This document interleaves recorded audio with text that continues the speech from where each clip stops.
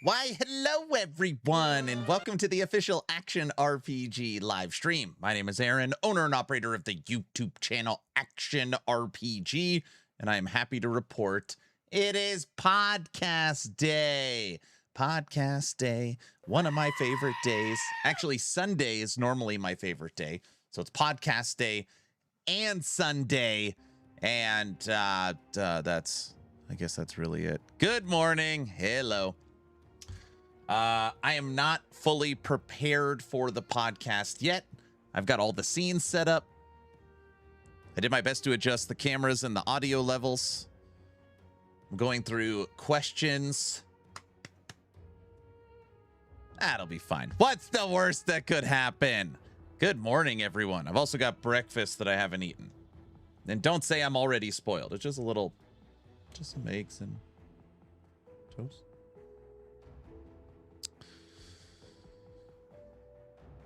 So you abandon TLI? Yes, you are. It's also weird. I never stream with headphones, but for podcast days, I got to wear headphones. So this is the stuff I've got to deal with. You know, it's not just all fun and games. I got to wear headphones. Aaron, all streamers wear headphones. I know. I normally don't, though. I know. Cheater. He played TLI off stream. I did play TLI off stream. Yesterday, my daughter, who had her tonsils out, had a really rough day. So I hung out with her for a majority of the day. Yeah, I just linked my controller to my gaming laptop and just laid in bed. Yeah, we're doing pretty good. I'm very close to making the jump. I'm approaching 1 billion damage with Bing. And right when you get there, you got to make the jump to T8. You got to get the T8 as fast as possible. That's where you actually start getting drops. Okay. Are you going to play tomorrow, though? Yeah, tomorrow I will. Right now, I'm formatting Frosty's questions, which I believe I just finished. Format them in the way I like it. Okay. Sorry, everybody. 1 second. And then we're going to go through all the questions and get questions from everyone in the community. And then we should be good to go. All right. Flashbang warning. Flashbang warning. You've been warned. Okay. Whoa. And I wasn't even ready for it. So this is what we're going to go through. So introduction, Zantai, Wrecked, How Grim Dawn Began, Update 1.3, Things of Astracon Development, Berserker Deep Dive, New Region, Ascendant Mode, Ascension Altar, Itemization, Potion Customization, Secrets, Community Leagues by Wrecked, and then talk about the future, and then a live Q&A. It's funny, whenever we have something like this prepared, we literally make it through 5%. Normally we get to like, I don't know, here. And that's all right. That's all the time we have for today. So hopefully we get through a lot of this. Eat your breakfast, share lunch with a friend, give dinner to your enemy. That's a good plan. Okay, while I eat breakfast, I just queued up a little video.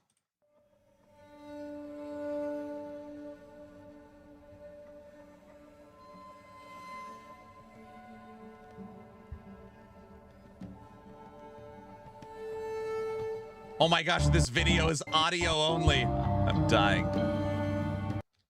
I knew that. Stupid. Guys, I knew that. Sir, Mike comes back Friday. The wait is finally over. Oh, sure. I know, right?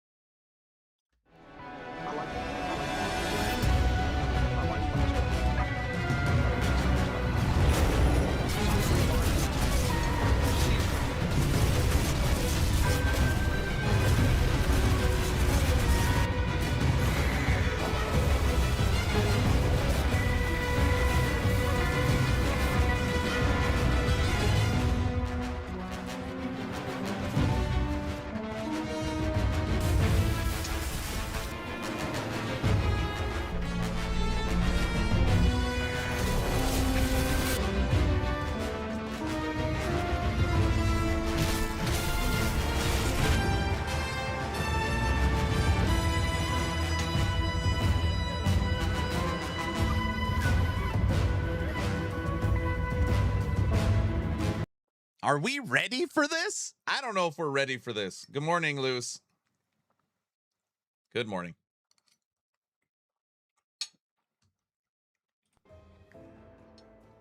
Bro, this season 5 teaser looks a lot like Grim Dawn. It does. That is true. That is true. Hold on, everybody. Let me finish eating this.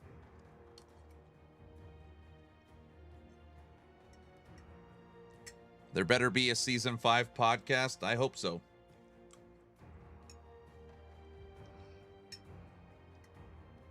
It'd be nice to start with the date for season 5 first. Okay? Then we could go. Damn, I can't wait for the expansion. Should be a lot of fun.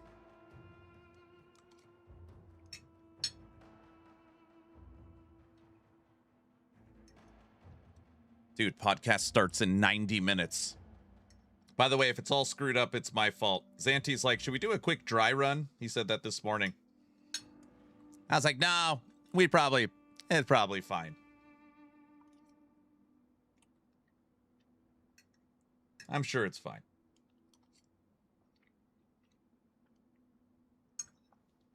The expansion can't get here fast enough?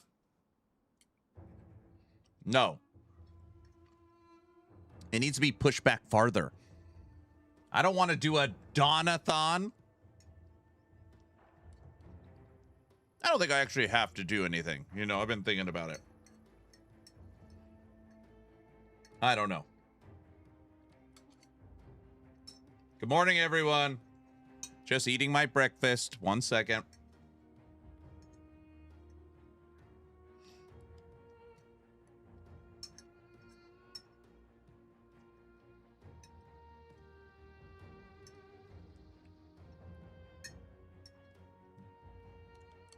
Everyone knows the blurpathon. Blurpathon.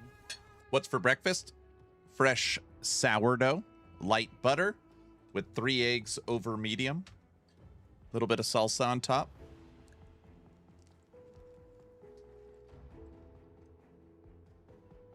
He wants to do a PoE-a-thon. No, I don't. The European, thank you for making the podcast early enough for us to be able to tune in. You are very welcome.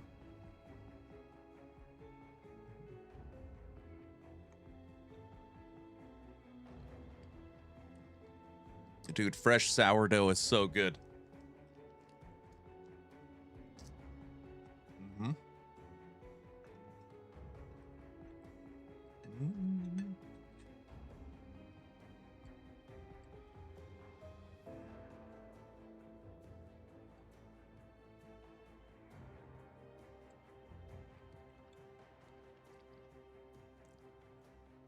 Sounds like a wholesome breakfast. Sourdough is my favorite. Me too.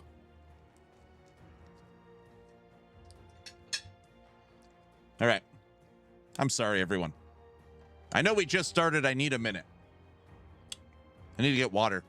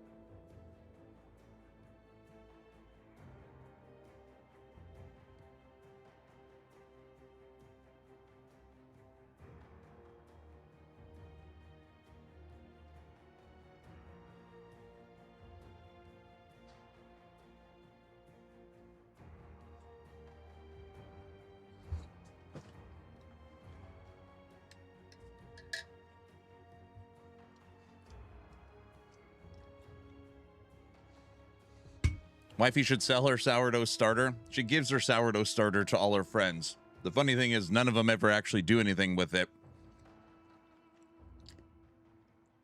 Okay. I think we're good.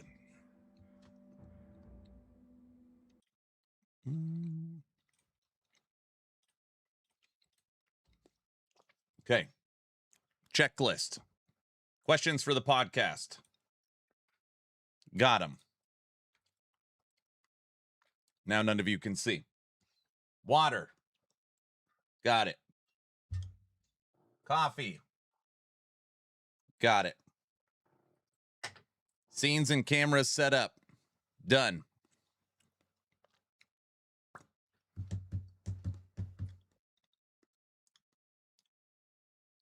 I don't know. That's all I could think of. All right. Let's go through some questions. All right. Today, Town Portal Podcast, episode 16. Me and Frosty LaRue will be joined by Zantai, and Wrecked by Protoss. So that is the plan. Podcast will start in a little under 90 minutes. So right now we're going to go through some questions. What time of the day does Fang's launch? I'm actually not sure. We could add that to the Q&A. We'll talk about it. We'll get all those details. All right. Hoofprint, Kevin, Anger, VC, Stilly, JC, Immortalize. What up, sir? Good morning. Panda King. Hello. Slider. Jones. Plunderer. VY. TGSA. Mac Attack. Jaime. Furtado. Good morning, everyone. Good morning. Panda King. Slay Itch. Slake. Hi. Slackitch. Toxic. Anger. Good morning. Good morning. Who else is here? Toxic. Yo.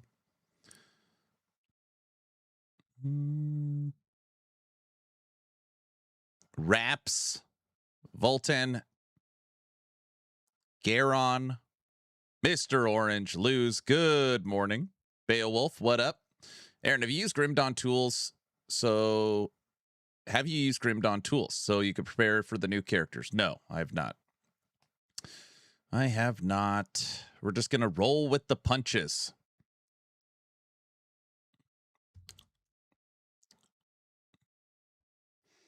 Knack, you're very welcome. Ecker, yo, Icon, hello. Benzel, Flu, Blue Tack. What else is here? Maybe we should do a spoiled-a-thon where you put a timer on screen and Aaron plays a video and games and wifey just keeps bringing him food. I'll just eat all day. No. Make sure you talk and don't just let Frosty do all the work. Okay, hold on a second. In moderating the podcast, is it better that I talk or should I just let Frosty talk? I'm not going to do any of the talk. You guys, I don't. Frosty's got it and Wrecked. I don't need to say anything. Wait, do I have to say stuff during it? Off to a birthday party. Good luck with the podcast. Thank you. Hey, guys, unfortunately, I won't be able to hear or watch the live stream. I'll be in an event to watch the World Cup final. But can you guys ask if they plan to add Steam Workshop to the game? It's my fever dream to do it on it. Okay. Hello. I will say the update to Grim Tools is really nice. Okay, there we go. All right, let's go through some of these questions. See what we got. And by the way, we always do a live Q&A at the end. So if somebody's got a question while watching live, we do our best to try and get through them and get as many questions answered as possible. Okay, podcast. Introductions. Introduce yourself, what you do, what games you grow up playing. Besides Grim Dawn, what games are you currently playing? Is there any game outside of ARPG genre that inspired you to approach game development, content creation? Okay.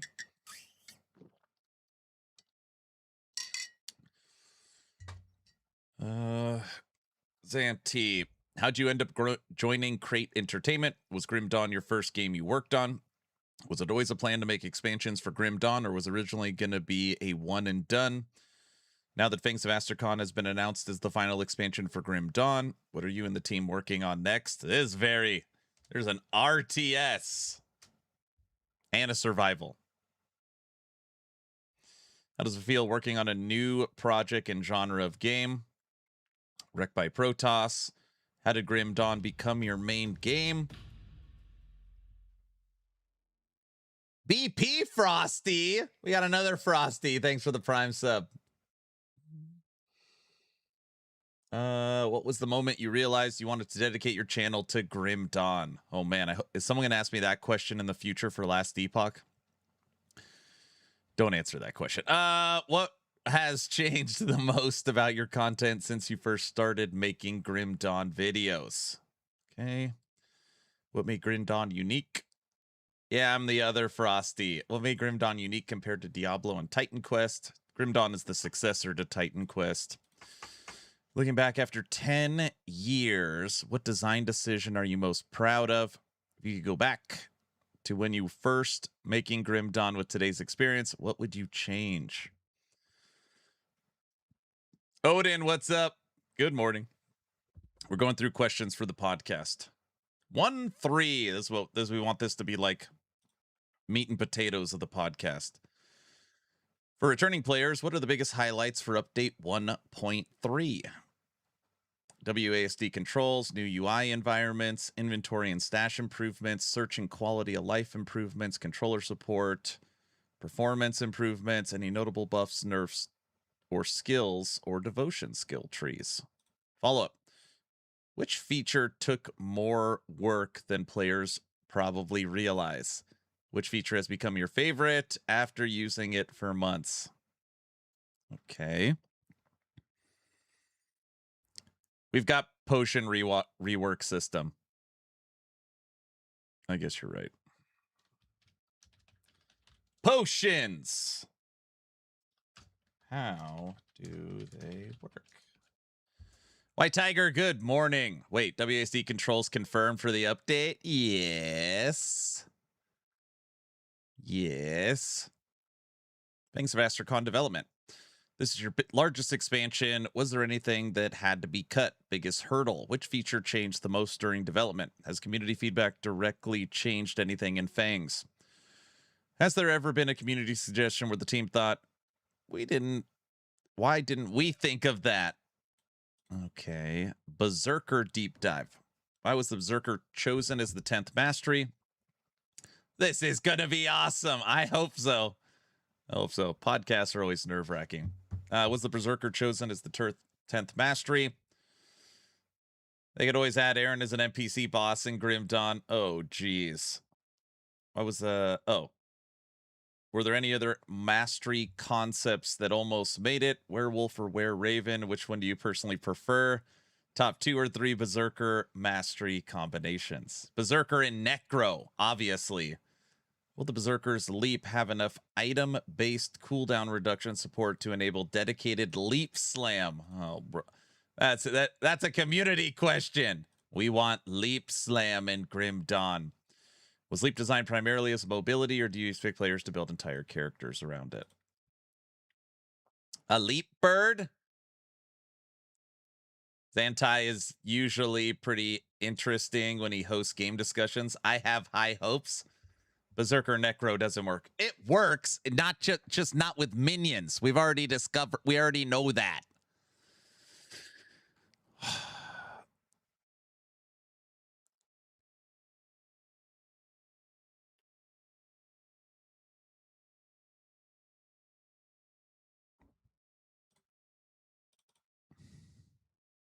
All right. Sorry, Frosty's messaging me. The other Frosty. Frosty 1. Not that you're Frosty 2. You're second the best. New region. Which area are you most excited for players to discover? Favorite boss encounter? Second the best. Many Frosties. Yes. Favorite environmental detail. What? Ascendant mode. What is it? Who's the ideal player for Ascendant? Is it intended for Grim Dawn's definitive end game, or definitive, is it intended to become Grim Dawn's definitive end game? Have internal testers surprised you with how they approach it? Okay, I just got to give a shout out. I am managing all the cameras, audio, communication for the podcast, dates, times. Frosty put together all of these questions. I didn't do any of this. I just formatted it. This is nice. Not that I'm reading them for the first time now. I mean, I helped stuff. We know. What do you mean we know? Yeah, we can tell. You know what I mean. So don't start. Sus, you know. All right. Frosty is detailed. Aaron just wings it. I don't wing it. I don't wing it. How's it feel that Crate has been promoting this podcast for a couple of days? Mentions on Facebook and Steam I've seen. Yeah, it's pretty cool. Pretty cool. Itemization, item ascension, affix rolling, loot, epic upgrades, new legendaries, monster infrequents. Questions.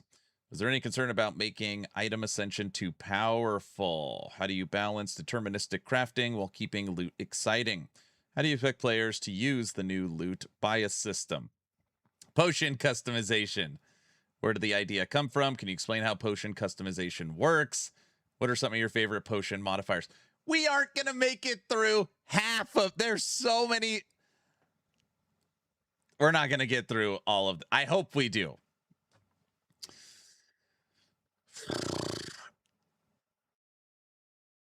What are some of your favorite potion modifiers? Do you expect players to swap potions depending on boss or activities? These are quite a lot of questions, but we need the answers. Secrets. Every expansion has secrets. Should players expect plenty of hidden discoveries? Can you give us a hint about one of the secrets in the expansion? Community leagues, community league basics. What exactly is a community league? So this is Wrecked by Protoss questions. How are people able to join? How does someone actually participate? How do community leagues begin? Who helped develop it? Custom content. Okay. Relationship with Crate, future, final questions, additional community questions.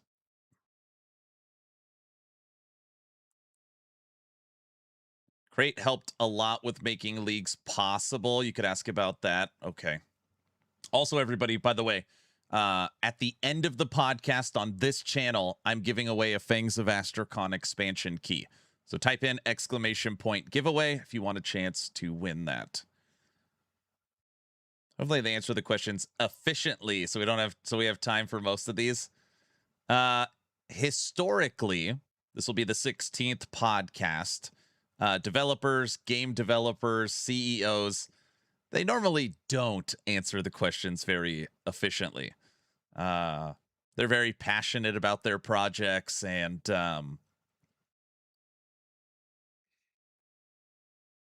wait. LE is an offline mode you could mod. Aaron should organize LE community leagues. We were talking about that, I don't know, maybe a couple weeks ago. I said Last Epoch will likely never die, regardless of what happens in the future. Mike said yesterday they're working on season 7 and 8. So we've got season 5, expansion, 6, 7, and 8. That's coming for sure. So that gives us, I don't know, 10 years of content. So not 10 years. It gives us a few years of content. And then after that, yeah, we could always do our own leagues with offline mode. No pre-order means the giveaway actually means something to me. Yeah. Oh, sorry. The giveaway, if you win the giveaway today, I can't actually give you the game today. You're going to have to wait until the game launches, which is July 23rd. But yeah. Anyways. Okay. I feel like this is pretty good. All right. Let's go over here.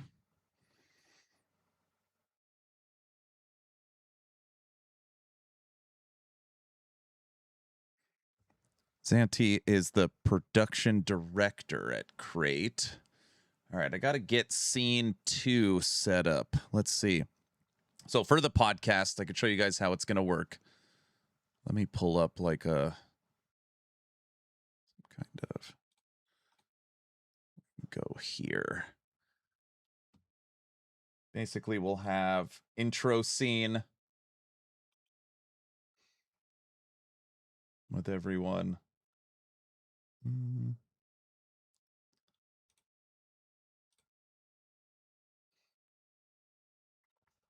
we'll have 4. Then we'll have between 2 portals. Okay. That is some expensive ramen? No, it is not. Okay, let's see.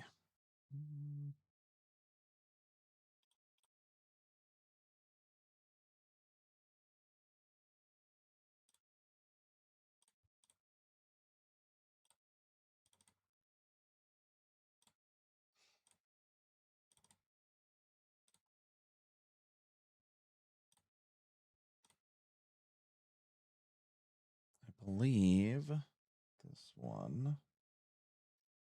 I'm just double checking everything. Give me a second. This.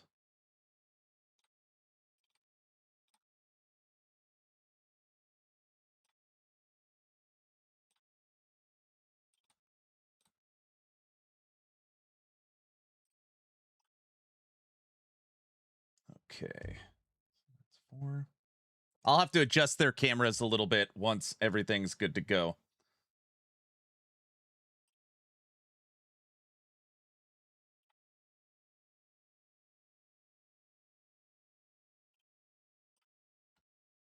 Okay.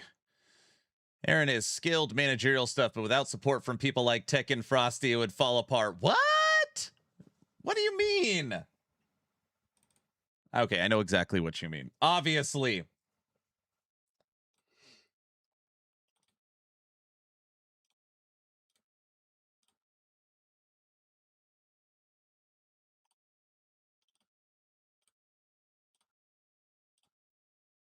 Okay. Camera should be good and aligned. So, intro video. Town Portal Podcast, where the gamers unite, along with Aaron and Frosty. Us 4. Us 4 with an extra scene. Between 2 portals. Back to Q&A. Okay, nice. Now, let's move you. You're too bright. For the extra scene, Frosty wants to play some stuff from Wrecked.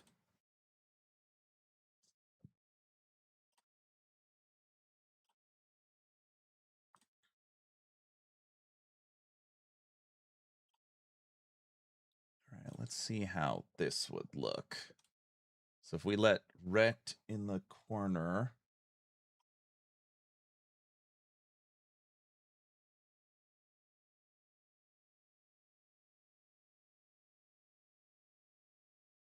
He's actually playing already. That's cheating. Okay, we'll use that.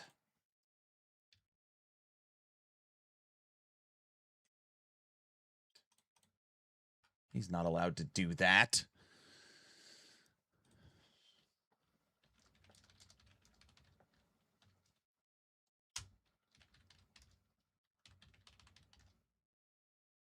What a cheater. Yeah, exactly. Okay, questions good. Scenes look set up. I'll adjust audio levels when we go live. I'll adjust cameras when we go live while we're doing introductions. I do not think there's anything left to prepare. All right, let's kill some monsters. Podcast starts in 1 hour, 10 minutes.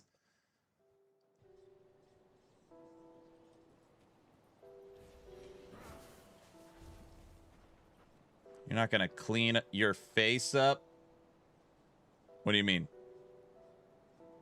I got food all over it. I'll turn all my lights on.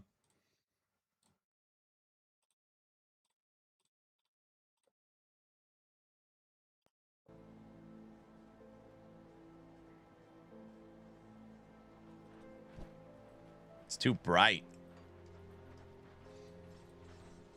I wonder if Wreck by Protoss has played this game before. I'll have to add. Those are the types of questions I'm gonna have to ask him. I don't know if he's. Is this game any good? No, I mean, from what I've seen, I don't know. It probably. I don't know if it's got a future or not. I'm gonna have to wait and see. We're gonna have to wait and see.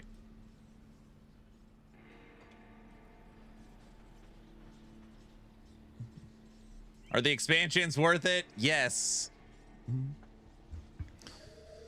Can those annoying Nemesis guys be toggled off by default? I don't know.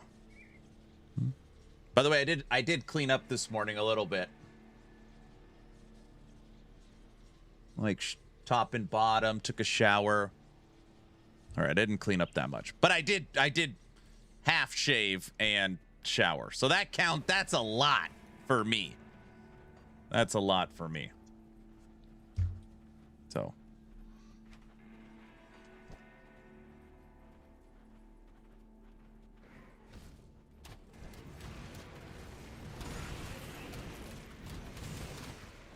Hey, Wrecked, I'm moving up in the world. Guess what? We're playing Elite now. And don't say Elite. You're supposed to skip Elite and go straight to Ultimate. Yeah, I know. We're playing slow. I want to enjoy the full Grim Dawn experience. So we're in Elite now. Well, don't say it. Don't say it.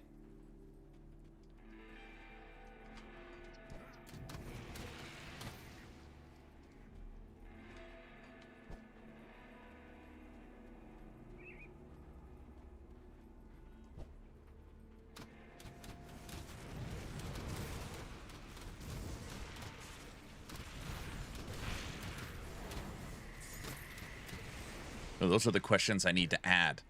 Talk to me about Necromancer and how you can semi-customize what minions you get. Just see. Let him talk us through that.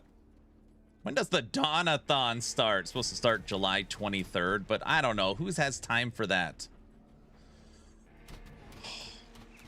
I told you about the items. I know, but maybe there's more to it. With the expansion coming out, do you have to play through the whole base game to get to the new zones? I don't know. Wrecked? That could be a good Q&A question.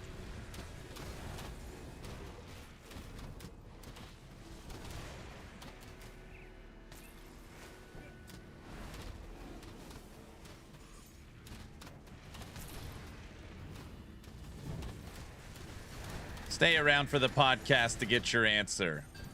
Sorry. Rex said no soup for you. You gotta wait.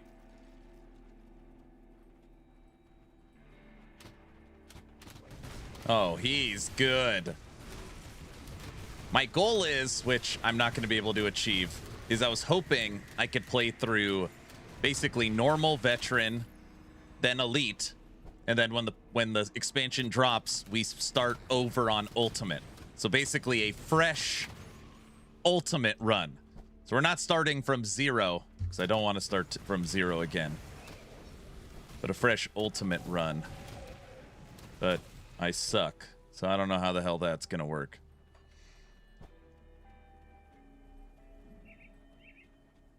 Is Jonathan from Wicked doing a podcast for it? You mean Thomas? Are you still in normal? No, I'm in elite right now. I'm in elite. This is elite. My body is so ready for this expansion. Still the GOAT of ARPGs, in my opinion.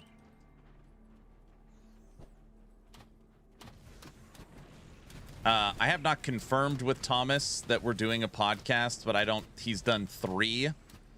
So I don't see why he wouldn't. Hey, Wrecked, you're not going to believe this. I got all my devotion points. What do you think of that? You didn't think I could do it.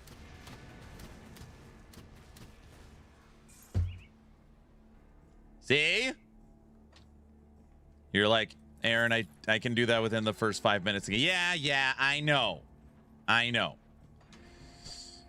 Sheesh. Only had to trip over 100 shrines to do it. No, I farmed those suckers. Wow, what is this? Path of Exile? Get out of here, Spicy. What a show off. Wait, do you get more points in the expansion? I don't think you get more devotion points. I don't know. As my friend Wreck by Protoss would say, stick around for the podcast and you'll get your answer. I'm going to use that. And then I'm going to say wrecked by Protoss. That way he looks like the jerk and not me. Oh, this is great. Okay. Wait, did I say that out loud? No. Oh, you said that. Okay.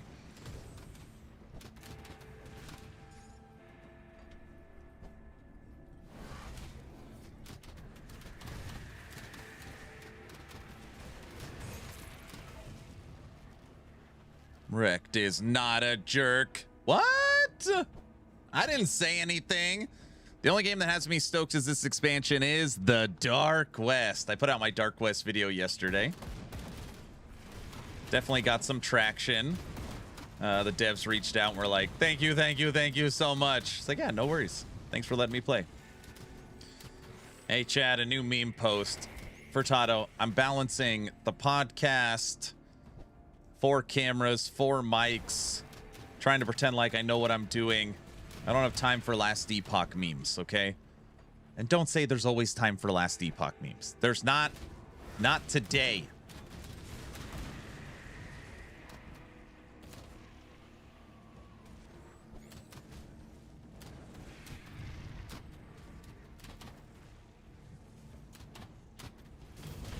I could play the jerk, no problem. Wrecked. Thanks for the tier 1 sub. Thanks, brother. Podcast starts in a little over an hour.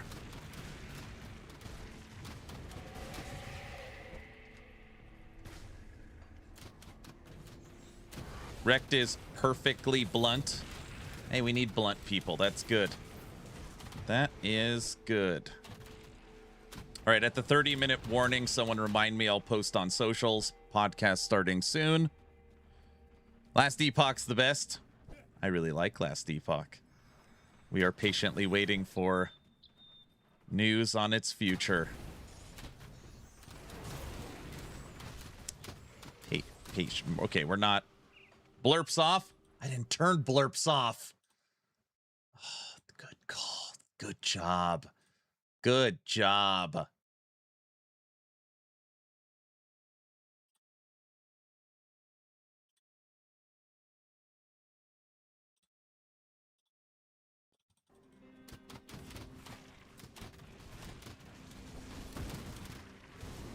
Blurps are off. Sorry, I had to, but I would have blurped. You had to do it to save me from you? To save you from yourself?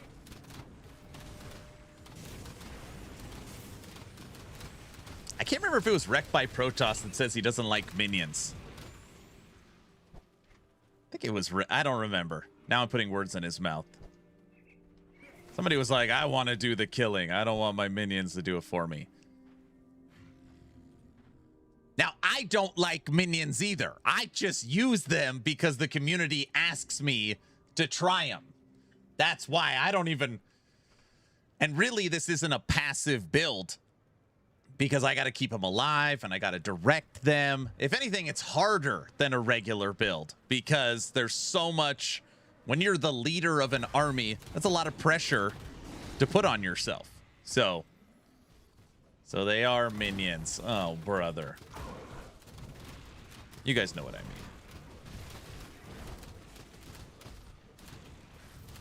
Yeah, you're making the sacrifice. Correct. Oh my gosh, build is Bing 1 starter right now. Well, that'll... I'll just leave that there because it's good for tomorrow. Sorry, I got distracted by the new meme. Oh, gosh.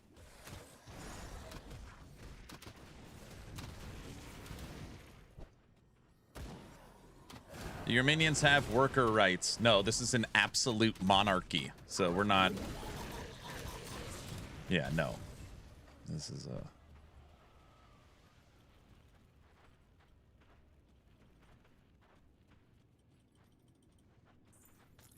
Wrecked. I also got a couple of resistances. Not a ton. Elite made it way worse. But fire, cold, lightning is maxed. Vitality's maxed. Bleeding's practically maxed. Don't look at poison though. I can't. Poison and acid's really bad. But I've taken the time to get some of them.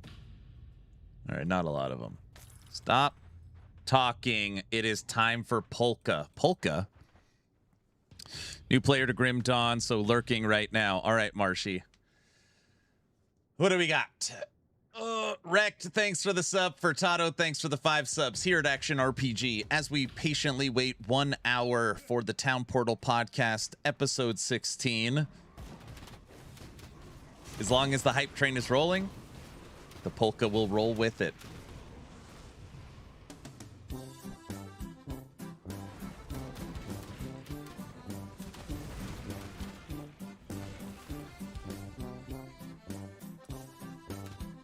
You should play my polka. Oh, brother. Slowdle.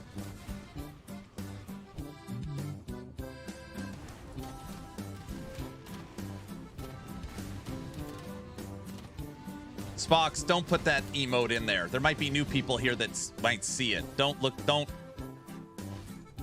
Not the lawnmower one. That's probably AI generated. Probably not even real.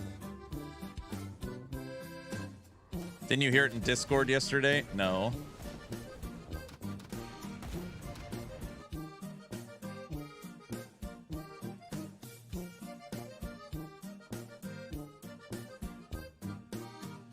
Ooh, the polka is quiet.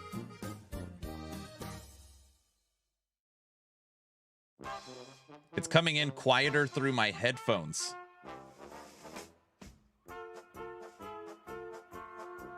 That's weird.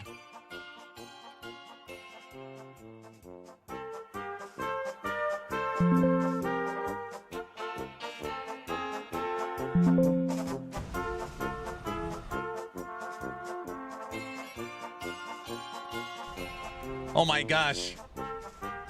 I'm really happy we found that out because that same audio coming through the headphones would have been lower for their voice. So that's one less nightmare I got to fix at the beginning of the podcast.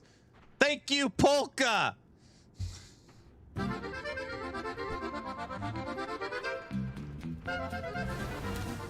The polka saves us. Yep. I posted a link in Discord about the Last Epoch DPS calculator that uses Last Epoch tools build. Okay, cool.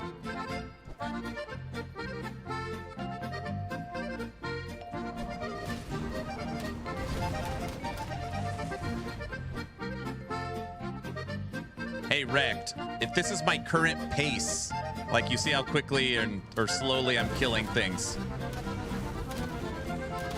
how terrible would Ultimate be? So this is Elite.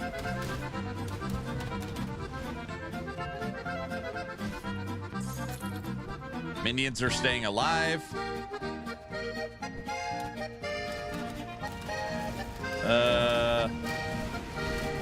Ultimate would be Fence. I don't know. I don't play minions. Oh, brother.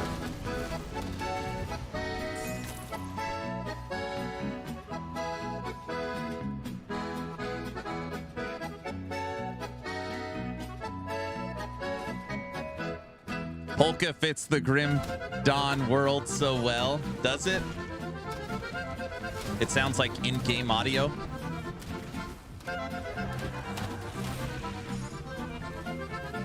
Why don't you go do something challenging? Why don't you go drink a tall glass of shut the... Oh, never mind. Okay. Never mind.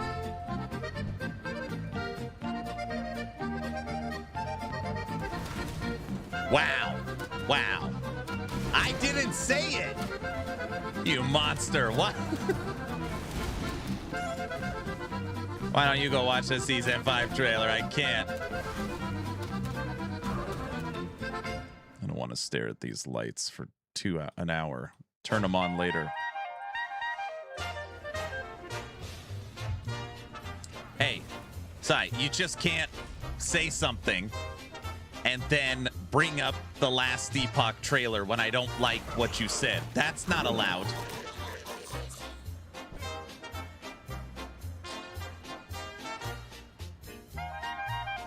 You can try again on Elite or Ultimate. Oh yeah, I killed the witch. Someone's like, hey, don't kill the... Oh, I burned her up. Well, I was just clicking through. Killed her fast.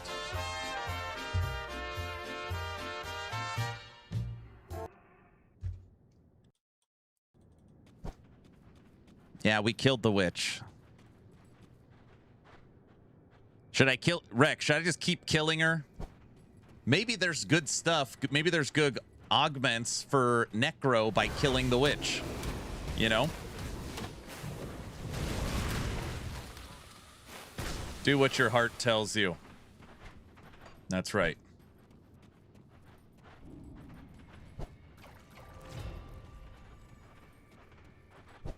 There is good augments for Necro by killing the witch.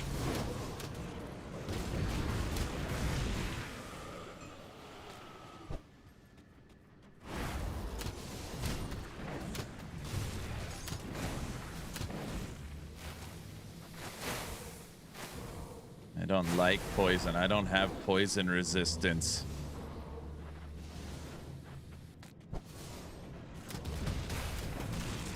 Wrecked. When it comes to questions, flashbang warning. We left some sections down here to go through to talk about community leagues. So kind of, hey, let's talk about community leagues. We got a bunch of questions around them. So hopefully we get to this section of the podcast. And just know that there's tons of questions. So I would try to answer them like semi-efficiently. But yeah, hopefully we give you some time to talk about your community leagues for Grim Dawn. You're killing my eyes.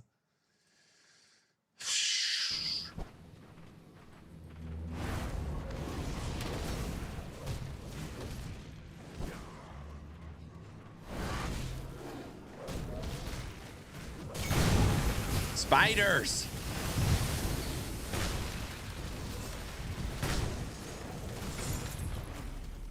Bro, I feel like we need the difficulty above ultimate. We're just walking through elite. Is there literally no challenge in this game? Like, come on, Crate. Gosh.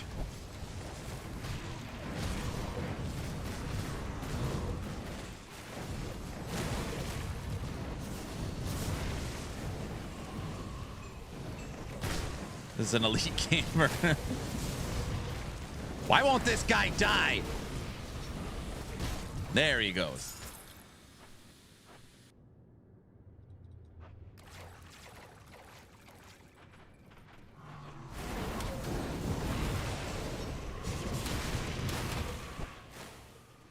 Oh, hey, I'm late to the party again. That's okay. You're early. Podcast starts in 50 minutes.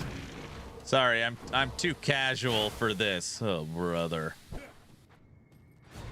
Guys, if you want a chance to win a free copy of Fangs of Astracon, type in !! giveaway. We'll be drawing it at the end of the podcast. Bum, bum, bum.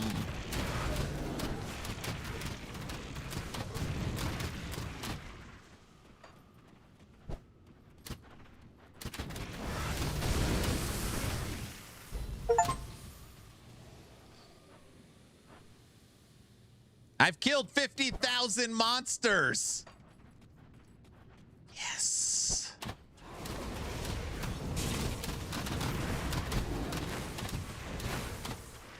Aaron, can you ask when Fangs of Astracon will be available on Xbox? You murderer. What? They're monsters. And don't say monsters have feelings and rights too. Don't start. Don't even start. Don't start. Is it the full game with the expansion? No, it's just the expansion. So Fangs. Get some couple copies of Fangs. Well, I will. My guess is that Rectus killed 50 million monsters. Yeah. Well, my guess is that your guess is probably right. So, what do you think of that?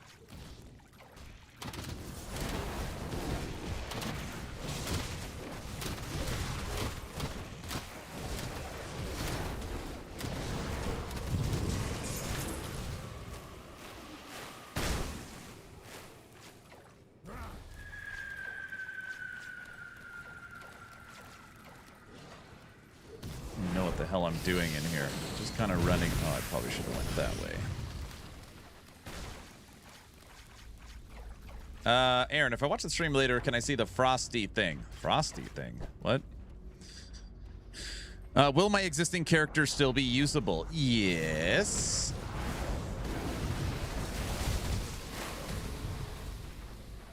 Did you get early access of Fangs? So I currently have early access of Fangs. Yes. Have I played a singular second of it? No, I have not. But I do have access to it. But I haven't played it yet. I haven't played it yet. I'm not going to play it. I'm not going to play it until it launches. So. Lies and deceit. Honestly, you guys can believe whatever you want. I have had no time. With my daughter just having surgery to get her tonsils out, she's freaking miserable. TorchCon, Torchlight Infinite season.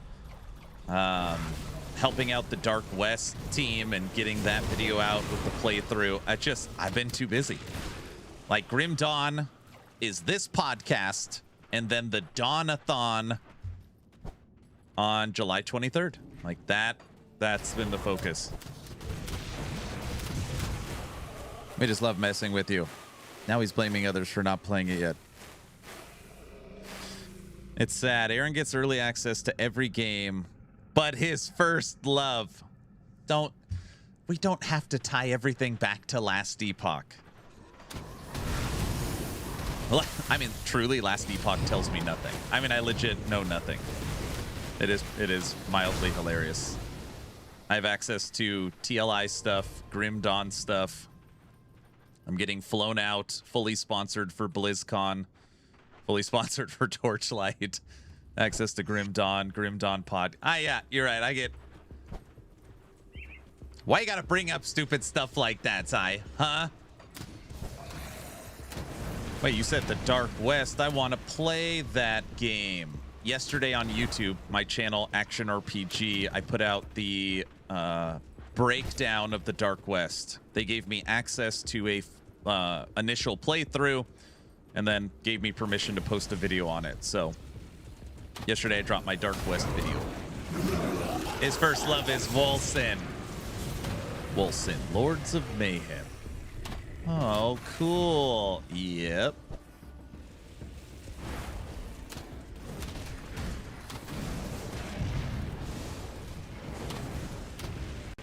Let us dig deeper. Where is the LE trailer? Yeah, you're not even the 10th person that's asked that question today. Maybe we should ask Crate if they have any idea when Last Epoch will drop their Season 5 trailer on the podcast today. Right? Maybe today? We could see if they have any insight. What a great idea. Good question for Z. Zantai. Probably as much insight as EHG. Very funny. I really hope they will improve Steam Deck control. Grim Dawn should be a great game on Steam Deck due to the lower graphics requirement, but the controls are really bad. All right, let me go.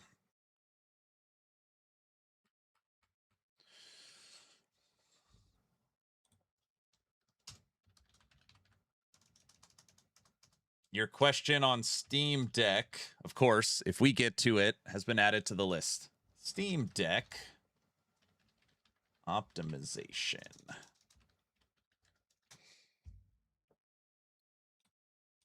Thanks, man. You're very welcome.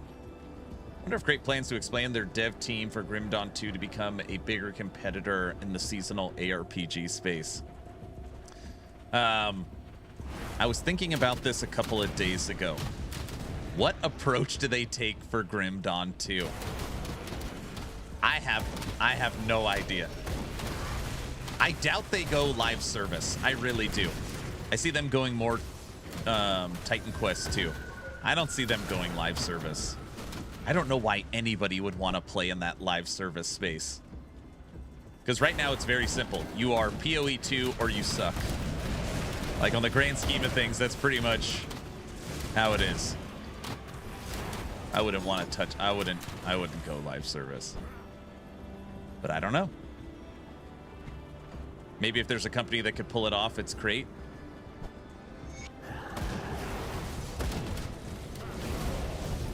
How much time did you use up to complete the Dark West demo?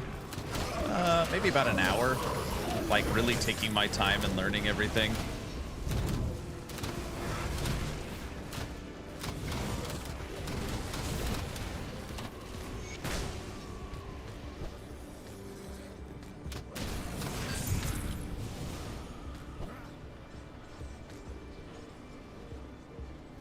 Wrecked. This is called Homestead. It's basically kind of like the second town you unlock in Grim Dawn. It's called Homestead. This is where we're at right now. Welcome to Homestead. We could definitely use more capable hands around here. If you find yourself back out there and run into a smug smartass by the name Ulgrim, tell him he's late, as usual.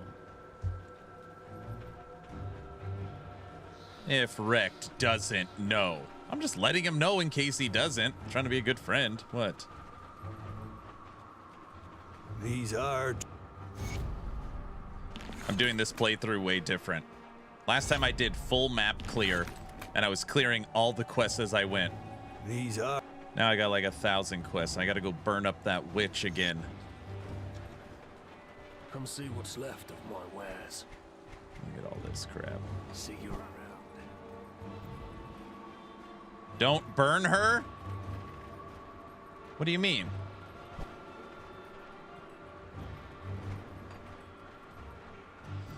Access some of the best ether-resistant augments in the game, able to be applied to weapons and armor. I don't know if that's true. Grim Dawn gear design is also better than LE's, in my opinion. Gear design? They're probably pretty close. They're probably pretty close. I forgot the hotkeys already. Iron well spent. I'll give you a good price on what I've got left.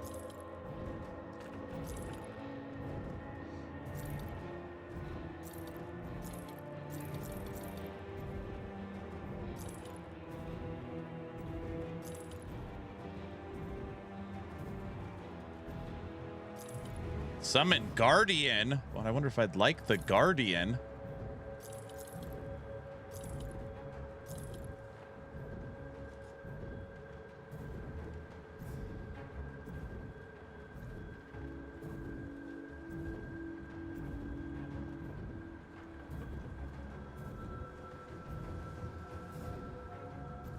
Those are interesting. Level 75.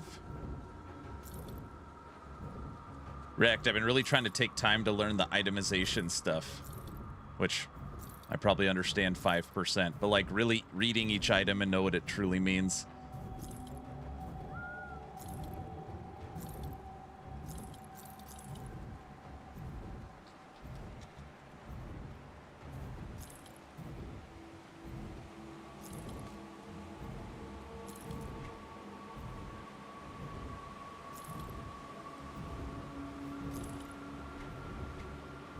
See you around.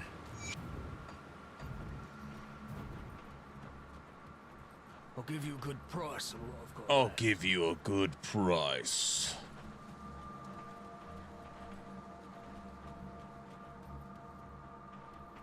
Got any more scrap metal? This is where you could craft dynamite. I almost made a whole video about crafting dynamite, and I was like, I don't think so. Go on now.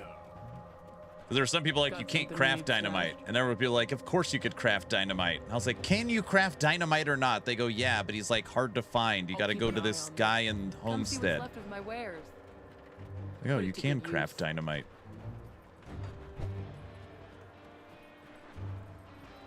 So you need to put on the rainbow filter. I don't have any mods.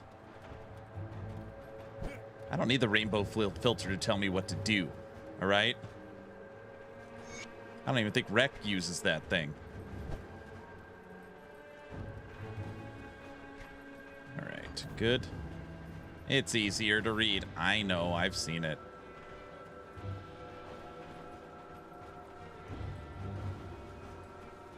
Just have chat tell you what to do. That's what I do. All right, this way. Podcast starts, oh my gosh, in 34 minutes. Okay, we're ready for it. Hopefully Frosty's ready for it. I still use rainbow filter. Please ask the devs if they could add the rainbow filter for item affixes to the base game. Rainbow filter in base game? Question mark? Added to the question list.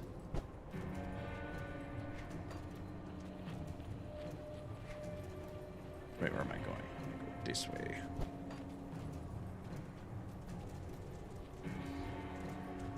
Rainbow filter will be updated with Fangs of Astracon once it comes live. Got it.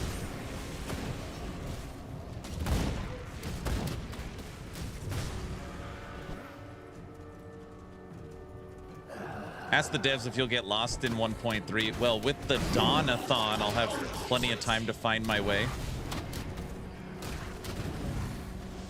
I gotta get this character ready for ultimate.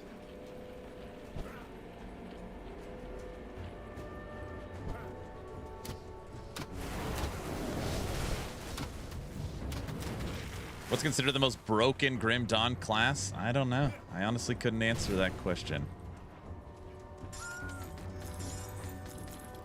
I don't know. Ass wrecked.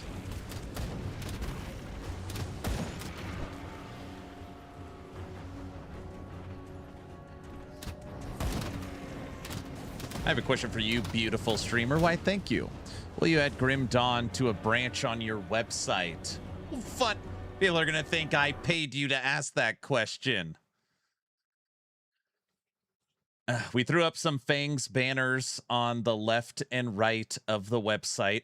Right now we have a hidden branch, basically to the right of Wicked right here. If you click, you will see the newly established Grim Dawn branch on actionrpg.com. Who's helping us design the Grim Dawn branch on actionrpg.com? None other than Wrecked by Protoss. Freaking awesome.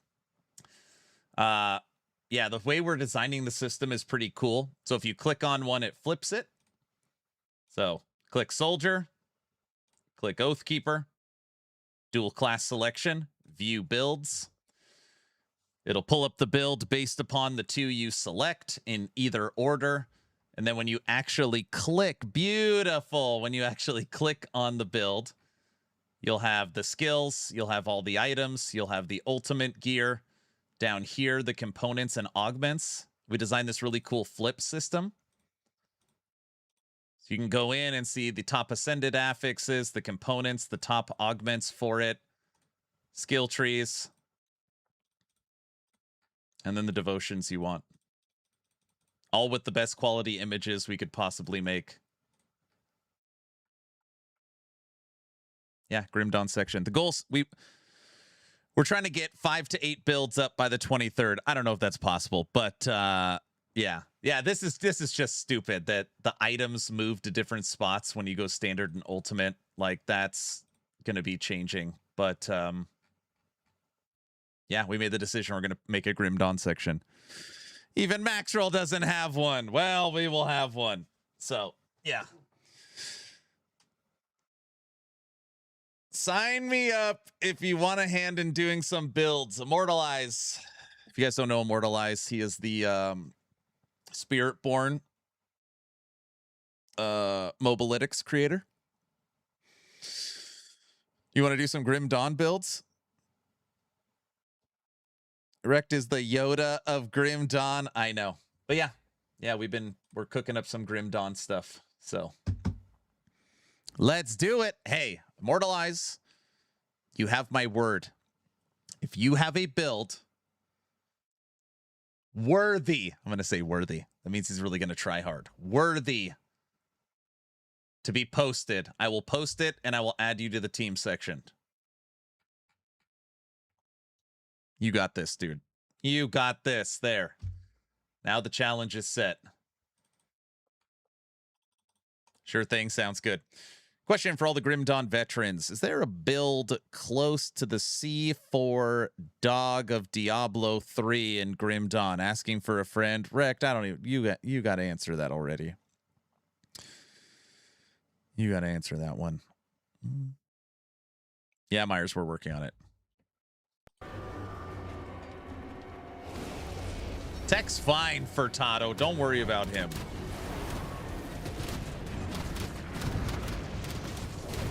The Grim Dawn section is up on the website in the live client. It's just not seen. So you got to find the secret button. Now you can look at it.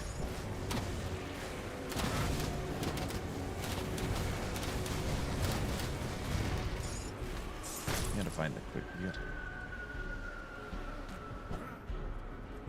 Rex gonna go get unstinky.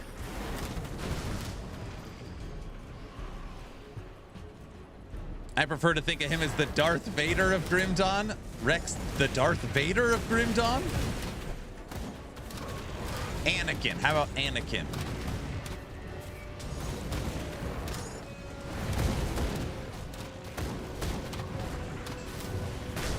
All right, Immortal. Sounds good, brother.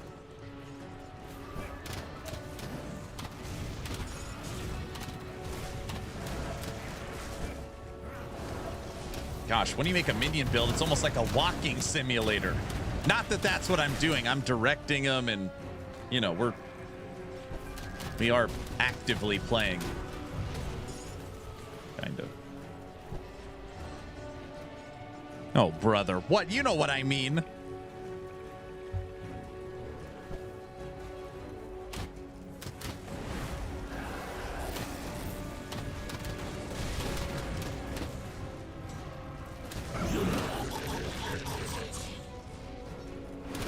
Will the expansion be like the others unlocked after the main quest? I don't know. I do have access to Fangs of Astracon. I have not played a minute of it, so I'm not sure. But we're going to talk all things expansion during the podcast. He's vibing with the minions. That's right. Hey, West. I feel like I've made some progress. So, in here... Oh, yeah, the game doesn't pause when that happens. Oh, hold on.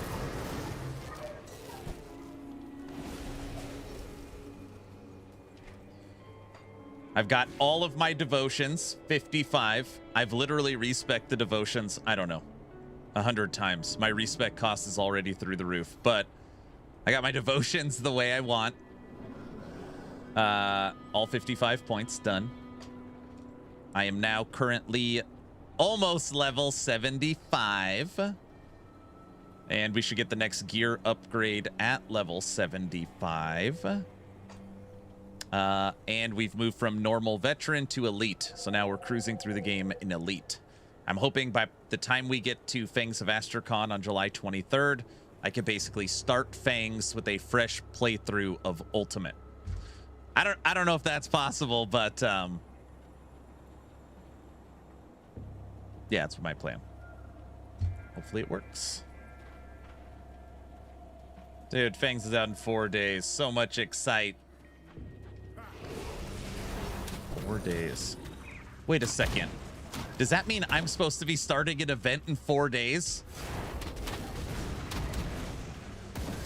Maybe we don't. Maybe we...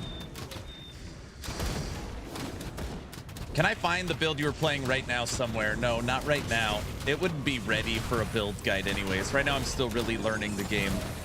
This is something that I've put together myself, and I don't know. I feel like we've been pretty successful, but Yeah, nothing I'd be willing to share. This is a Kabbalist. We're using Hellhound and Fire Minions. Because I'm trying to recreate Fire Necro inside a Grim Dawn from last Epoch. Basically what it is. Aaron's butchering a build, of course. The Dawnathon that never ends. You better get to work on that intro. I need ideas for an intro video.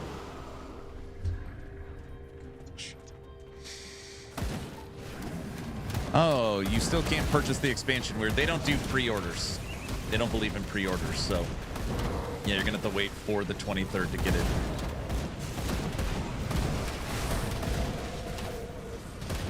It'll be $18. 18 bucks. We're almost there.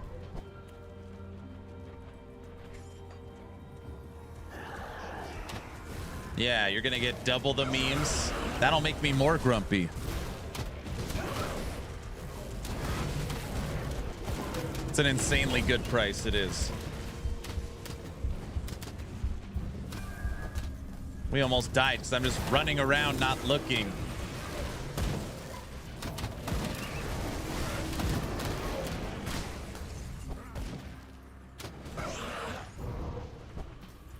Minutes. I'm not ready for this podcast.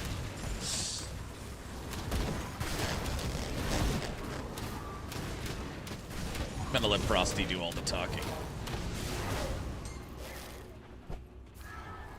If I win the giveaway as well, will I have access to all the expansions or just the new one? Just the new one. Winging it as usual. I'm not winging. It's not. I prepared some stuff. Okay, I didn't really prepare a ton of stuff, but it'll be fine. What's the worst that could happen? The cameras don't work, the audio doesn't work, we end the stream. We blame it on Frosty. Like, who cares? It's not a big deal.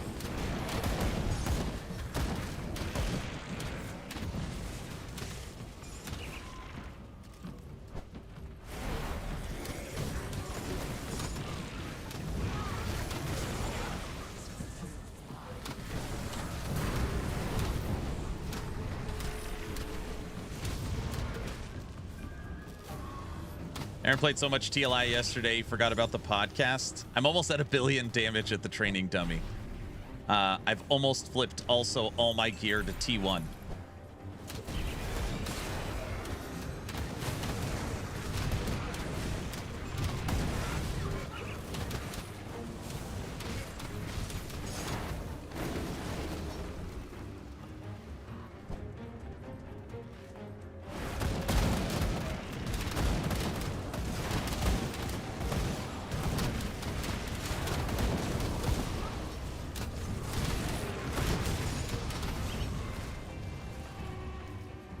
What a monster. What?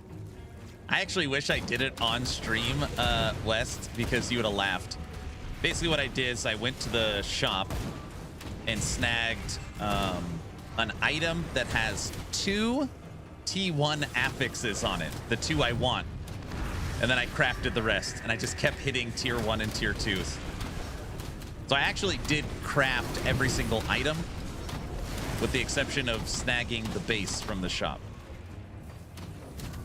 Worked out really well. It worked out really well. Of course you did. Yeah, it worked out really well.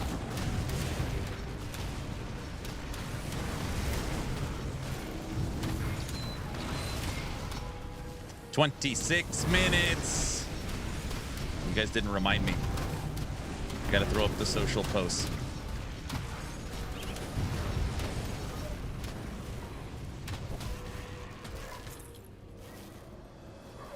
All right, let's stop right here.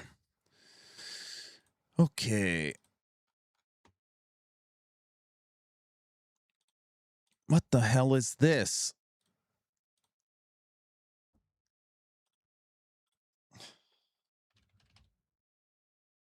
What is this? Who did this? Furtado did this.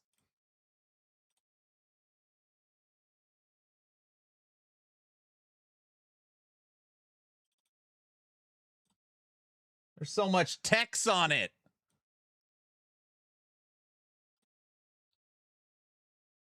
All right, chat. Monday update. Season 5 trailers looking so good. I can feel it in my bones. It's definitely dropping tomorrow. Season 5 coming soon.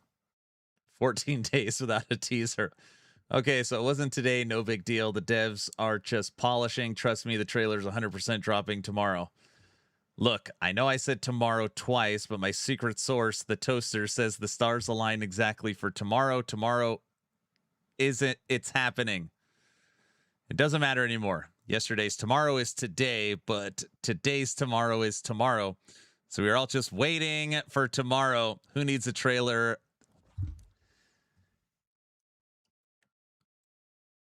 We're too close to the podcast for me to comment on this meme that Furtado made, okay? We're too close to even. I don't even. It looks about. It's not funny. It's not funny. It's not funny. So.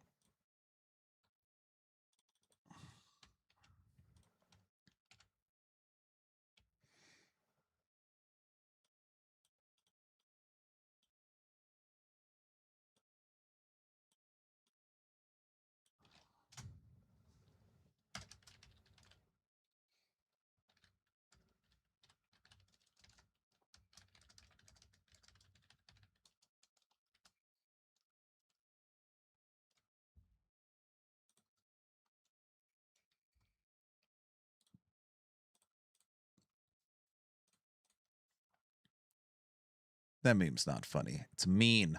It's what it is.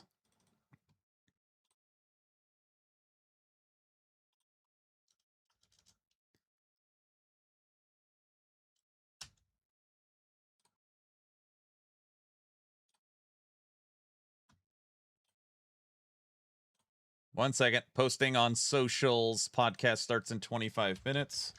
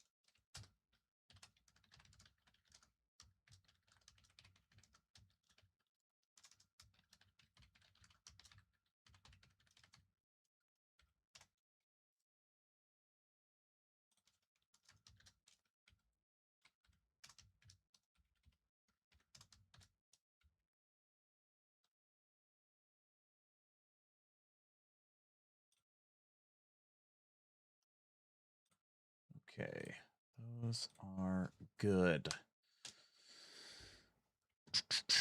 Check in on the stream. Where are we at?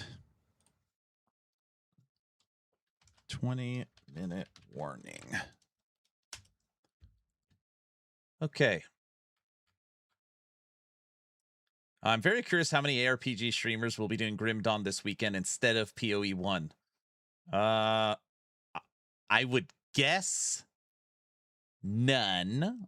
I would guess none. Like, if you're talking the actual PoE streamers, like their main game's PoE, they might show up for the first day, the 23rd, but then, I don't know.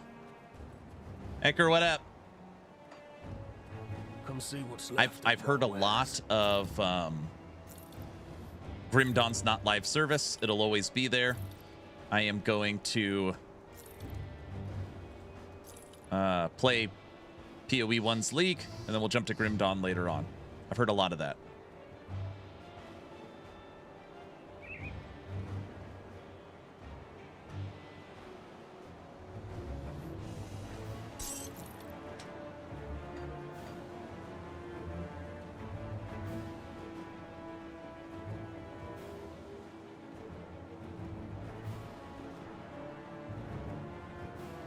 Aaron, are you done with TLI? No, we'll be back on TLI tomorrow. We'll play it for 3 more days, and then we're switching to Grim Dawn's expansion.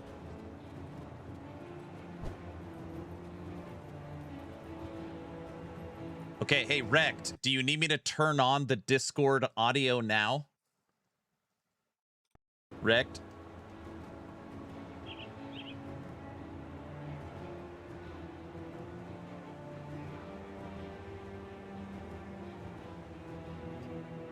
I think Grim Dawn should have delayed launch like 2 weeks. Okay, cool. Grim Dawn already delayed once. They literally already delayed once. I just don't think they wanted to do it a second time. Weirdly, I don't disagree with you, though. August is pretty wide open in the ARPG space. There's no Torchlight, no Last Epoch, no PoE 1, maybe no PoE 2. So if they went like August 7th, like 10 days, 2 weeks after PoE 1, it'd probably be like the perfect window. But I think it's hard to like, we delayed. Oh gosh, okay, we're delaying again. Just at some point it's like, screw it, let's rip the band-aid off. And they're right, they're not live service, right? So I don't know. Okay, come here. We need August to actually play the games. Well, that and PoE 1 people get bored after 2 weeks anyway, so it would be perfect to jump into Grim Dawn. I just feel like ARPG streamers, me included, like I'm not singling out anybody, like launches are very exciting. A PoE 1 League launch, a PoE 2 League launch, a Last Epoch, a Torchlight, a Hero Siege season launch. The launches are fun. Grim Dawn expansion. I think it's hard to go back to a game later.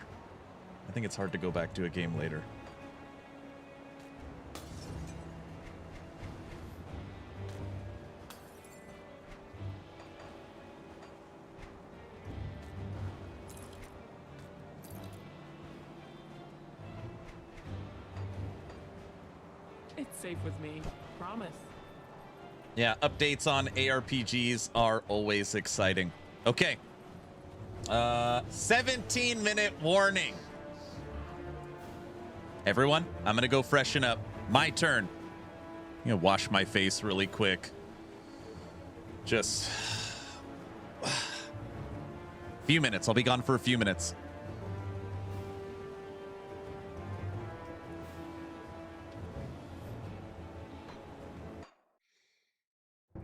If you want a chance to win a copy of Fangs of Astrakan, type in !giveaway. Giveaway's currently open. We're going to draw the key at the end of the podcast. I'm going to go freshen up. Be right back.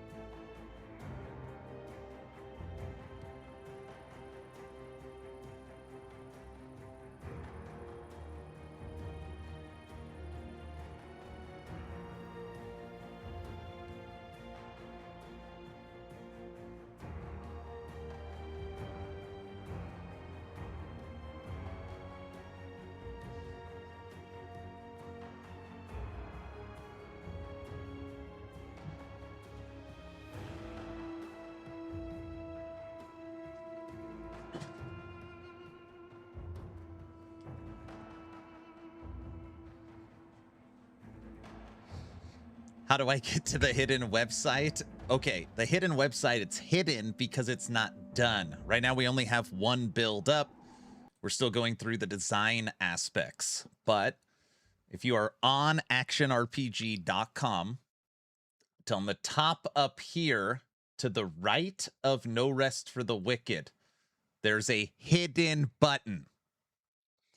If you click on that, it takes you to the new Grim Dawn branch that we're working on.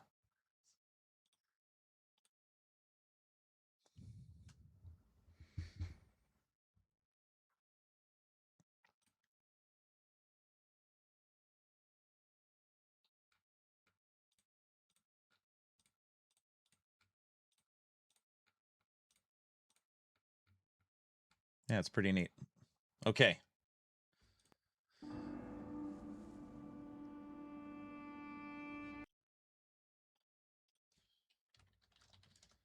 All right, let's gonna see how this works. Rect wants me to do Grim or stream together.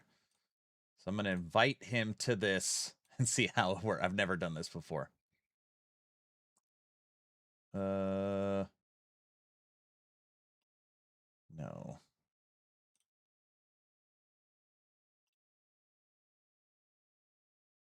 Okay.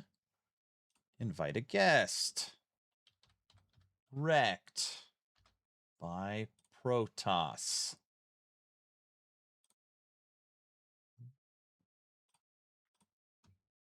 All right, Rect. I have no idea how this works, so I've got my mic off and my video off. Share chat is enabled. Rect by Protoss. Send invite.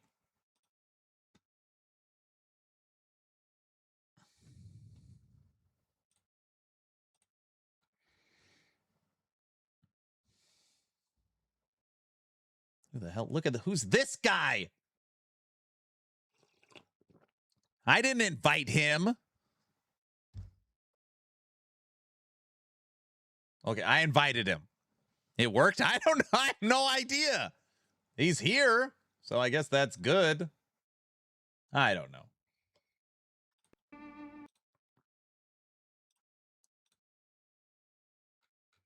Looks good to me. I'm writing from my chat.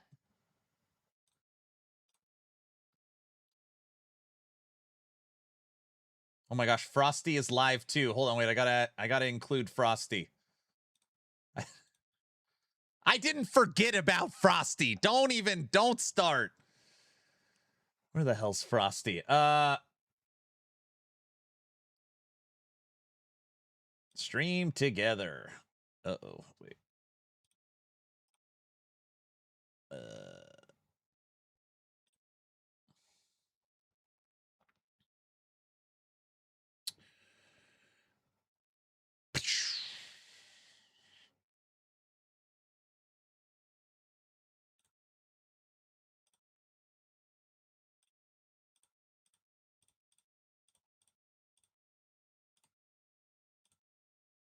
Let's see.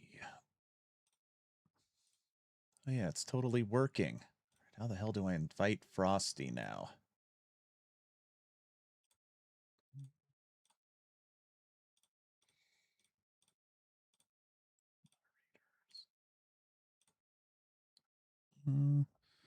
Do I need to knock? Hold on a second. No. It's just so weird you would. Oh, I hit accept. You knocked. Uh-oh. It says getting ready. Frosty's getting ready. Frosty? Frosty is the one who knocks, of course.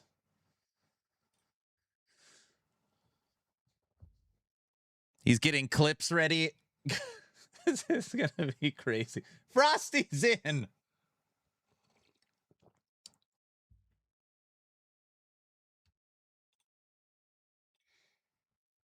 Okay, Frosty, shared chat for you is not available.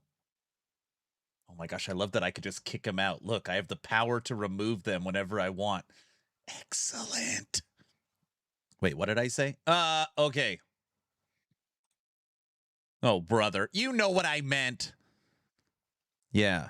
He's got to share chat, not audio. You got to share your chat, not audio, bro.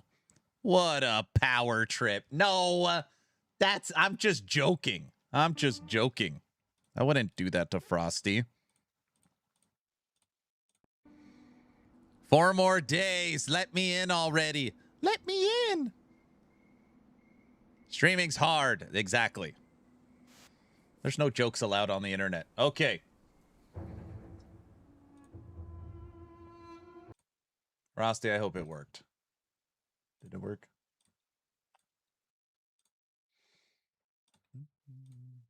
Alrighty. That is good. All right. I have ads turned all the way down. I'm going to run a manual ad right now. Get that. Welcome, Frosters and Wrecked by Protoss. Hello. Okay. Ad running. Questions. Good. I'm going to move the questions list to over here.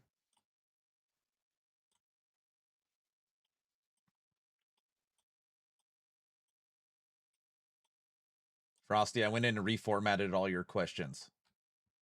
It's fine. VOD with friends. All right, I'm not going to lie. This was Wrecked by Protoss' idea. I was like, I don't know. I've never done this before. Hopefully it's not a nightmare. He goes, no, it'll be fun. This is great. As long as it works. He changes everything. I don't change everything. Not everything. Some things, but not everything. You know. Tech. Okay, 4 minutes. Let me check in on the crew.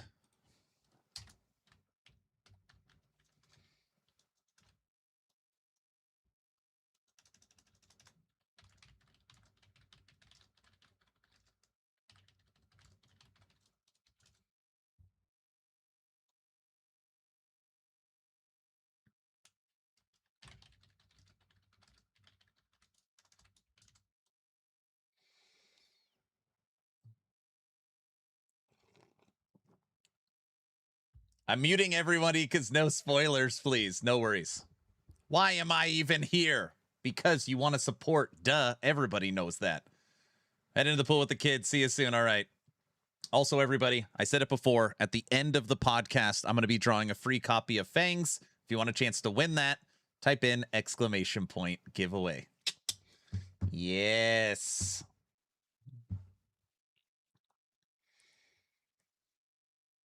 It's going to work.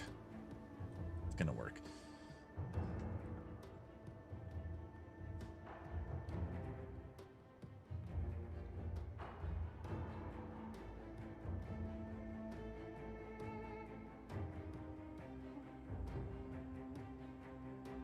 I'm very curious if, because of all the cameras working on Twitch and stream together, when I pull them off Discord, if it's going to work right.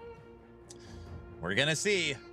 Wait, is Grim Dawn coming out today? It's out on the 23rd. Got 4 days.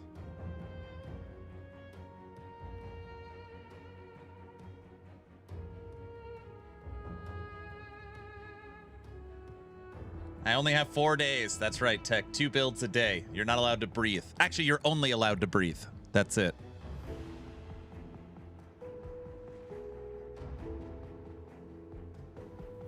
Rip my free time?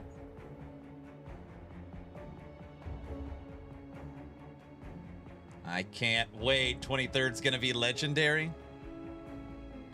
Devil Dog, don't jump into it. Don't do that.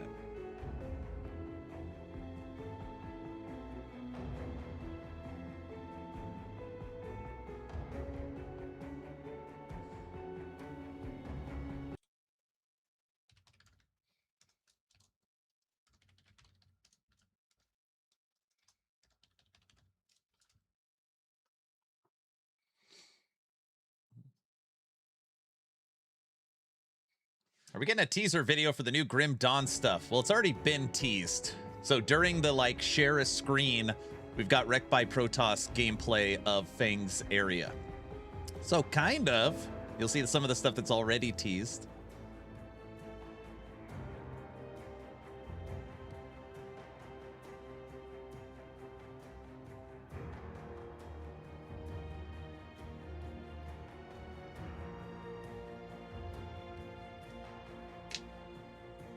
What build should I play in PoE 1? Lucky you're in the wrong place for that. You can't ask that question in this chat. You're gonna get smoked.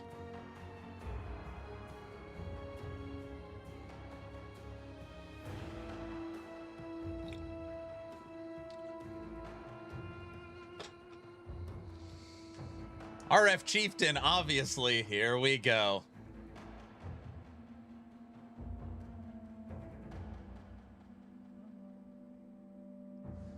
All right, Frosty. Someone go tell Frosty to go to the Discord since he's live right now. All right, let's kill this clock.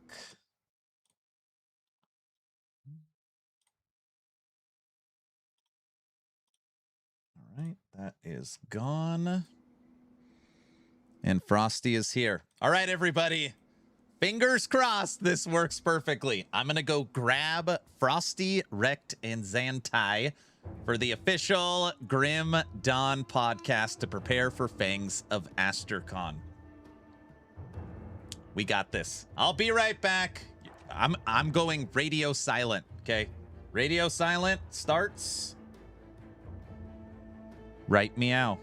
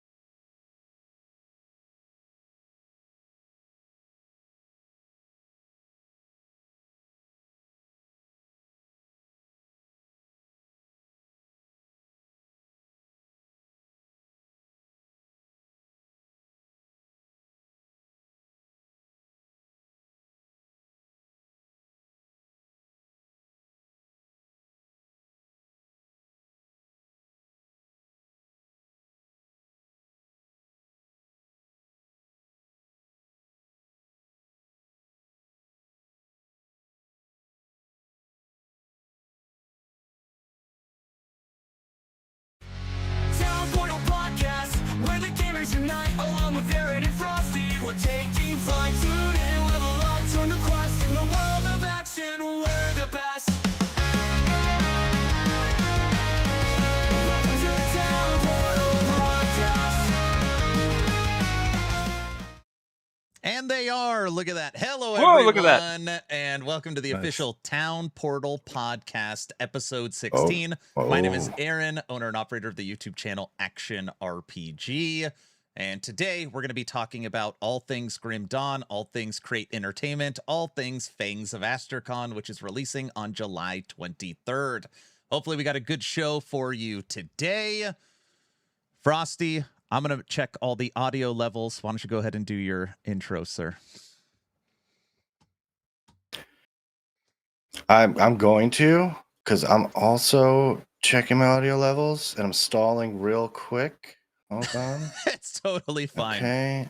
Okay. All right. I'm going to fix it once you talk after I talk. Okay. Welcome, everybody. We have two fantastic guests joining us today. First up, Zantai, production director at Crate Entertainment. Not Hello, only Internet. is he helping bring us the upcoming Fangs of Astrakhan expansion for Grim Dawn, but rumor has it he also enjoys long walks on the beach in between working on the many mysterious projects Crate definitely isn't ready to talk about yet. And joining with him is Wrecked by Protoss, just some guy we found wandering the streets. Somehow, despite that, he knows an absurd amount of Grim Dawn information and has become one of the community's best content creators. So I guess we decided to keep him around. Guys, thank you so much for taking the time to join us today. Why don't we start with some introductions? Zantai, would you mind kicking things off first by telling us a little bit about yourself? Oh boy. Well, I'm Camille Marcheski. I'm the production director at Crit Entertainment. I've been here since the Stone Age at this point.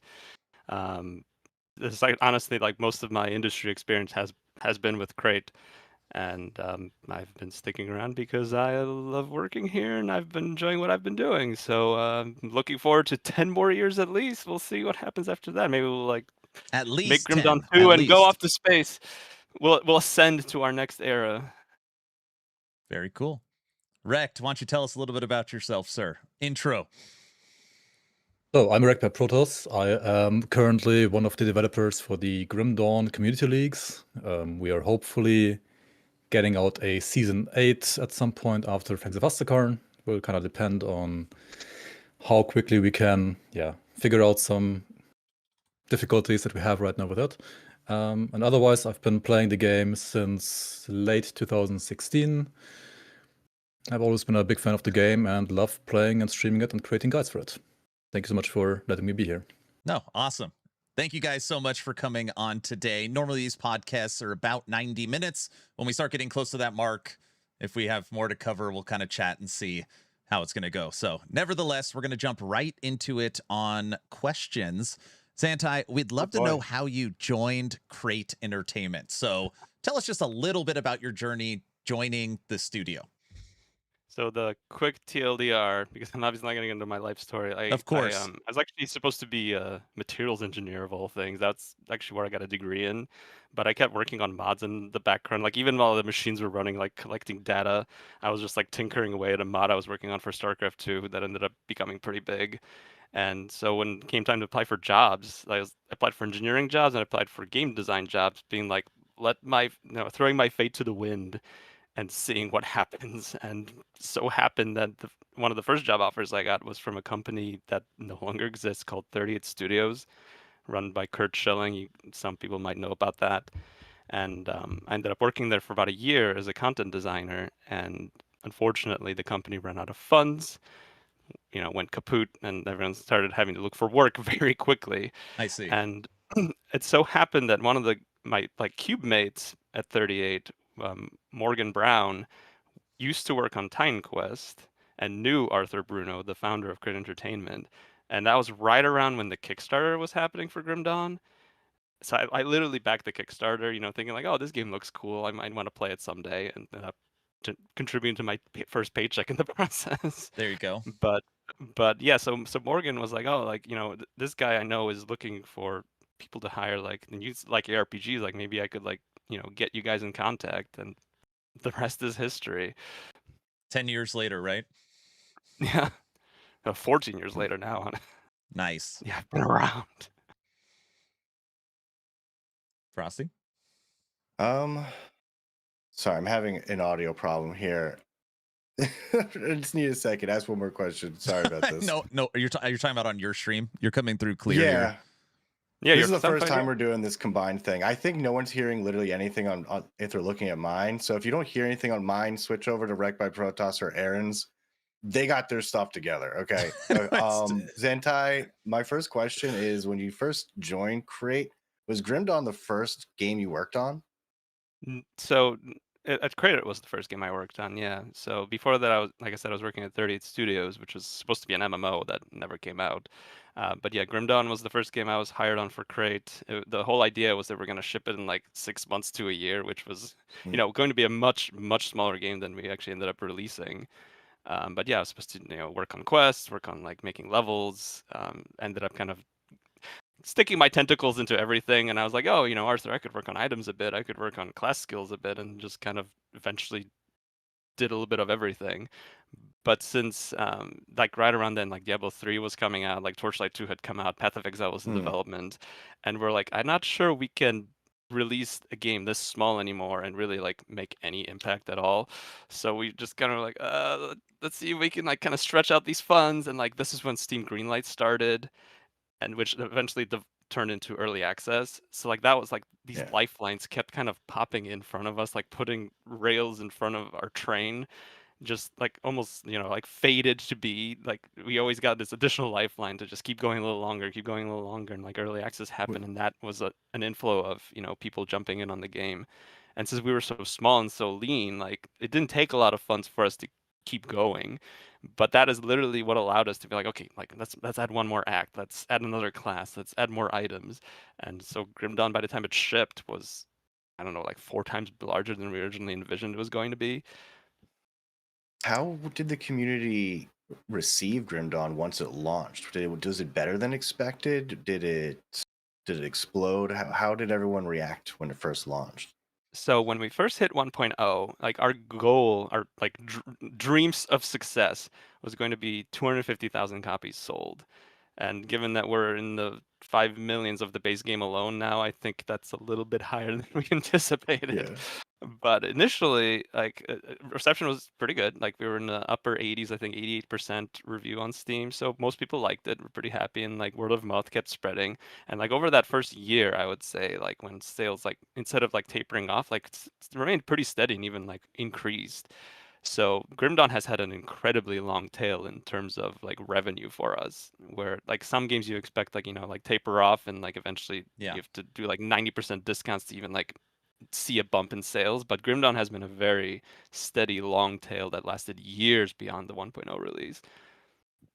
And you couldn't tell us how many copies are sold. So I had some people are like, I bet Grim Dawn sold 500,000 copies, and then someone's like, no, dude, they've sold like 10 million. Well, it's not quite 10 million. Like between the DLCs and the base game, I think we're approaching 8 million now. So much more than the 250,000 copies we were aiming for. Nice. And obviously that tail is what was the decision making around, we should make an expansion, we should make another expansion, right? Because obviously the revenue that could drive other projects in the game. So the first expansion we did promise in the Kickstarter, so that was happening for sure. But things that are Forgotten Gods was not originally in the plans. We just kind of looked at the numbers, looked at the conversion rate between base game owners and Ashes of Malmeth people picking up, and that was like above 30%, which for a DLC is really high. So we're like, we think we should do another DLC. But like that's kind of the thing, like with the revenue that we did get, like beyond what we expected, like we poured it back into the game. We like all the money that we're making, like let's just spend more time developing the game and improving it, and which then in turn meant that people were happier and spreading the word, and so Grim Dawn kept selling pretty well. So you could say that the investment definitely paid off. Awesome. Well, now, got a question for you, Wrecked by Protoss. When did you first jump in? Did you jump in right at launch 1.0? And also follow-up question, would you prefer Mr. Protoss or Wrecked by Protoss? So first of all, either Wrecked or Protoss is fine to me. Like that's either fine for me. When it comes to when I first started playing Grim Dawn, it was in December 2016. So I was late to the party when it came to like Grim Dawn release, because back then I was mostly playing still MOBAs or RTS games or even card games like Hearthstone. And I had a friend who loved Diablo 2, but I never played Diablo 2. And then he made me play Diablo 3 at some point with the Reaper of Souls expansion, like 1 or 2 years before that. And then I basically just searched, I think on Steam, like game or like in Google, like games like Diablo 3. And then Grim Dawn somehow came up and I was like, hey, this looks kind of cool. And you have guns. So yeah, I think I saw like a small gameplay trailer of a like dual gun purifier. and that was pretty much what like made me buy the game. And then I know the first day that I played the game, it was like the night before Christmas, and I had to like take a train at like 8 p.m. the next day to get to my parents' place. But I ended up playing Grim Dawn until like 4 or 5 a.m. So I didn't sleep at Nice. all and just like slept on the train basically. It got its And hooks in then, you, yeah, right? You after- couldn't stop. Yeah, exactly. There's a lot of stories like that of people just like never hearing about the game before until someone mentions it on Reddit, or they see like, games like this. And like even now I'm seeing people like, oh, I can't believe I missed out on this game all this time. Like That's how I feel. Where have you been? It's like right? word of mouth. yeah, like there's so many, even now, like since our advertising was never, huge, like we're still an indie company. We're not like blowing millions of dollars on advertising, and we don't get a ton of attention from the media either. So Mhm. word of mouth is literally how word spreads Oh. about Grim Dawn existing. So even now people are discovering it for the first time, which is awesome to me. We shouldn't expect a World Cup ad, is what you're saying? No? No, I don't think so. They deserve it, Plus, but don't the team I was expect it. rooting for is already out, so I would like to know, there was no plans to make Fangs of Astrakarn. So, hey, we're no longer doing any more expansions. Grim Dawn is done. What made Crate Entertainment decide, maybe we'll dip our toe back into Grim Dawn? I'd love to hear just a little bit about how the new expansion came to be. no, we were pretty adamant, and especially me on the forums, like Forgotten Gods, like we were done. We're not making any more expansions. We'll still, do balance updates, but like Grim Dawn's basically in support mode. But there were a couple of factors that kind of made us turn around. One was that, not to throw shade, Diablo 4's initial reception was My God. mixed, and we had a shockingly big spike of players talking about the game online, like on Reddit and everywhere, like, hey, if you don't like Diablo 4, check out this game. And like our player numbers spiked substantially right around that time in a way they were not expecting, especially like at that point the game, the last expansion hadn't been out for like 3 years, so like the game was effectively, like I said, like in support mode. Yeah. But then these player numbers spiked, like our sales numbers spiked, and we were kind of like looking at this like, do we need to take advantage of this? And then we kind of thought about, we have this RTS in development that's set in the Grim Dawn universe. Like, what if we like made another expansion and like focused in on the faction that's in that RTS that we haven't really fleshed out in Grim Dawn? So what if we kind of like, use this opportunity to develop this faction that people don't know very much about? And I'd say the final decision, or the final factor that made us decide to do this expansion, was going to our programming director, who's known as Riss on the forums. Like, he's been around since even before me on Grim Dawn. And we're kind of like, look, like if we do another expansion, I feel like we need to try shapeshifting. And like, why don't you take a stab at it? Because like we've always thought that this engine couldn't do it. That this was just not in the cards to make shapeshifting work in this engine. And he was just like, give me a minute. And like Saturday night at like 11 p.m., he's just like, here you go. And it was like a prototype that was working. Like, it took a lot of work after that to like really polish it and get it to the point that's now releasing. But like we were, we had a proof of concept. We're like, okay, we can do werewolves. Let's do it. That's when we just, went, full steam, like worked on the key art, started like ramping up the project, got people like moved around in the company to like get a team back together for Grim Dawn specifically. And yeah, the rest, and here we are 3 years later. Yeah. Now, And do is you this know the that Frosty largest- LaRue is Diablo's #1 super fan? Did you know that Oh, about yeah, Frosty? yeah. I did not know that about Frosty. I mean, like Diablo 4 is good. You said it was mixed review, like a delicious bowl of salad mix. Do you mean, right? Like, I mean, initially there was I would say that the game has improved tremendously since it released. Like, yes, no- it's like, the there's no best it's denying that. ever been. It's For a step sure. in the right direction. And We're getting I there. played the second expansion for it, and I've had a great time. $200 later, Yeah, free $200 expansions. later. We're almost there. Just a little bit more money, and we got it. But initially so you're there talking was about, a bit of upset about it, but that's kind of what helped us in the end, I guess. But Interesting. go yeah. ahead. Yeah, you said you were talking about creating the Berserker class, and you mentioned the werewolf. There's also a were-raven. Were there any other transformations that you thought of that you scrapped? I would say the only other one we're considering is the classic Werbear. But ultimately, we're kind of like, so the werewolf already kind of fills the niche of this tankier, like, melee class, and we wanted to try something a little different, something, like a Grim Dawn take on things that hasn't been done. And we're like, what could be a really cool creature that kind of fits the current lore and, would look really cool in practice. And I threw out Were Raven and like came up with some art that was like online of like, winged humanoids. And you kind of, got the artist's mind rolling, and that's how we came up with Raven. But yeah, Rare I would say is the only other one. But there is one more Were form in the game that people might stumble upon in some way. Secret? Wait a second. There's another form that hasn't been announced yet. Is that what you just said? Yeah, That's what I just it's said. a secret form, possibly. We'll figure. How long do you think before the community figures it out? Oh, given the community's past history, within a week, but we'll see. Okay. Yeah. There are People secrets. find that Yeah. stuff fast. When there's a will and there's a lot of people putting their minds to it, people find secrets fast. Real quick, just a side note: is there a dedicated secrets finder sub Discord in your Discord, or? Not to my knowledge. It's just kind of the thread just pops up on the forums and people start Okay. speculating and collecting their notes and being like, "Oh, this is weird. What was this here before?" In Forgotten Gods, we literally left like a decal of the Crane Entertainment logo just out in the desert. So people are like, "Is that a bug?" It's like, "Is that a missing texture?" And like, no, there's more. It's there to on it. purpose. It's there on Nice. purpose.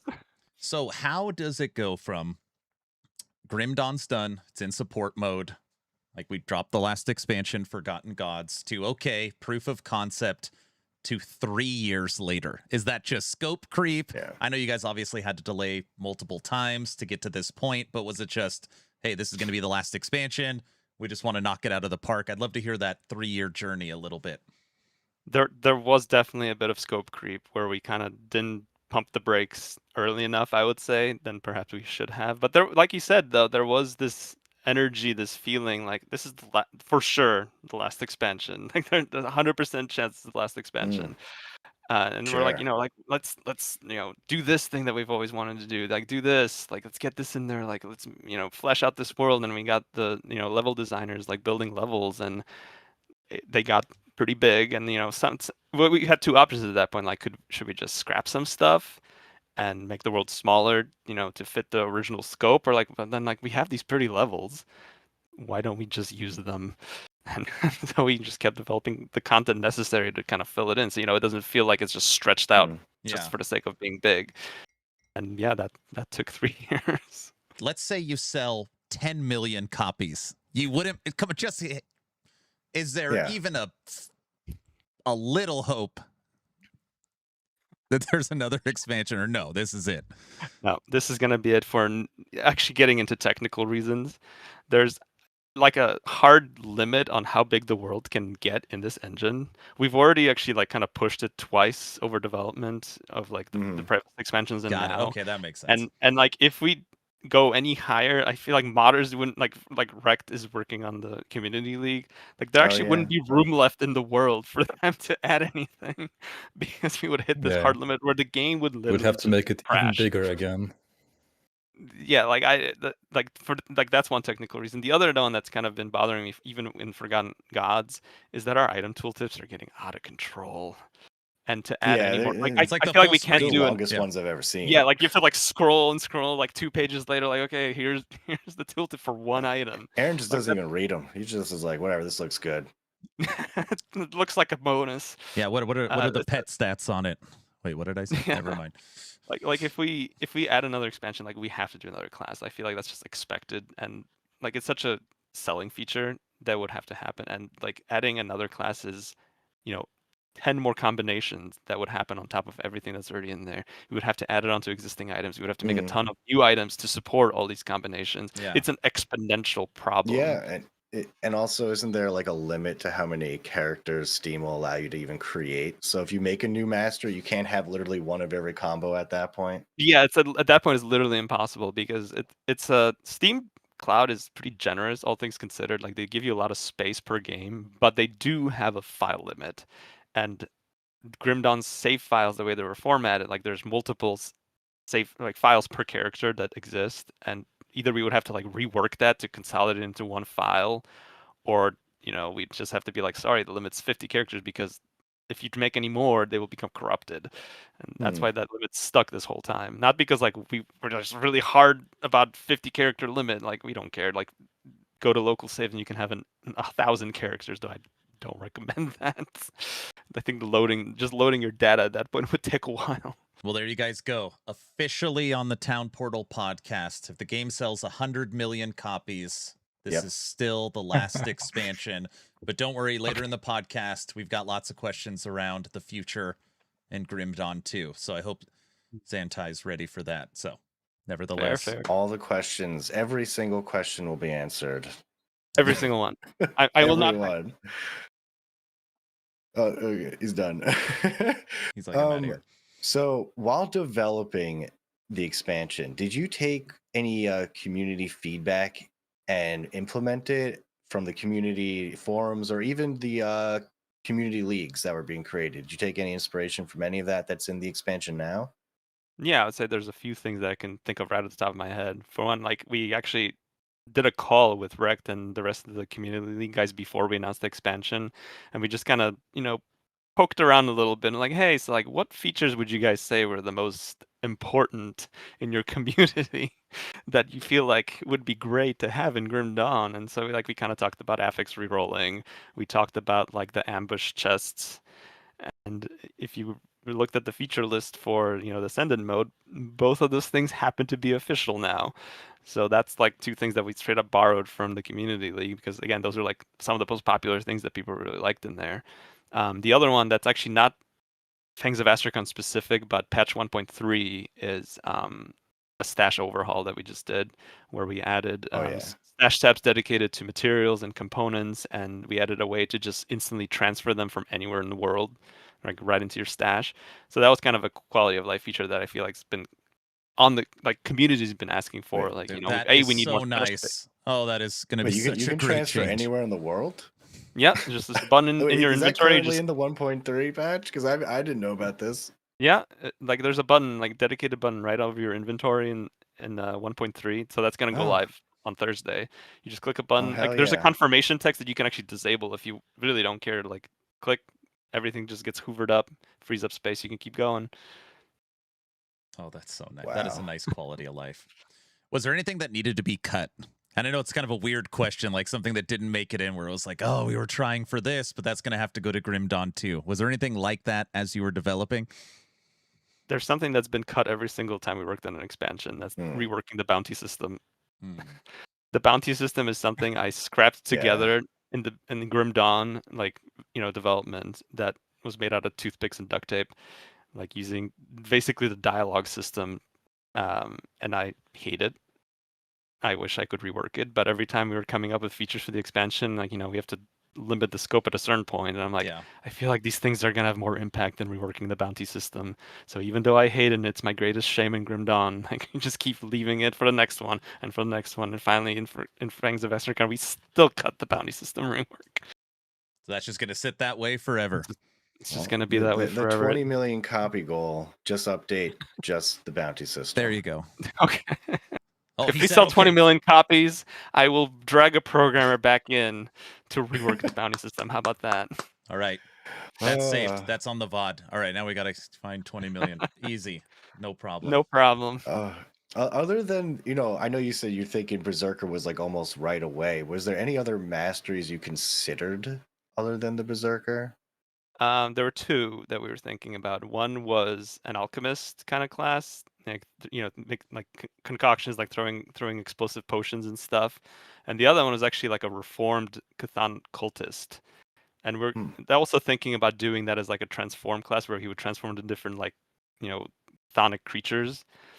But we ended up feeling like that was maybe getting a little too far into the chaotic evil side of things, and whereas the story for Grim Dawn generally is that you are the hero of the story, you are trying to save humanity, and we're not sure that really fit to have like a literal worshiper of the absolute evil in the universe.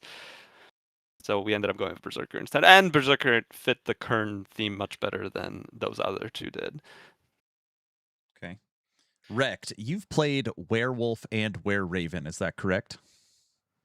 Yeah, I've tried pretty much all the skills in Berserker at this point. Which one do you like better? Like out of the classes, give the community just a little bit of a rundown on your feeling of both. Yeah. What's your I top think two both favorites? feel awesome in like their own way. If you want to play a caster wereform, I would go for Raven. If you want to play like a melee in your face, kind of like bruiser, lifesteal based character, then I would rather go for a werewolf. So they have like a very distinct playstyle. Could you play both? But I think both are really fun. Yeah. Both at the same time. I wish there was more support for that, honestly, but I would have to say that probably not, especially now that both forms are permanent anyway. Okay. So, yeah. There were a few items that kind of played with the idea of switching back and forth between forms back when they weren't permanent. Yeah. But now that they are, not sure it really makes sense to be swapping constantly. I do feel like if we did the wereforms differently, it's not as buffs, then that might have made more sense. But like in the scope of the engine, like that was the most logical way to do wereforms and not really conducive to flipping back and forth. Okay. Mm. So Rect, which one's stronger? Yeah. Which one's stronger?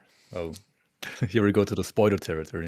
What? I'm officially not allowed to say anything until like 1 week after release, so. Oh, he's using that against me. Just give him your honest opinion, man. It's blink okay. twice if it's fair. I won't ban you from the opinion, yeah. Praetorian. All right. How about in no particular order, because we're not giving anything away, for each werewolf or were-raven, what is your favorite 3 masteries to combine with each one of those? Whoa.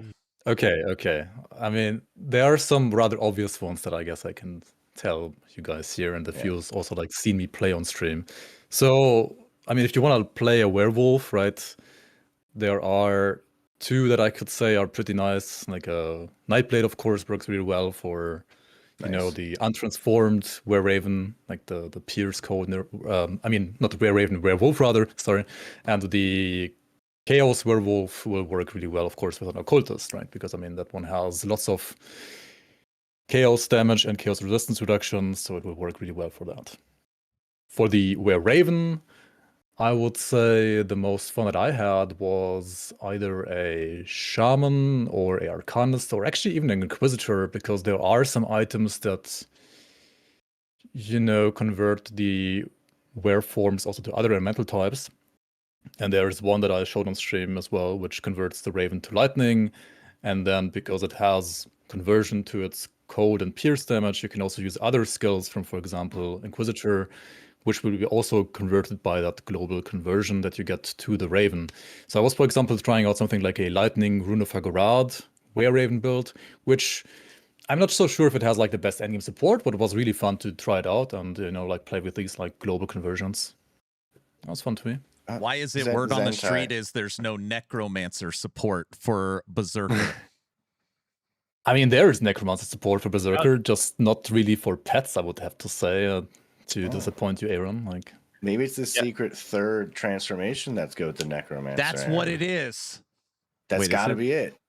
If you were hoping for like a pet Berserker build, there is a sort of hybrid play style with Berserker, but it's specifically with occultist hounds, because it turns them into wolves. I was told there might be a way, wink, wink, to make your ravens as a were-raven. There's something there too. So there is something like that. However, it's not pet scaling, it's player scaling. So what it does is it flips the ravens to instead work with player damage instead of pet damage. Okay. Damn it. I thought I was going to be able to iron down what class, I mean, what master I wanted to be. Now I want 3 different ones already. Perfect. I'm going to make so many characters. Altitis is a common symptom of Grim Dawn. Mr. Protoss, what exactly is a community league, and when will the first one be live? Roughly, I know. So, a community league is basically think of a Diablo 4 or Path of Exile season or league. So we do have a ladder, we do have a global chat, we do have a trade website, we do have basically challenges in the game that will award you points when you complete them in the game, and then based on that, your standing on the ladder will change. The ladder is not a like experience or level like grind ladder. It is about those challenges. And of course, at some point, multiple people could have like all the challenges done. So there's always going to be like some tiebreakers. In the past, those were things like pushing SR to the highest possible level, or defeating a super boss in the fastest possible time and stuff like that. Or what we also had in the season is we had these roguelike dungeons, which exist in the game as well, but we had them scale in a similar way as the Shattered Realm. And then we also had challenges where you would either speed clear those dungeons or also push those dungeons as deep as possible. And I mean, how can you play the Community League? You will have to register on our website, and then you would have to download a specific launcher, which will basically run the game through that launcher. So it can like extract like the information from the players to then like update the corresponding ladder standings and so on our website, and also to like enable the trade and enable like basically let us make sure that you guys aren't cheating, because I mean we need some protection as well from cheaters. We had like a couple cheaters in the past, and yeah, if we didn't have a system for that and we didn't have like the launcher hook into the game, then we wouldn't have been able to detect any of that, of course. So and then normally don't you have some added league or season mechanics as well, or some special stuff you guys do with it, right? Yeah, we had, for example, these ghost ambushes, which now in a way also have made it into the base game with the Chthonian ambushes. And we also created a full act over the time of the seasons, which will be there in future seasons as well. It will be complementing the Fangs of Asakorn content. There might be some, I wouldn't say overlap, because the way Crate has done their Fangs of Asakorn expansion is in many ways very different to like the stuff that we have done. Of course, they have more resources, so like the official stuff is going to look mostly better. But I think our stuff still has a place in our leagues, and has like a different styling to it, so it will still like feel refreshing enough, I think, to still be around. And yeah, just so you guys have even more content to play. So yeah, we might add some more stuff in the future, of course. So. Sorry. We're honestly impressed with how much stuff you guys have put into these seasons over the years. Like, legitimately, great job. And it's not officially part of Crate, right? So this is completely independent. Crate allows it, but isn't a part of it. Is that correct? Yep. Like they've gone off on their own, like to put in all this crazy amount of work to create content for our community. Like, that's awesome. Just because they wanted to. Like, that's awesome to us that, you know, a team would get together and put in that much of their time to develop something like this. Well, you talk about the game having a tail, right, as far as sales. A lot of that might be contributed to the work that Wrecked by Protoss put in. It's very cool. I love that. I don't doubt that there's definitely been a portion of the community that stuck around because this community league ran every few seasons, every few months. So cool. For sure. There's definitely a decent section of people that are just like, I like ARPGs, but I actually really only like seasonal or league stuff. And they're like, hey, does Grim Dawn have that? And I'm like, yeah, they actually kind of do. And that sells, you know, that gets some people in to try it out, even just knowing that's there. Yeah, for sure. And like, there's some pretty big mods that have also like caught people's attention, like the Reign of Terror mod that kind of puts Diablo 2 into the game and like lets you mix Diablo classes with Grim Dawn classes. Like, that's been a hugely popular one too. And again, an impressive amount of work was put into that.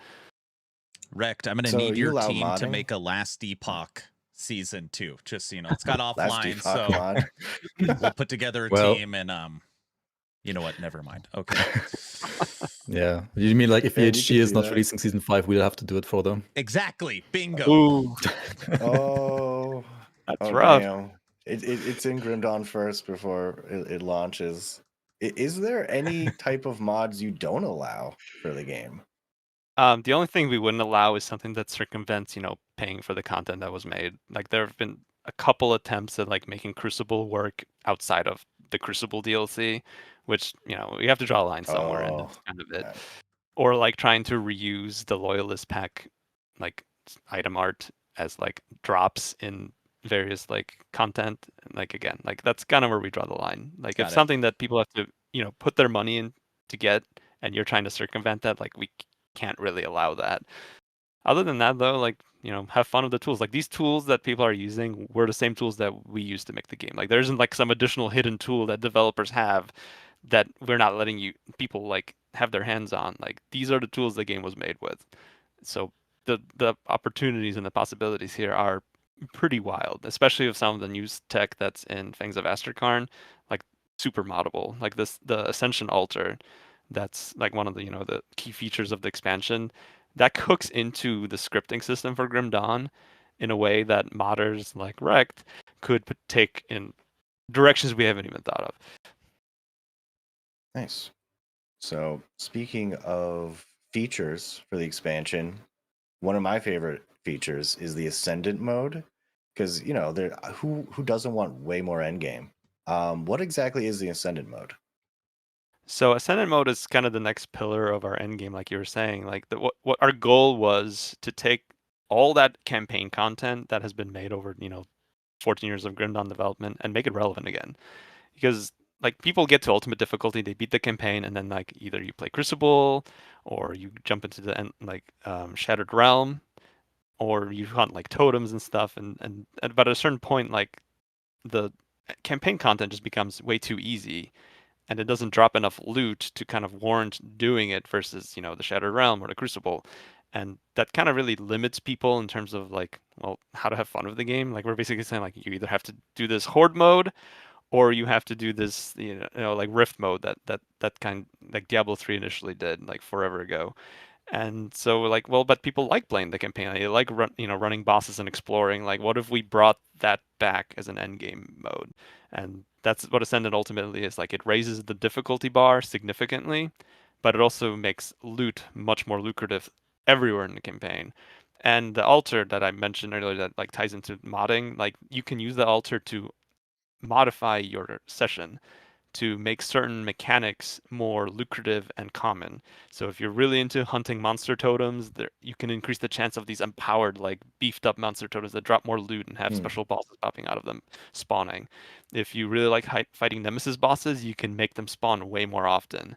Ascendant mode has this super boss called the Dread that can spawn on you anywhere. You want to Oh, be nice. ambushed by that all the time, there is a way to increase the probability of that happening. So there's all these different mechanics that tie into Ascendant mode that you can put materials into the altar and make them more lucrative and rewarding for you. Now, this is the Ascension altar. When you say Mhm. pour materials into it, are you like when you put random materials in, does it say what it's about to do, or you Yeah. just hit the button and then okay? So So you is know there exactly what you're getting. Like there's a preview, like the monsters are gonna get these bonuses, the players are gonna get these bonuses, and these are the increased rewards that you'll get for doing this. So you know exactly like which material does what. There's no RNG to that. So okay? to And is kind there of, any oh, go ahead. material that increases XP gain? Yes. So I think it's Nice. ether crystals. So like that's something I was actually gonna mention. Like this altar, it does tie into Ascendant mode specifically, but it's actually available on every difficulty. So if you like I playing was on about normal, to like ask. if you just you don't like the sweaty like highest difficulty content, but you still like playing Grim Dawn, like that's fine.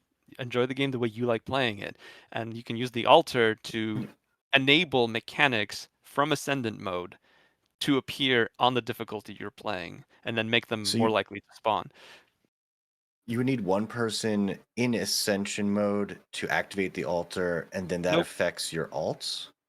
So the altar is just in the world, like on any difficulty. So if you were Okay, playing on any normal, difficulty. you can go to Kernhull. The altar's right there. You interact with it. You put in the materials you want. You'll get a preview of what's changing. So you could put in a material that makes the dread spawn on normal, Hmm. for example, if that's Okay. what you want to add to your experience. But you don't have to contend with all of the challenges of Ascendant mode on normal if you don't want to. It's just only the specific stuff that you're interested in. And again, just the whole goal of this altar was to let people cater the experience to the way they like playing the game. It's like an atlas. Nice. It's basically Like the Atlas in PoE, yeah. so to kind of like tie a bow around this. A lot of people are used to I beat the campaign, now I start mapping, now I start the Netherrealm, now I start the monolith, now I start, whatever it is. You beat the campaign and now the game starts, right? So I know you just went through a lot of it, but if someone was like, hey, what is the end game of Grim Dawn? What would you tell the person that's never played? So with Fangs of Astracharn, I would say you have a lot of options. You can play the Shattered Realm and push like to higher and higher shards to get lucrative rewards. You can play the Crucible. There's going to be additional 30 waves in there to kind of push yourself and challenge yourself with.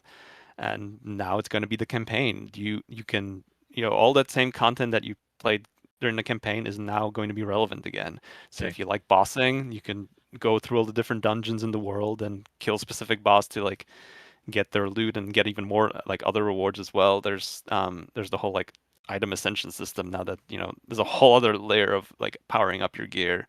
And yeah, so those I would say are the three like major pillars, like campaign exploration, Shattered Realm, and Crucible. Nice.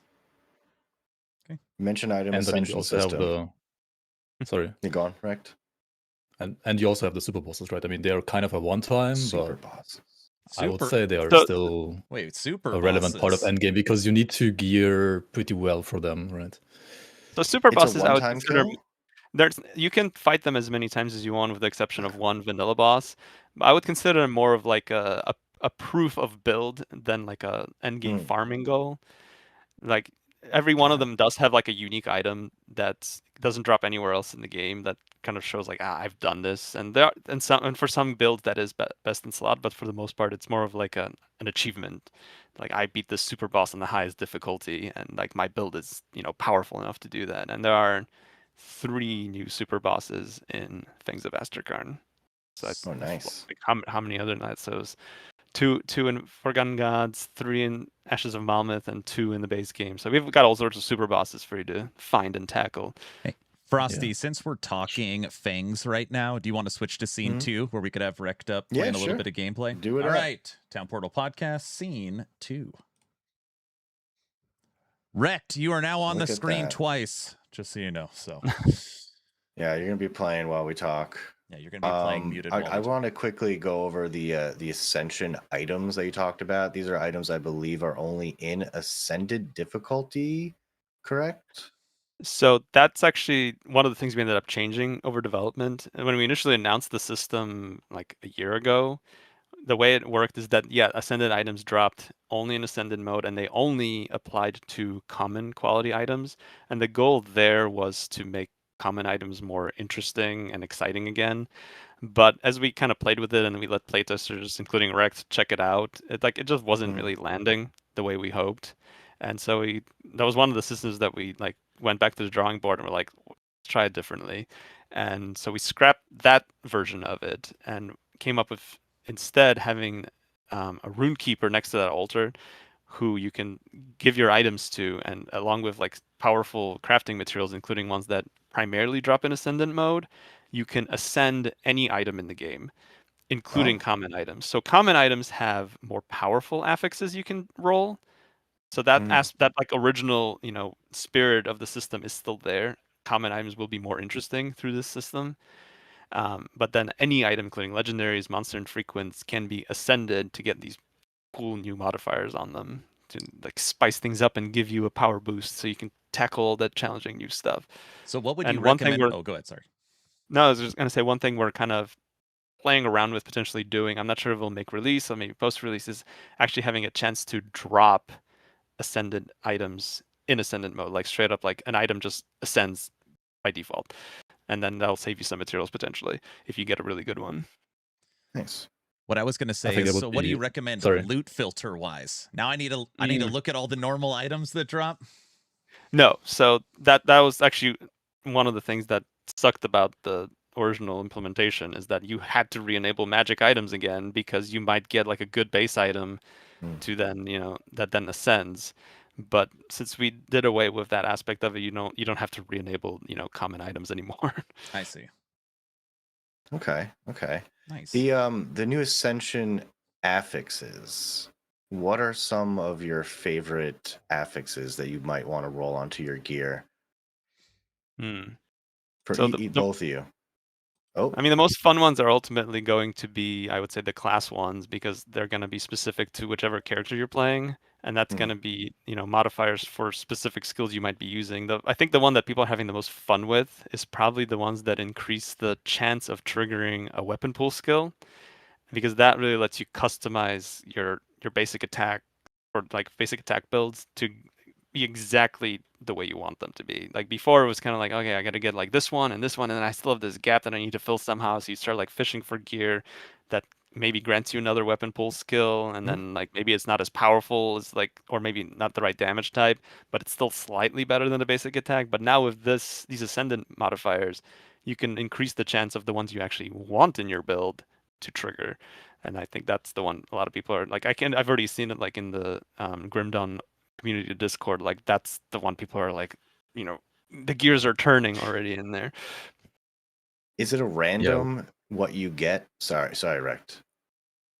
No. I was just gonna say, I think, did you make so that the numbers exactly add up to 100%? Like when you have ascended, like the ascension modifier to be the chance to increase the attack for like literally every single slot. I think you probably made it to be exactly like 100%, right? I forget exactly what it adds up to, but since you can have multiple weapon pool skills, like you can really like math it out to your specifications.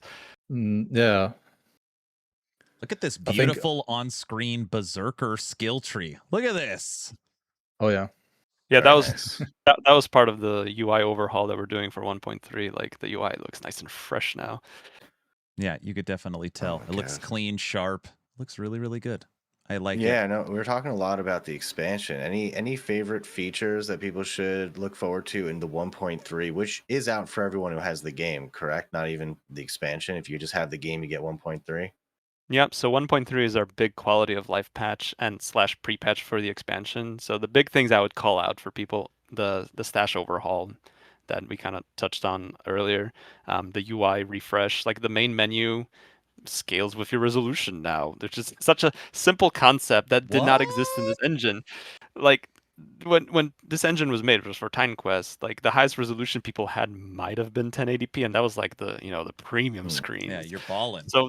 So the concept of having your UI scale wasn't really that important back then, but now people have 4Ks, people have ultra wides. There's some people even supporting 8K monitors. Like UI scale is just a basic quality of life feature that you need in a game for people to be able to see what's on the screen.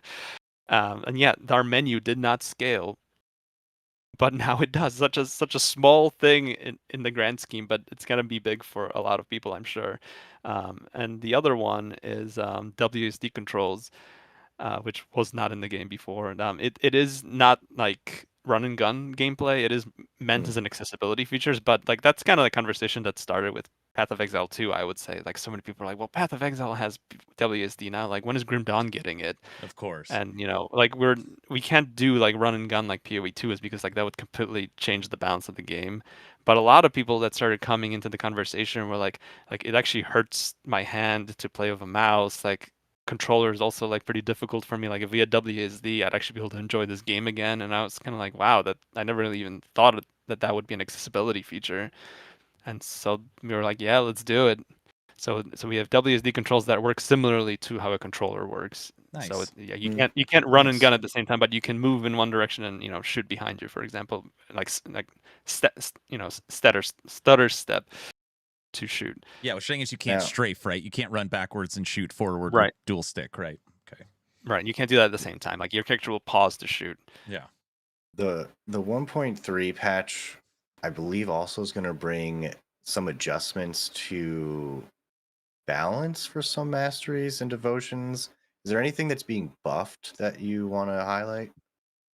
I wouldn't say there's anything particular I would highlight in terms of buffs. That honestly, that's something we do with every patch, even the small ones, is that we try to go through kind of the pain points for the community. Like legitimately, like if you're listening to us today, participate on the forum, air your grievances when it comes to balance. We will look, and that literally shifts our attention to what we kind of like focus on next, because we can only do so many things at once with a team our size. Of course. But when we hear people complaining about a particular thing over and over, it's like, okay, maybe that's time to finally revisit this. For example, one thing, I guess I will call it one thing in 1.3, upheaval, which is a shaman ability, has been a pain point for the class since the beginning because of the way it triggered off of critical strikes, and which was kind of complicated and confusing for people because it was a weapon pool skill, but it triggered only off of crits. So to balance it with other weapon pool skills was really complicated. Like the math involved was way more than people should be dealing with. And so we finally redesigned it completely, and now it functions like every other weapon pull skill in the game. It just triggers off Nice. of your attacks, no crits involved, and it's a lot more straightforward and a lot more fun to play, honestly. Real quick, Aaron. Yeah. Can you raise Zentai's volume up a little bit? I already Getting raised some word it. that he's a little low. I feel like he's pretty. I'll raise him a little bit. I've raised him twice. On my end, he's like pinging yellow, red. So I'm not sure. I don't know. I raised him a little more. What is it? If everyone, Zentai, say a few words. What'd you have for breakfast? Saying a few. What I have for breakfast? I think I had a peach. Just a piece of fruit. How's the volume now? Yeah, it looks like It it's says 100% good on for me. Aaron's. People are saying it's good now. Okay. Zentai is maybe too loud now. Oh. Oh, now I'm too loud. Oh, that's fine. I think it was more an issue with your stream, Frosty. Yeah, Frosty, way to don't worry derail about everything. mine. Don't worry about it. Zantai, Just go to the I'm very professional curious. streamers. How big is the team that's worked on Grim Dawn? Like, how many developers, or how, like you said, a team your size? What is a team your size? I'd love to know. So something that we've honestly heard from other developers over the years is like that's it. That's the number of people that made this game. Like, it's kind of hard to believe, honestly, like how efficient this team has been in terms of putting out the content that they have. Grim Dawn initially was made by, at peak, 8 people. It started with 4, and we like worked our way up to 8 as we reached 1.0. For Fangs of Astrakarn, the team was the largest it's ever been at 12. Compared to Diablo 4's thousands, so we have a very different like scale of development here. 12, only 12. That is unbelievable. Kudos. That is very impressive. That's awesome. That is 12. We have 30 people in the company as a whole. 12 of them have been working on Fangs of Astrakarn. My God. Wow. One feature that's coming in the expansion, I'm sorry to jump around here. I just don't want to overlook it. And it's something that I feel like a lot of people aren't even really like talking about too much, but it's probably going to be huge, is the potion combination system. Am I getting that right? Please explain better than me. I don't know much about it. So that was actually a feature I had come up with for Grim Dawn 2. Like we have various notes about like things we could try to do with Grim Dawn 2, and that was actually a document I'd written up. Like, if we do potions again, or I mean, we're gonna do potions again, but like I think I would like to do some sort of customization system that's actually inspired by Elden Ring, where like they have that one. I forget what the flask is called in Elden Ring now, but like you could put 2 modifiers into it that would have various effects on your build. And so that was the inspiration for that. And like we took that in and we added a few additional layers to it. But the gist is that you have different containers you can select for your health and energy potion that change either how many charges they have, how long the cooldown is, or whether their modifiers are stronger. And then you pick 2 modifiers for each potion that do various things. Either they increase the amount of healing, they give you healing over time, they make the potion not heal, but instead it heals your allies. So that's like a good one for pets, for example. We have a modifier that makes it so you do more damage, but you take more damage. One that every time you consume a potion, like you explode, knocking back nearby enemies. So there's, I think, 20 different modifiers right now, and they can be, you can combine any 2, and then you can have the different flask types. And you can make your own custom health and energy potions do exactly what you want. I was watching you talk to Wrecked by Protoss, and you mentioned one that I think Aaron's gonna love. And I don't know if it was, I think it was the energy pot can turn into healing your allies or throwing a shield on them, and that will work with your minions. Yeah, so that potion that makes it not heal you anymore will heal your pets instead. Why would that make me excited? Why do you single me out? Because you need help. You can't do it by yourself. You need every pet you can get. Okay, listen, I am the general of the army. It's a very active play style. I'm out there in front telling them where to go. I'm summoning them. It's not this one button. It's very active. So just keep that. That gives you another run. To be fair, Aaron, for actual end game pet builds, if you want to like min-max your pet builds, you need to press a lot of buttons and to press them properly. That's true. Our pet builds are not like one button builds like they are in some ARPGs Yeah, where you we'll just see summon your about army that. and then you let them do their thing. Oh, damn. We'll see about that. Oh, okay. No, I'm just kidding. Dang it. All right, that's fine. Wrecked. I was getting a lot of questions when I was streaming Grim Dawn about crafting in this game. So compared to other ARPGs, like creation of item upgrades, is it like crazy complicated like Path of Exile? Is it fairly straightforward like Last Epoch? I was hoping you could just give a general overhaul with the Fangs update, Fangs of Astrakarn, how crafting's going to look. So traditionally in Grim Dawn, you basically only had blueprint crafting. So you would find a blueprint and then you could craft that item at the smith. And if it was a like magic or rare item, it would like roll additional affix on top of that. And it would gain like a small smith bonus depending on like which smith you crafted at. But now with Fangs of Astrakarn, you can re-roll all your prefixes and suffixes. I mean, there's only one prefix and one suffix in Grim Dawn. So you can re-roll your prefix and your suffix at the inventor after completing like a certain quest in the new expansion. And you can also re-roll the like the stats of the item, right? So you can like reroll the item seed basically of the item. This will work on all items, so also on uniques. And then you can also add the new ascendant affixes if you like once you find the materials for that in the end game, which would give you like some additional bonuses, which you can then after adding the ascendant affix also reroll. But all of these like systems would have an ever increasing cost to them, so you can't just like reroll forever. But there's also no hard bricking items like there was in the past in Last Epoch, where like an item would lose affix stats. That doesn't exist in Grim Dawn. There's only like a effective end to crafting an item, I guess, when the cost is just too high for you to keep crafting on that same item. But of course, you could like use another item, like another copy of that item, and then start fresh there. Yeah. So you could change the suffix, change the prefix, put in the component, put in the augment, and ascend it. Yes, that's also correct. Of course, components and augments haven't changed. Yeah. Okay. All right. Sweet. Maybe I didn't hear, but when you're adding like an ascension affix onto an item, let's just say you have like a set piece, you love this set, you want to add an ascension affix onto it.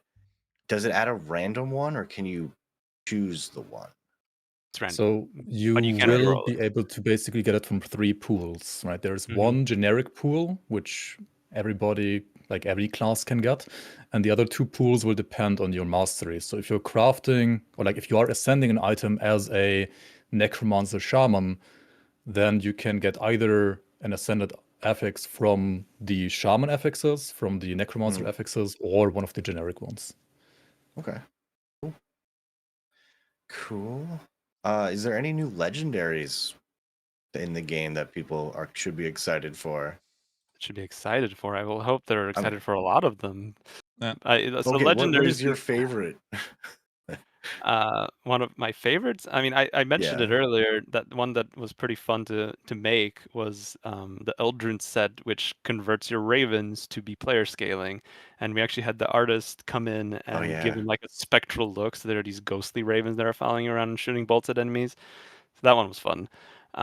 World Keeper set also really fun visually because it makes you basically into a deadly gardener, having these bulbs of poison pop up and these carnivorous plants that spit like mortars of poison at your enemies.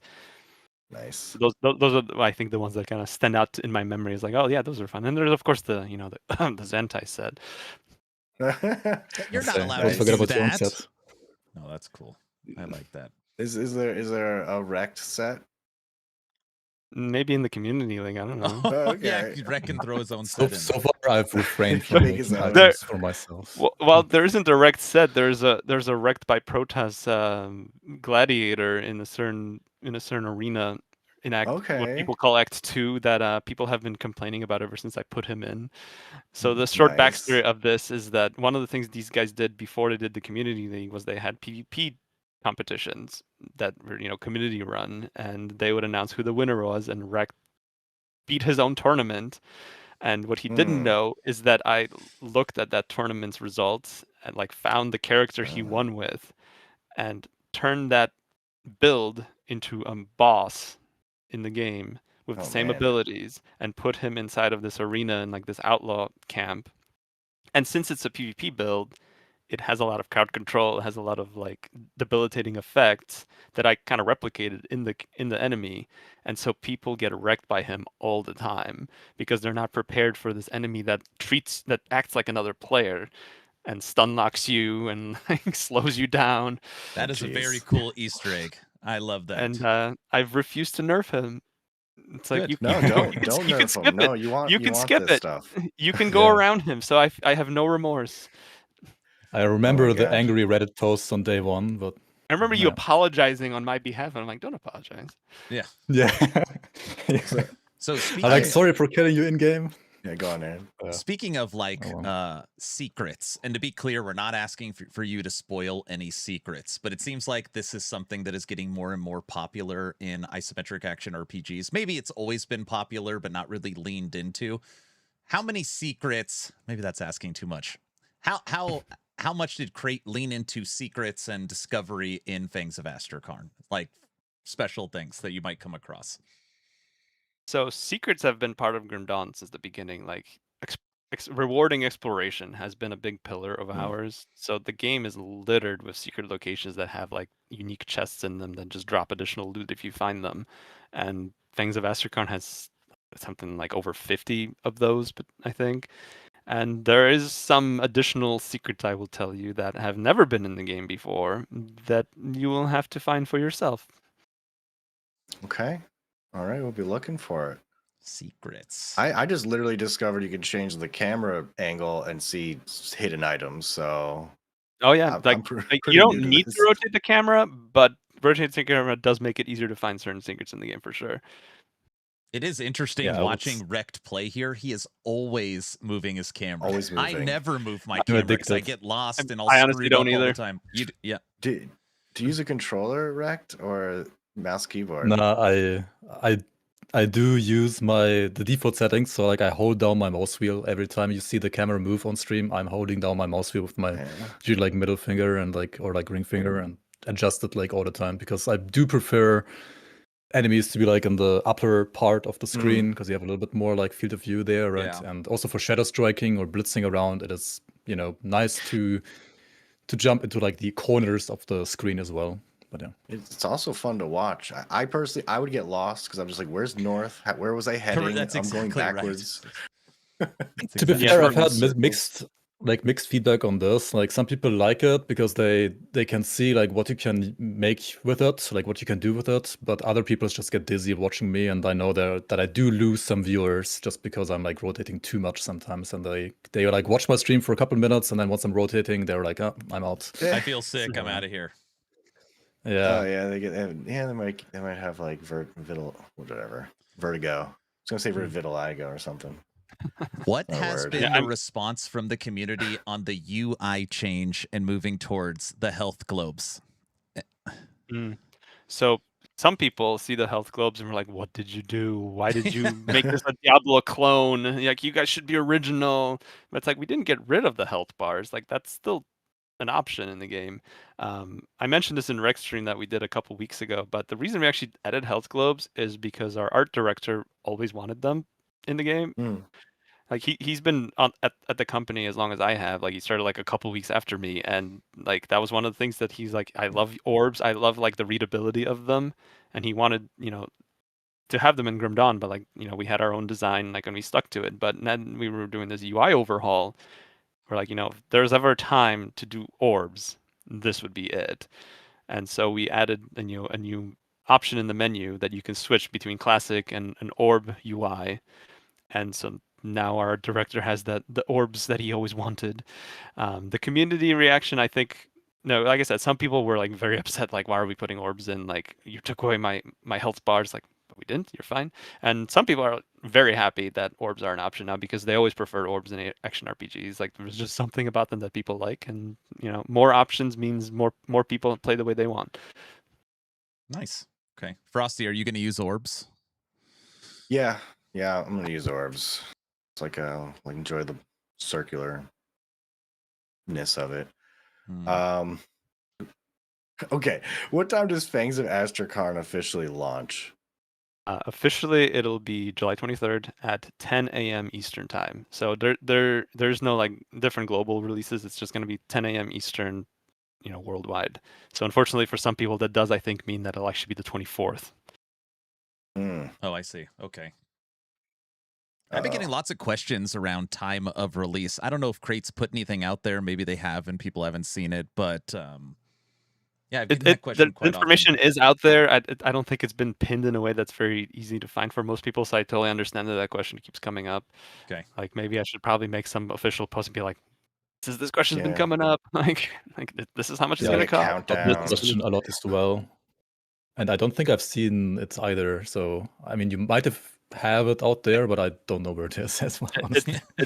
That's one of those things that's not very widespread. So I totally understand the question. And yeah, like I should just make like a social media and Steam post, be like, this is the time officially it's coming out. Well, now we know. All right. Frosty, you ready? Yeah, fun stuff. Here we go. Between two portals. Guys, this next part of the podcast is supposed to be a little more lean into the fun, a little more silly. Try and answer the questions as fast as possible. Scene 3. Where is it? Yep.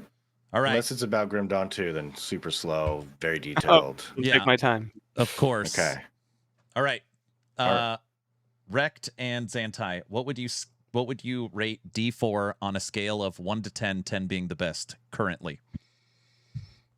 I will tell you that as a big ARPG fan, that I like having more ARPGs to play. I am a big fan of the genre, and I wish all the other developers in the industry to make more of them and make them awesome for me.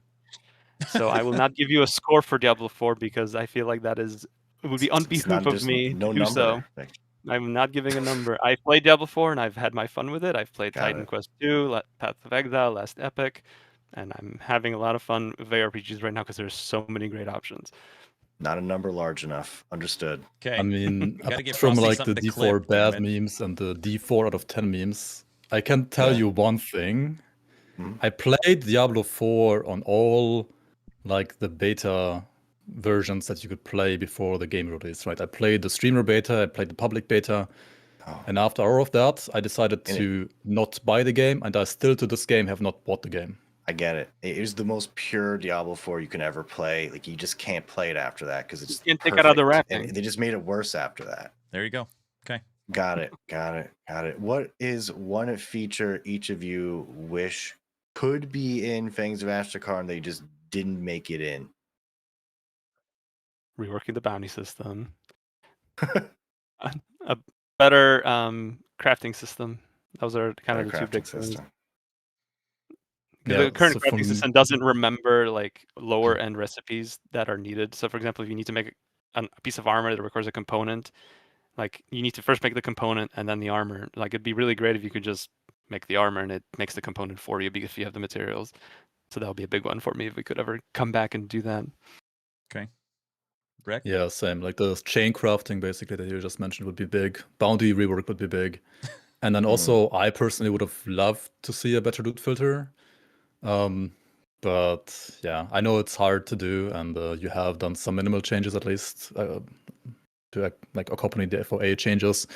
But yeah, I mean, there's gonna be complaints about loot filters, but you probably already expect that, and that's just putting it on the record. If Fangs of Astrakarn happens to sell 10 million copies, I might be able to convince Arthur Bruno to put a programmer back on the project and improve crafting and dismantling and bounties. And for the people that were watching earlier, at first he said 20 million copies. That has now moved down to 10 million copies. So now, and if it sells 5 million, now the goalpost was a new expansion. That's better.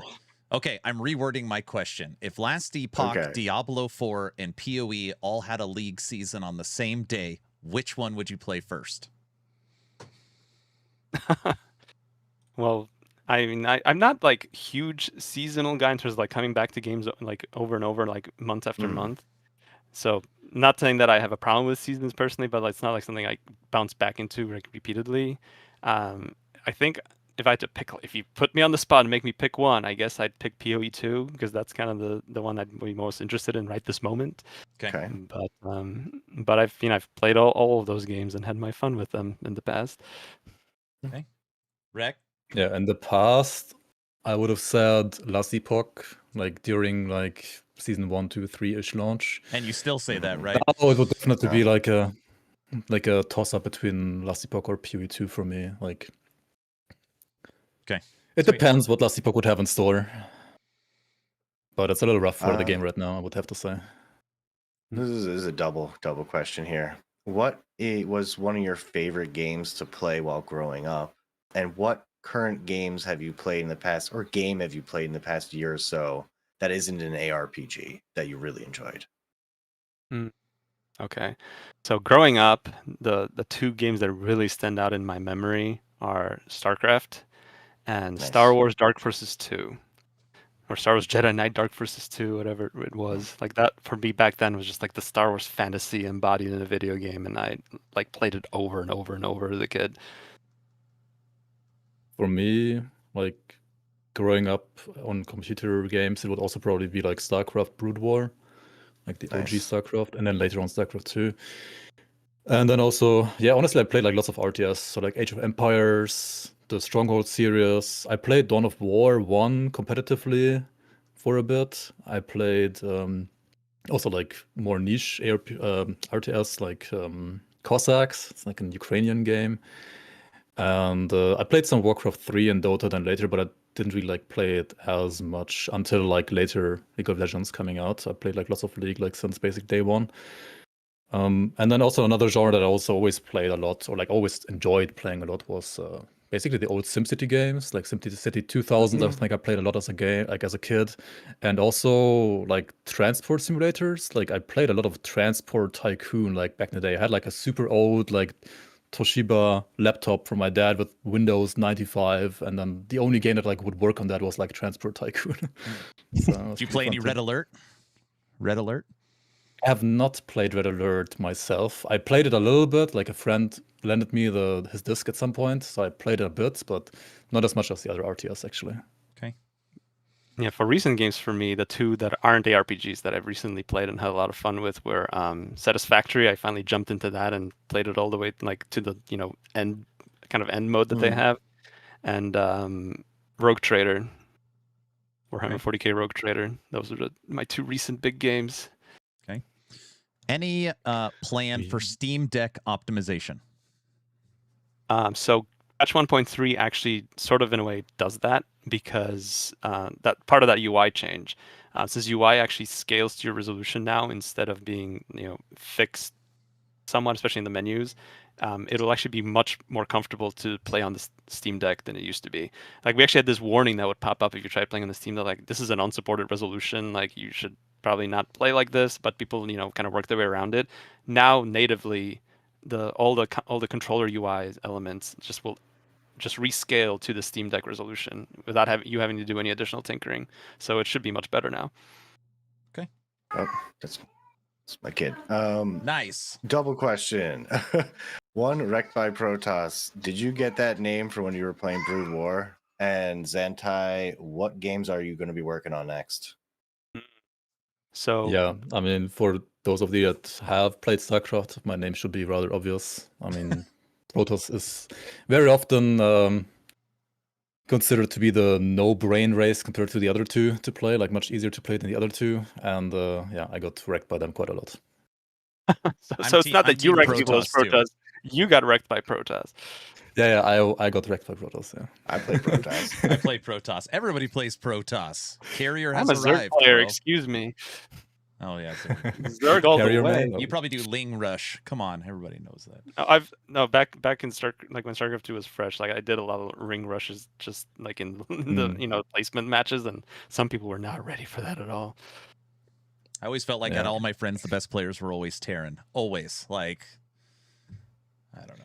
I mean, to be a good Terran, you usually needed to have like average more APM than play. Yeah. I mean, okay, with Zerg it might be like tied, but definitely like you need more APM as a Terran or Zerg than as a Protoss player usually. Yeah, you hear nuke detected, and you're like, "Oh, forget it. They win. I don't want to do." In terms of what I'm working on next, given my role in the company, I do kind of bounce around between projects and make sure that everyone has what they need and things are getting done in the order that's necessary to get our games shipped. In terms of my design side of the job, I will be bouncing back into Farthest Frontier actually to kind of work on our next 2 updates and our big expansion that's coming next year. And then after that, I'll probably start tinkering away at some Grim Dawn 2 notes. Oh, I see. Speaking of Grim Dawn 2, what a great segue. Question we were getting before stream, and I feel like most people know the answer, has it been decided if Grim Dawn 2 will be live service, or will it stick to the model of current Grim Dawn with the base game and expansions? I think we would stick to the same model of expansions. That's what we figured, yeah. Which is a good decision, by the way. Now, I know you can't really talk much about Grim Dawn 2, or if anything, but can I guess if the game's name is going to be Grim Dawn 2? Is that going to be maybe close to the name? That's a pretty safe guess, I would say. Grim Dawn 2 Electric Boogaloo. Would you say that this question's ridiculous.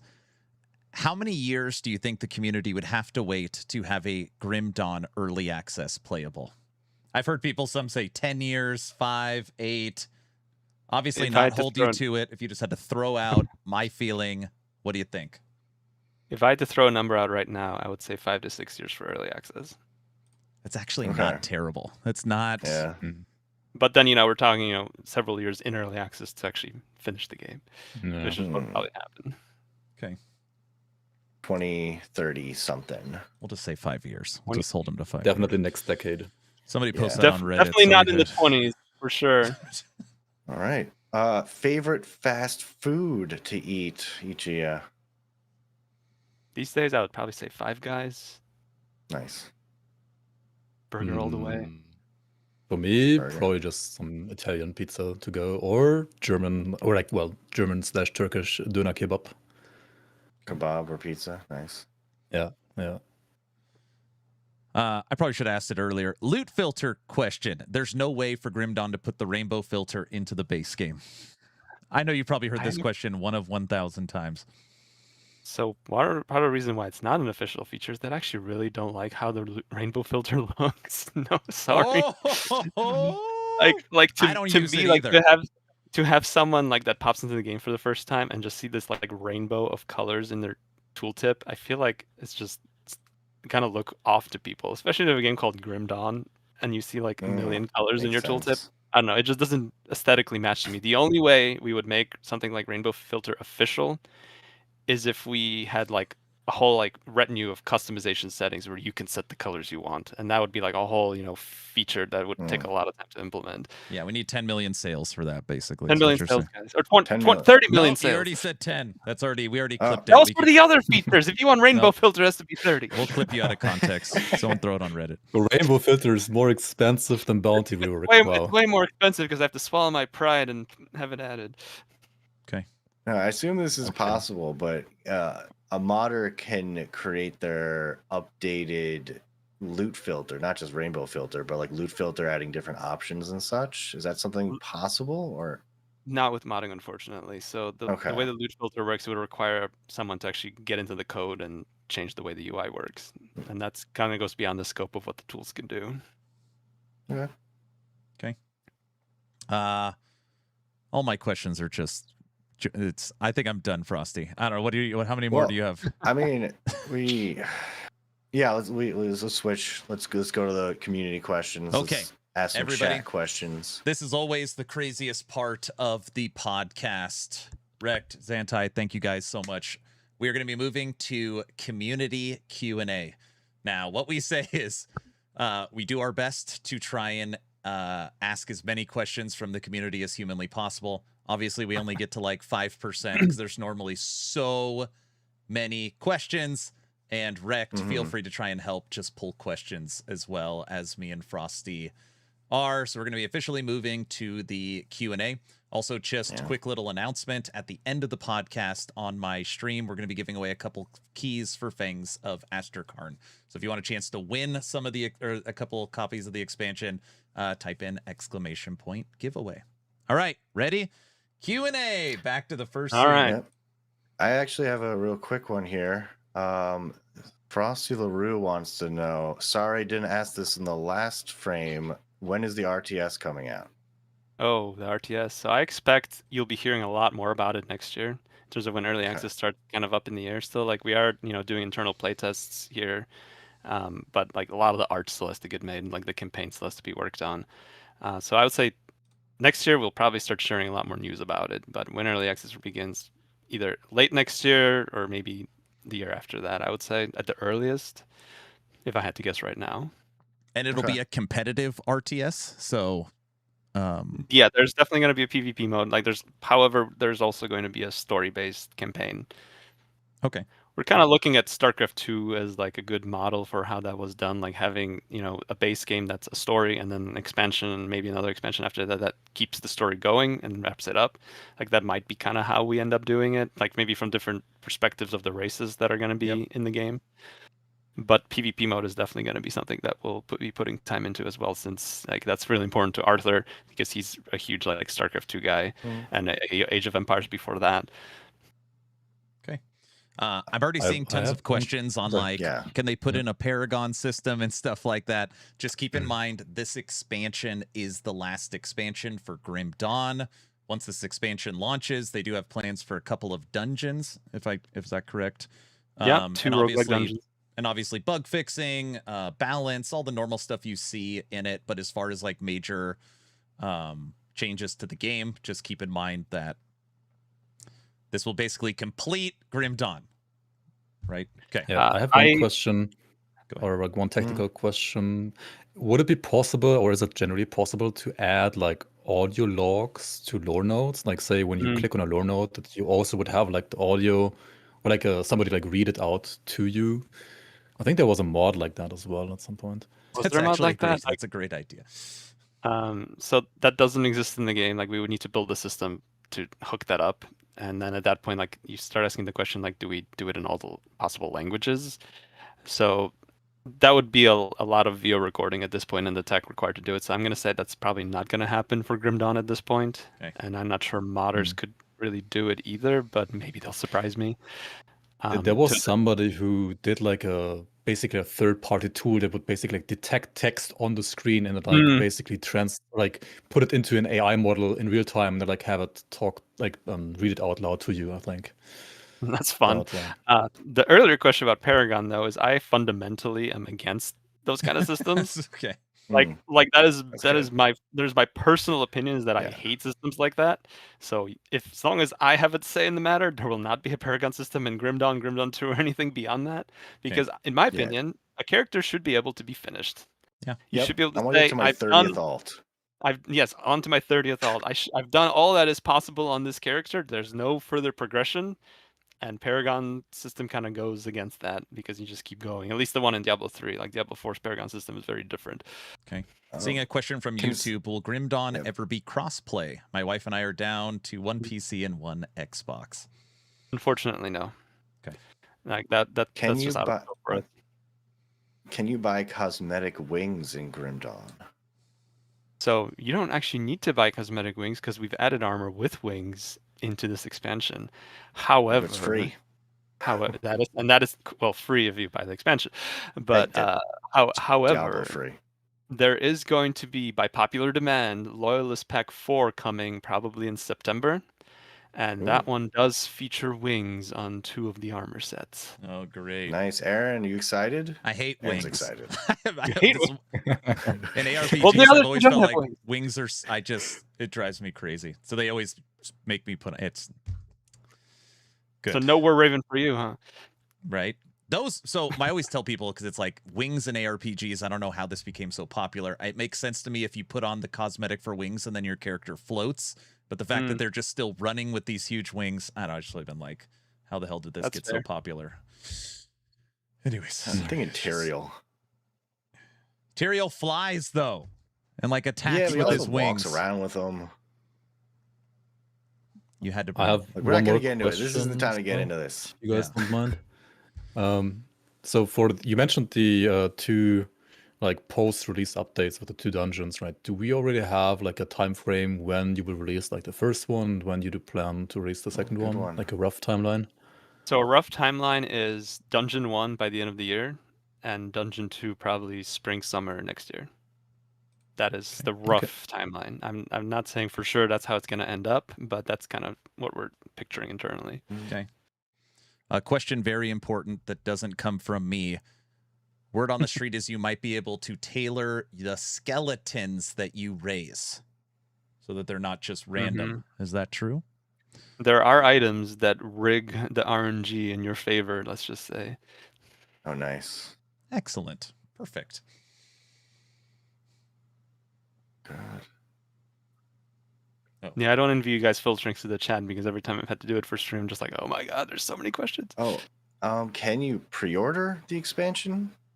You cannot pre-order the expansion. We've actually never done a pre-order. Like, we're kind of anti-FOMO here. We don't want you to feel like you're missing out if you don't jump on something right away. So there's no pre-order bonuses. A, because we don't have to make any extra like items just for pre-ordering it, and B, like, we don't have any shareholders to be like, look how great this quarter was in terms of revenue thanks to these pre-orders. Right. Like, we don't need that. How much is the expansion going to cost? So I can tell you in terms of like other currencies. Oh, in terms of USD, it's $18.99.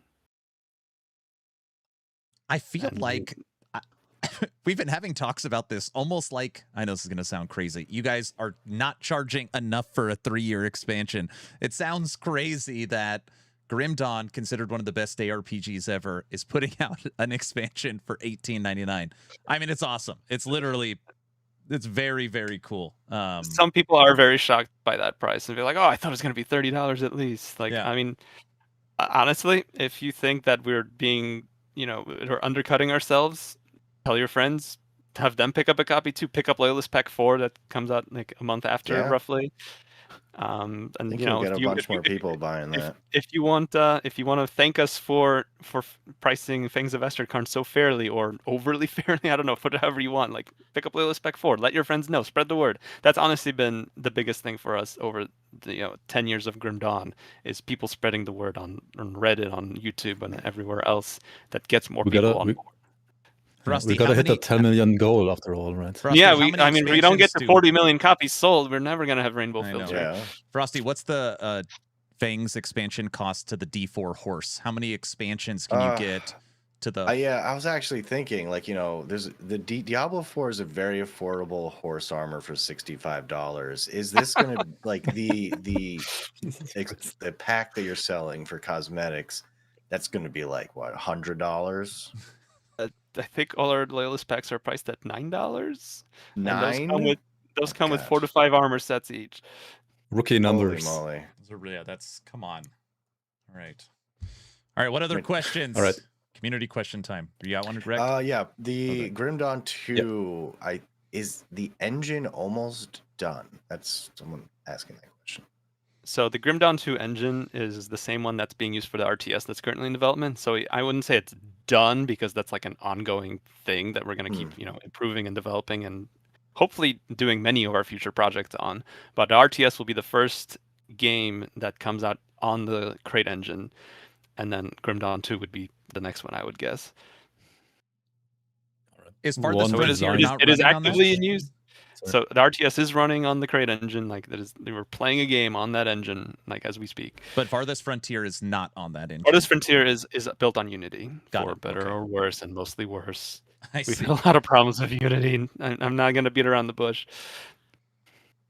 Okay. Yeah, I'm pretty sure you said it's going to be like your one and only project in Unity going forward. Yeah, I don't see us using Unity ever again, honestly. Can people get a mod to change the visuals of spells? Yeah, I don't see why not. Okay. Now we're getting tons of RTS questions. When do you think the RTS would be early access playable?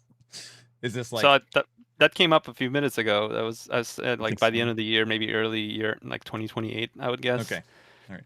Is the earliest I imagine we would get to early access.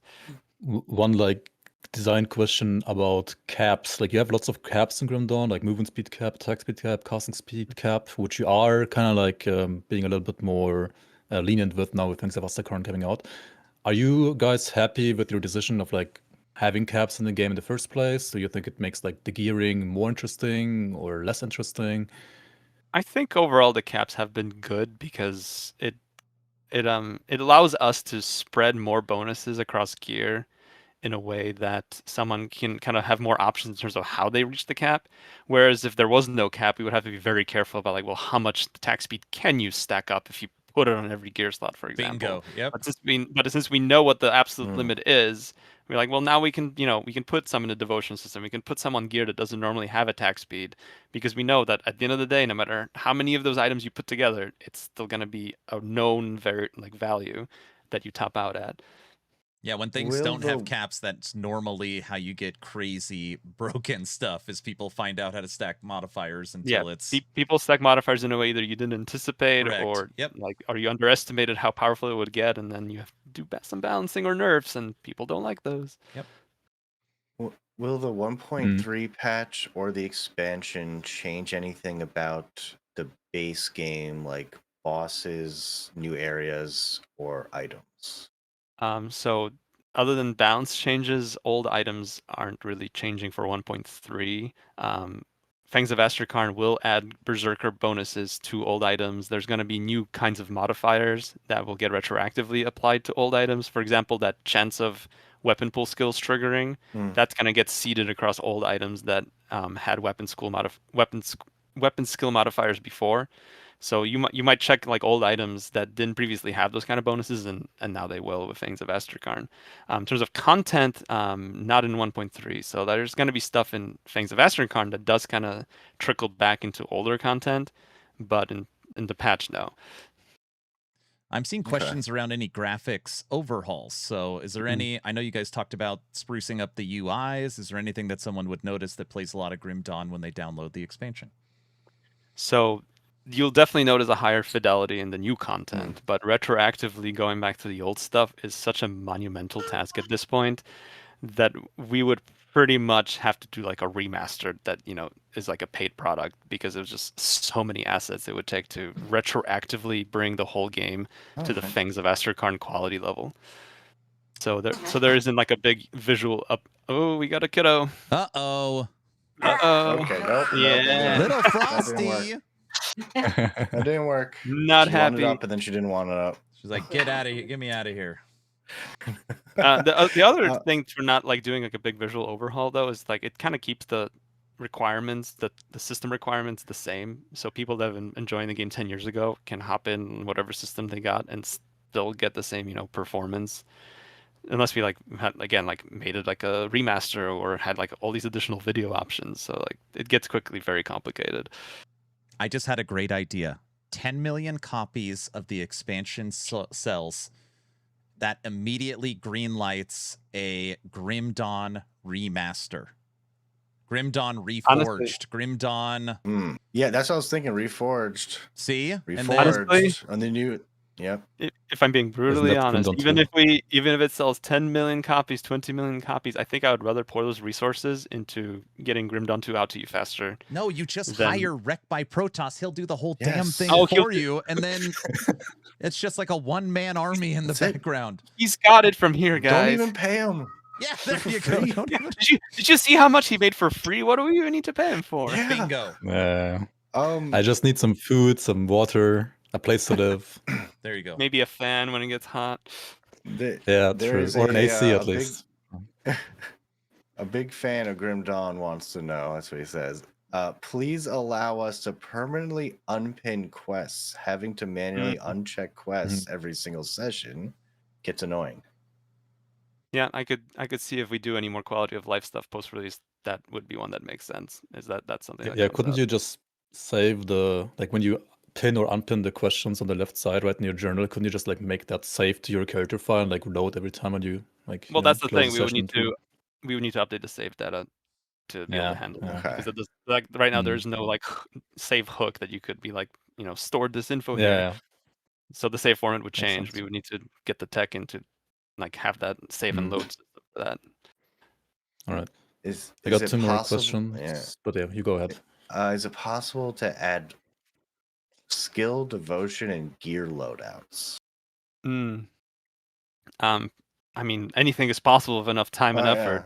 Yes. But it would probably be something out of scope at this point, unfortunately, since the game wasn't built for that sort of setup. Like it would be like a whole you would have to tie into like the respec system and like making sure everything's still valid.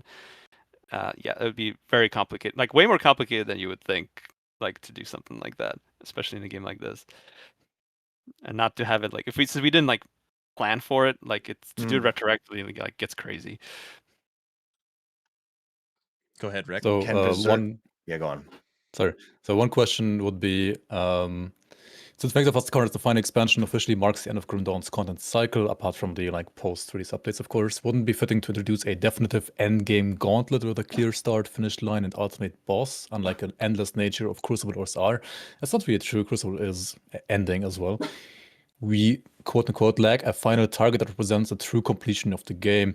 So I would say maybe there's maybe something missing, like when you are like fully ascended with everything maybe now, but not sure.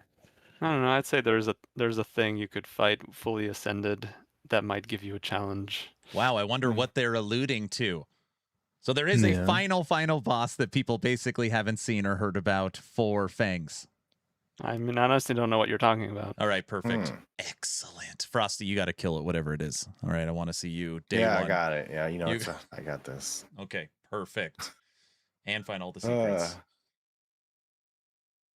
There's... Greg, do you have more questions? Yeah, I have two small questions. First of all, when is a book for Grim Dawn coming out, or about Grim Dawn lore coming out? Oh, or a comic? You know, pictures. That would be really cool if it happened. I'm just not sure. Like we haven't really had anyone like reach out like with that sort of work. And the biggest complication, honestly, is that like, it's not something that we can just like let someone do and then like proofread it at the end and be like done.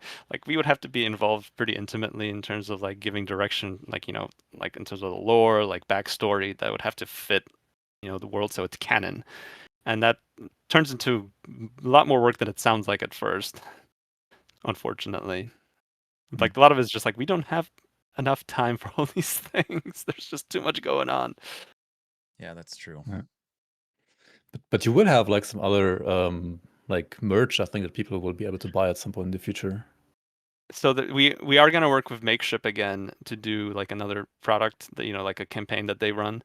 It's going to be pins this time. There's going to be a crate pin and a Scorv pin. So that will be happening about 1 to 2 weeks after the expansion ships that'll be launching. So if people are interested in that, and that'll be a way to show off your support for Crate. Like we don't get a ton of money from that ourselves. Like it's honestly the biggest support from that is just the fact that you're gonna wear a Crate logo and like your backpack or whatever, and be like, hey, like that's one of my favorite companies. Like I'm pretty sure Lizard IRL is a film teacher, so you can get Lizard to film the movie for Grim Dawn, and you get Wrecked to make the remaster. And you just keep using the resources, and then, see what you're going for here. See what I'm saying? And one final question. We pay an exposure, right? That's right. Yeah. One final question, because we will have the World Cup coming up. Who do you think will win tonight? Spain or Argentina? My guess is going to go into penalties, but I'm guessing Spain. It would be cool for Messi to top off his career like this, but I don't know. I got a feeling Spain here. Their defense is so good. It is. We'll see. Okay. I was kind of rooting for Norway. They got a lot further than people thought. All right, everybody. Yeah, they were like the cool underdog story for sure. But yeah, okay. I'm officially putting the 5-minute warning. This podcast will go on for an additional 5 minutes. If you have a serious... We're going into overtime. We're almost there.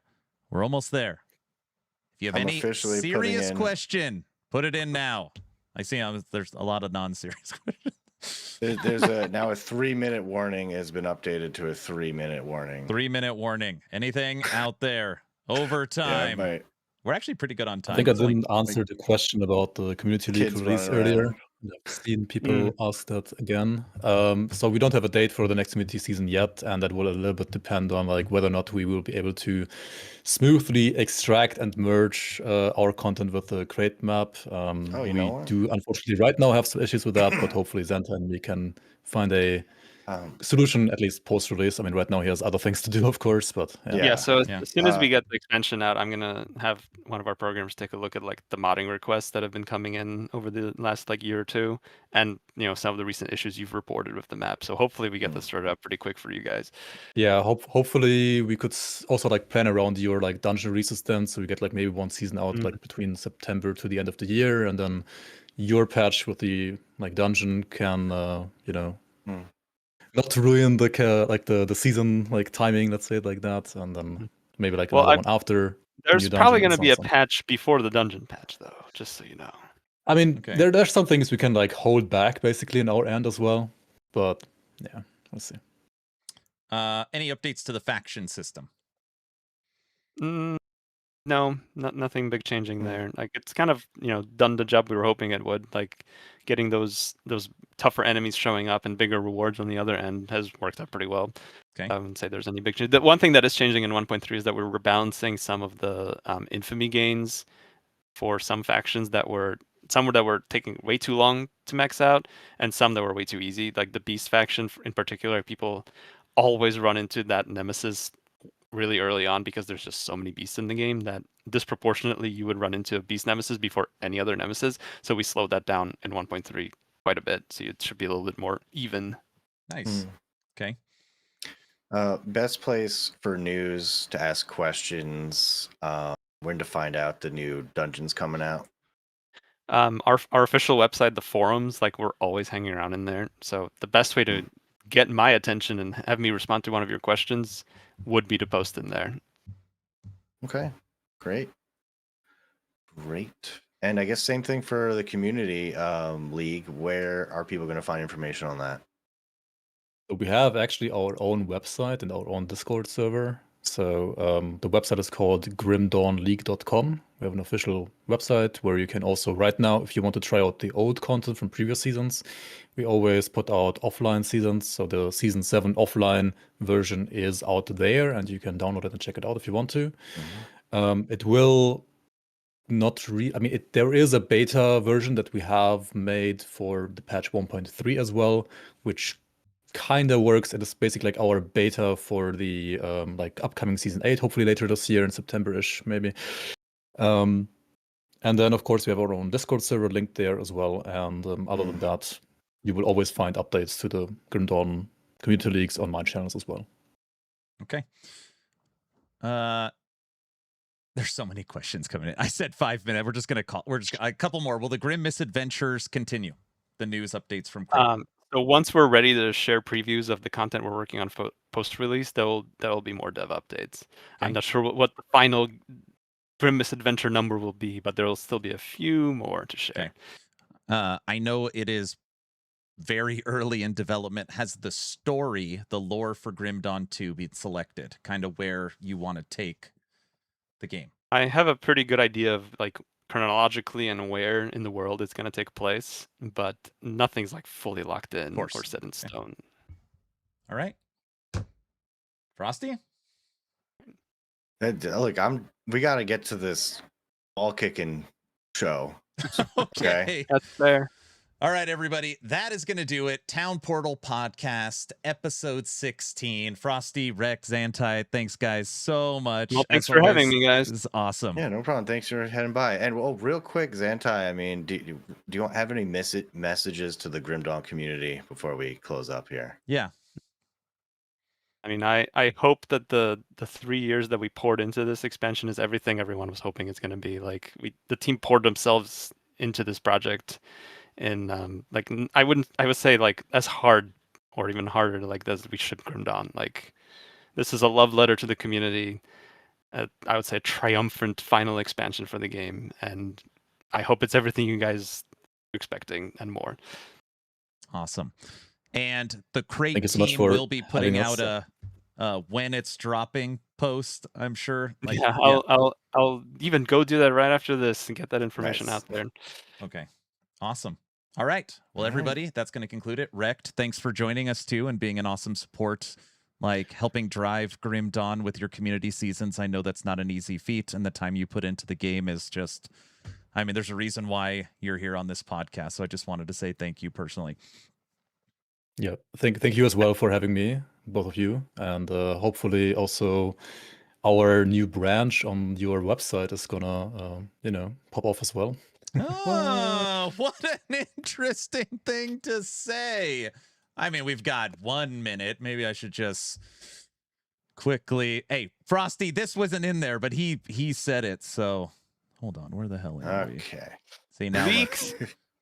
guys, actionrpg.com, my website, working with Wrecked by Protoss. We are going to be bringing a Grim Dawn branch to the website. Nice. Right now it is hidden. Okay. So if you see like up here to the right, secret? it's secret because it's not done. But if you click to the right up here, it's hidden. This is going to be the new Grim Dawn branch. So you'll be able to select the 2 classes that you want. So for example, if you click Oathkeeper and Soldier up here, it'll combine them and then it'll show you the builds that are available. Right now, this is like alpha. Okay. That's why it's not public. But in here, it'll be pretty cool. It'll show the skills. It'll show all the gear. It'll show the ultimate gear. It'll show the weapon augmentations and components and ascendant affixes, skill trees, and the constellations. So we are building out a full Grim Dawn branch on actionrpg.com. Thanks, Rect, for the call out. And honestly, thanks for all the help. Yeah, you're welcome. I just have to say that, of course, I am like basically under a non-written NDA. So until like 1 week post-release, at least, there's not going to be like any actual spoiler builds from my side, so that you guys can first of all, try to make your own builds yourself and explore the game yourself.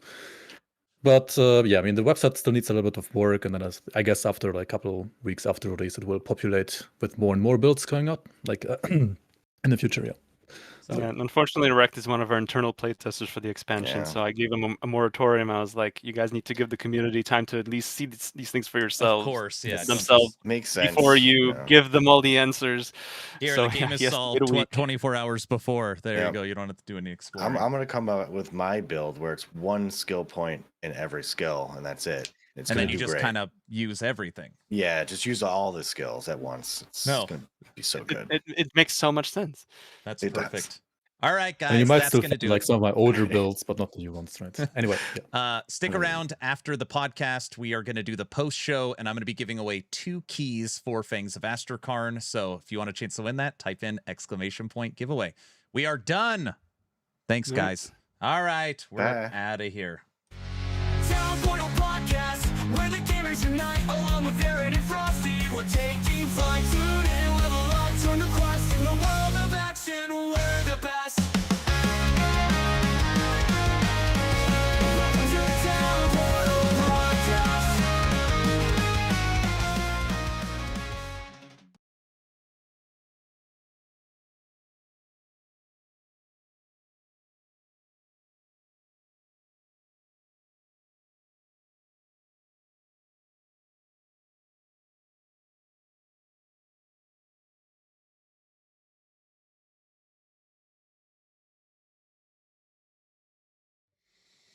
Well, what did everybody think? How'd it go? Good, bad, great, grand, lovely, amazing. What do we think? How did it go? Good? These podcasts are always a little nerve-wracking. You loved it? Awesome. Hype. Loved it. Can't wait for Thursday. Awesome. That was very cool. Wrecked by Protoss calling out the website at the end. I love the shots fired. I don't know. It just popped into my head. Check Discord. What is it? Oh, brother. I already saw the picture. I don't even want to look at it. You could have done it for another hour. We schedule it for 90 minutes. So if the conversation's really flowing and sometimes the developer will be like, hey, I'm going to take over. I'm going to log in and show stuff. We'll go longer. But today's World Cup. I know a lot of people are like, World Cup. Garbage. Can't wait for Diablo 5, right? I know. Is it Thursday yet? Yeah, I thought it went really good. Technically wise, audio levels, video. I felt like that went pretty well. This is the first time we've used the stream together feature. And yeah, I thought it went pretty well. Okay. Thanks, Frosty. Mr. LaRue. I know it was a lot of fun. It was a lot of fun. Oh, all the chats are still together. Okay. We're going to draw some giveaways. It is giveaway times. Guys, if you are watching my channel, I have two keys right now to give away. Fangs of Asterkarn expansion. Okay? The keys will be distributed if you win on Thursday, because I can't give you the key before the game comes out. So just keep that in mind, all right? All you got to do is type in !, a giveaway.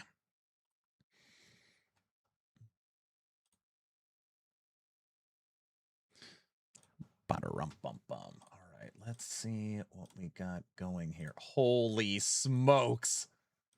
There is a lot of people that have entered the gift. How many people? Wait, how many people were watching the podcast? Whoa, shared viewers 900. Holy smokes.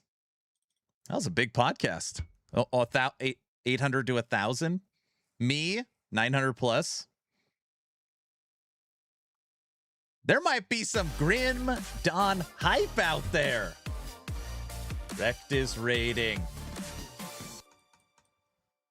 Rec, thanks for the raid. Hey, that was a lot of fun. Thanks for coming on. Thanks for pushing the stream together. I think it worked out. It worked out really good. A couple little small hiccups at the beginning, but it was totally worth it. Thank you, man. And I did not pay Rect to shout out the website at the end. I don't like showing something off until it's done, but the fact that he said it, I just felt like I could put it on him. I'm always in to hype Grim Dawn.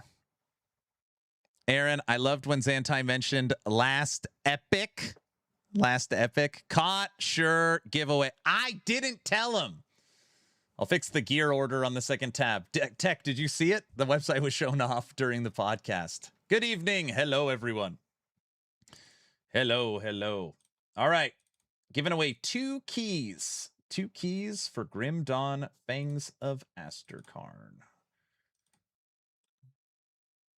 You know what I didn't like? I didn't like when Rect and Zantai said, hey, minion builds in Grim Dawn end game requires lots of button pushing. What is he talking about? Delete pets. What? They both hate minions.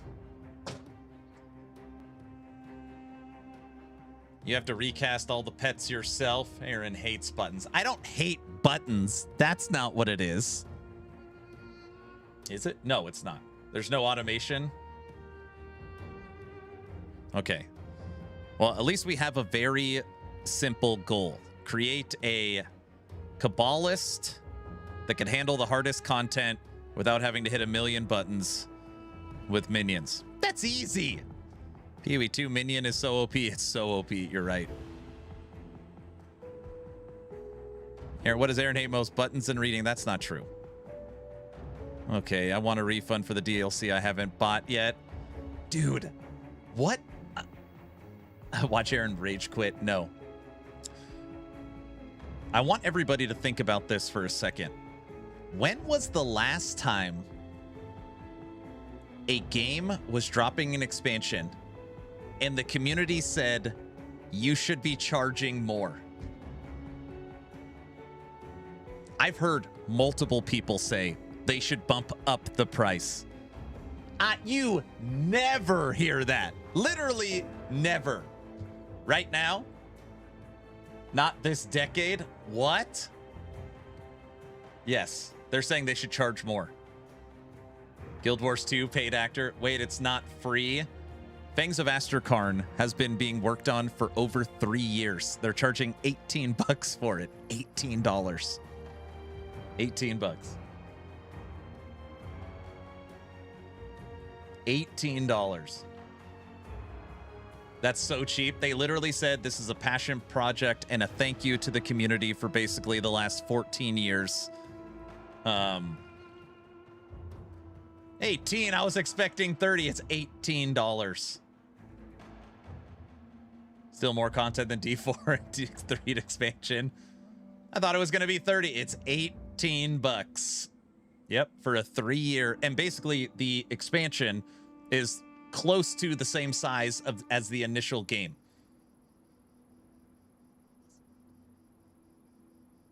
It's not so cheap in my money, but it's worth it. I mean, obviously everyone's in different situations. That's not what I'm trying to say. I'm trying to say in general, people are always like shocked when they hear that it's 18 bucks, you know? Hey, Rect, would you say it's bigger than the initial game? I thought it's like right in line with the initial game as far as like size goes. We were looking at the little spreadsheet. Your character needs to stop, drop, and roll. Okay, listen. The reason why my character isn't taking damage right now is because we have maxed fire resistance. So because of that, we don't really have to worry about it. So, you know, I mean, WoW expansions are 60 bucks. Man, I'm going to be busy with Grim Dawn, Hero Siege, PoE 1 and 2. The question is how much minion or pet builds we got with the expansion. Why don't you like wings? You're an enemy of fun. It's not like I, you know, actually care about wings, but I just always feel like my knight that I'm building. What would this character look like with these stupid fly? It's just stupid. I don't know. I just have never been a fan of wings. Not like it's a big deal, but it's been since I've been streaming, people make fun of me because I don't wear wings, where people will, there's a channel point redeem that makes me put on wings because I won't wear them. So I know it's silly. What about the TV show Wings? That's different. Wings are huge in Asia. That's why they came here. Is that what it is? Wings are stupid. Why would I want to be a bird? Neither do I. Is there any info on the skill tree for the new class? Or are we going in blind? Moxie, go in blind. Go in blind. No, you could go to Grim Dawn Tools if you want to see it. Turn blurps back on. All right, all right. Okay. Final warning. As long as you are following the channel on Twitch or subbed on YouTube, costs you nothing. Type in ! giveaway.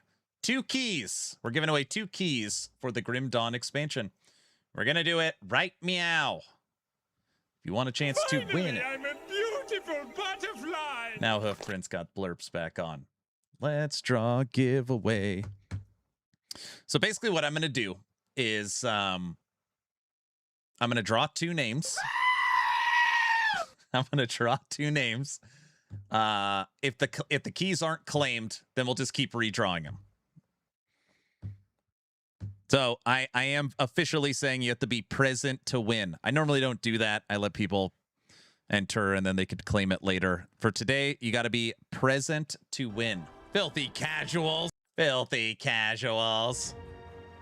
Just give me one. You guys, I'm not rigging it. I can't even rig it if I wanted to. Okay, I'm sending my payment now.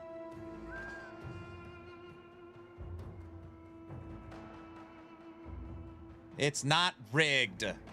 I am present. Aaron, did they say anything about what engine they will use for Grim Dawn 2? They did. So Farthest Frontier is built on Unity, which is funny that they talk crap about Unity. Grim Dawn 2 is built on their own engine, so their custom Crate engine. And the first game from Crate that will have that engine is their new RTS. Oh, wow. Yep. They're not using Unity. They're not using Unreal Engine. Crate has its own up-to-date engine for their new RTS, which will carry on to Grim Dawn 2. Which, has there been any visuals on it? Like, is there anywhere on the planet you could see visuals on their new engine? That would have been a good question. That would have been a good question. Excuse me, bot leader. Please set the rig. Get out of here. Crate is so based for that. I know. Aaron, what's your favorite individual class in Grim Dawn? Necromancer. Okay.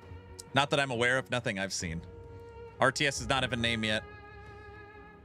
So basically what Crate is doing is they're putting out Fangs of Astrakarn.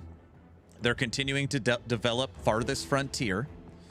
They are developing a new RTS, a new survival game, and then Grim Dawn 2. So Fangs, continue Farthest Frontier, RTS, Survivor game, Grim Dawn 2. What a surprise. Necromancer, Demolitionist for the win. I'm still recovering from them only being 12 people working on it. Bro, 12 people. I don't even want to tell you the size of the studios working on the other games. Like, that is... Now, again, from what I understand, when you're talking about static, so, you know, No Rest for the Wicked, Grim Dawn, Titan Quest, Torchlight 1, 2, and 3, like, creating that game compared to live service does require a lot more resources for live service, but it's still like, it's like 10x. 12 people and no AI is peak. It is crazy. Isn't the survival game only working one person? I don't know. I'm not sure. I just know that that's what they're making. Soldier Demolitionist Retaliation for the win. Okay, I've given you guys so much. I've given you so much time. All right, final time I'm going to say it. If you want a chance to win one of 2 Fangs keys, type in exclamation point giveaway. 441 people in this giveaway. 400. Damn. It's rigged. I am here. Oh, Frank, you just can't spam blurps all day, dude. Come on. Did I win? No. I wish more companies would move from the seasonal model. Yeah, it's crazy. Well, I don't know any new ARPGs in development that is going live service. So I don't think you see live service to continue to thrive in the ARPG space. No, those it just I've been dropping logs all day. This is how this is just each time someone adds, it adds a 1. It's very stupid the way it counts it. When you refresh it, the 1s go away. It's Diesel's time. I could feel it. All right. 10, 9, 8, 7, 6. Bad coding? I know. It's Stream Elements. What was that on? 6, 5. Bro, what if Diesel won this? And this is the first giveaway I said you have to be present to win. And he's not here to claim it. Oh my gosh. 5, 4, 3, 2, 1. And entries for this giveaway are officially closed. This is perfect. Look how many people are in. 4, 5, 6. Get it? It's a 4. It's a perfect. You guys see it? What? You don't see it? All right. Winner of a Fangs of Astrakarn Grim Dawn expansion key is click Ice Hockey Player on YouTube. Ice Hockey, are you here? Ice Hockey, you're on the clock. Today you have to be present to win. Let's see. It's not a bot. This is a real person. We all know Ice Hockey. Not like I know him. I'm not saying, you know, I know that's why they, well, that's not what I'm saying.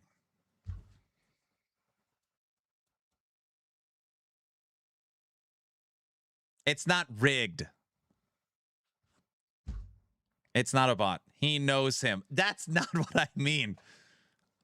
On YouTube, he closed the stream. We'll give Ice Hockey 1 minute. If not, we will draw a second name. Ice Hockey. Say something. I'm giving up on you. Don't clip that. I don't know why I'm singing into the mic now. Just. Gosh.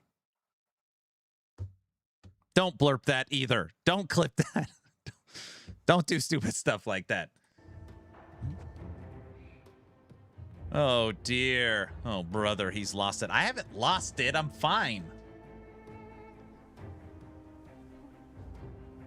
Singing. I thought don't clip and make a blurp. Me saying don't clip, making a blurp. He's not in the channel. Poor guy. Ice hockey player. You had your chance. I'm sorry. You are officially hasta luego. Bye. All right. Entries are now opened for 1 minute. If you just got here, type in ! giveaway. We are redrawing. We are redrawing. Dun, dun, dun. You've got 1 minute. Get in.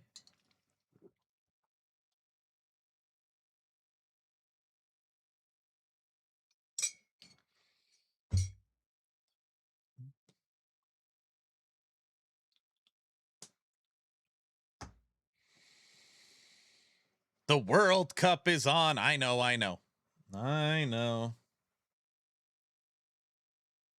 All right. 45 million entries. Okay. 10, 9, 8, 7, 6, 5, 4, 3, 2, 1. And entries for this giveaway are officially closed. Hey guys, look, we got 4, 7, 6. And 7, 6 is the same if you reverse it as No. Never mind. You know what? Forget it. I didn't say anything. Oh, brother. And the winner of a Fangs of Astracon key is... Click. Caveman the Spaceman on Twitch. Caveman, are you out there? The Caveman. Here. 1 key officially gone. Caveman, congratulations. You just won yourself a Fangs key. Hit me up on Discord to claim your prize. And again, your key will be sent to you on Thursday, July 23rd. Very nice job. Caveman the Spaceman. Look at that. All right. We have 1 more key to give away. This one is claimed. I'm reopening entries. This is your final chance. Open entries. All right. You got 1 minute. 1 minute to enter. All these bots. What do you mean? It's not a bot. He literally claimed it. And it's not like I coded the bot to claim the key so that I could just keep them. Because then what? I mean, I guess I guess I could. But I'm not doing that. So...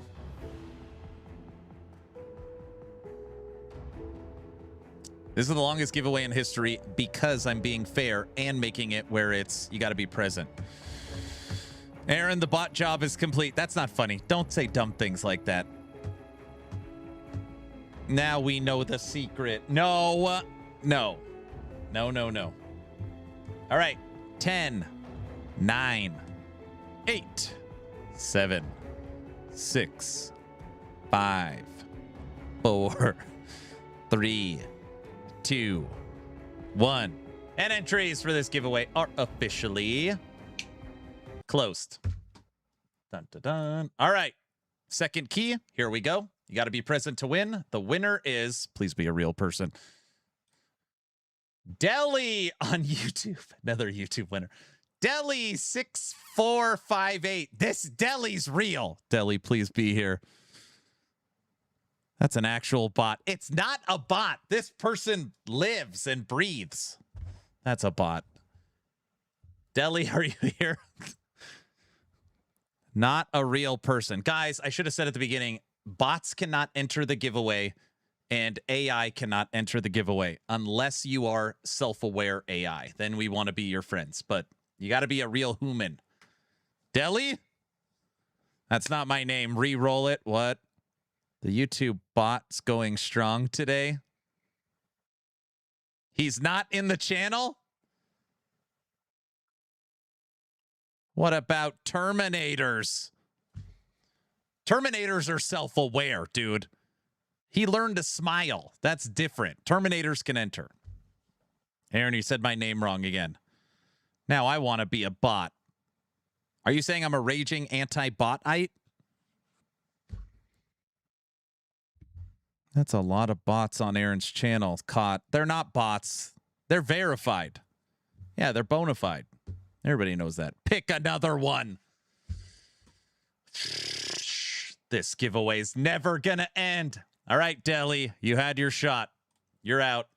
I'm opening entries for 10 seconds. Type in exclamation point giveaway. 10, 9, 8, 7. If you just got here, you got a few seconds to get in. 6, 5, 4, 3, 2, 1. And entries are, we're almost at 500 tickets. Entries are officially closed. 497 bots. 497 people are in the giveaway. I don't know, just my natural. I said it wrong. And the winner is click Twitch unsanitary founder. Unsanitary. Oh, brother. Unsanitary. The unsanitary founder. That's another bot. Listen, you can't just say all of them are bots. Holy crap, I got something.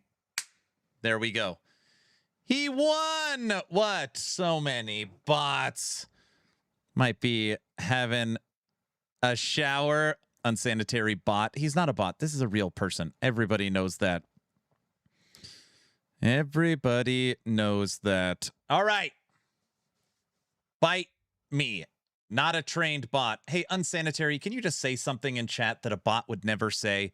That way, they all know that you're real. And that's not me prompting the bot. And that's not me telling the bot that I'm prompting it. You know what I mean. Holy crap, I got something. Bite me. Not a trained bot, just brain dead sometimes. I like pie. I honestly have no idea what a bot would say. A bot, there you go. That's good. Yeah, he's legit. See? Air 404. Now do the giveaway for real humans. Sus? That's something a bot would say. No, it's not. It's not a trained AI. This is a real human. Everybody knows that. AI is getting scary good. Oh, brother. Tell him his bot subscription level is not enough to answer. Are you saying I'm out of tokens? The bot's out of tokens? Founder, congratulations on your win. Hit me up on Discord. Your key will be distributed on the 23rd. All right. Giveaway complete. And we are good.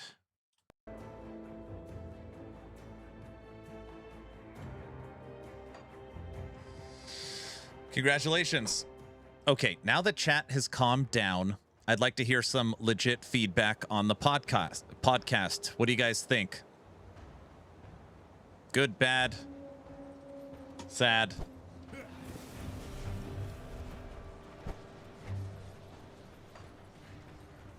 Podcast was great. Thanks, Aaron. I'm off to game now. You're very welcome. There were no memes, so it was bad. It was good. 10 out of 10. I missed it, unfortunately.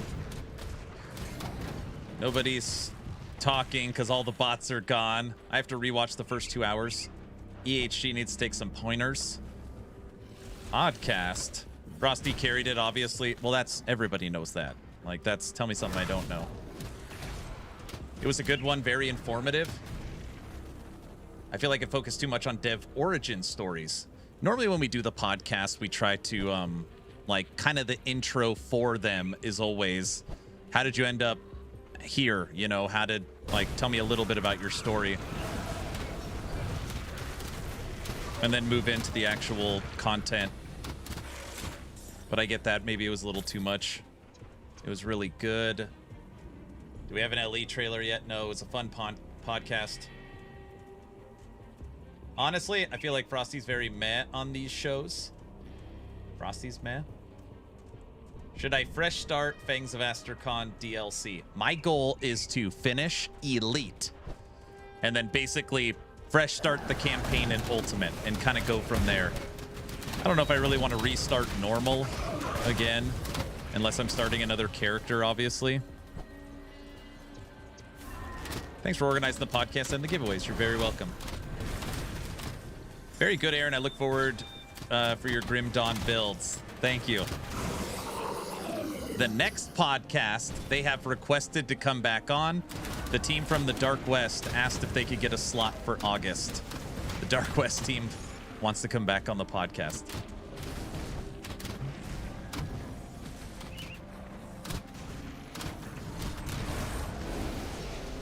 Oh, cool. That sounds like a good idea. Yeah.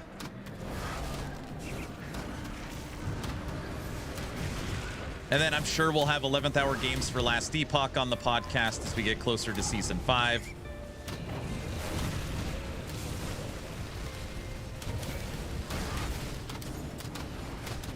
Did I win? Anger, you did win, but we kind of changed the rules a little bit for this one. You have to be present to win. So I had to forfeit your key, man. I'm sorry.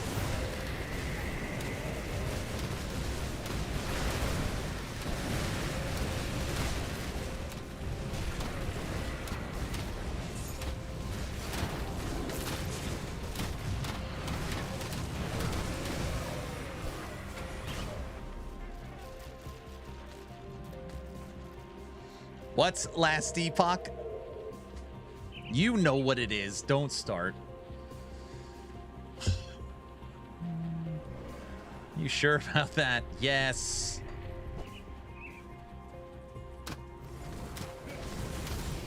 Can you still enter to win a pie? No. Pies are off the table, dude. Everybody knows that. Did I die? I wasn't even... That doesn't count. I wouldn't even have my hand on the keyboard. Guys, that didn't count.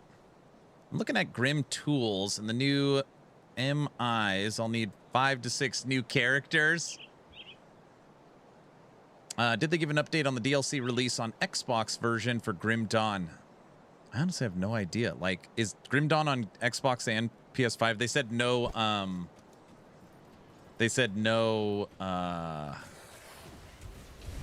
crossplay. They did say that. They did say that.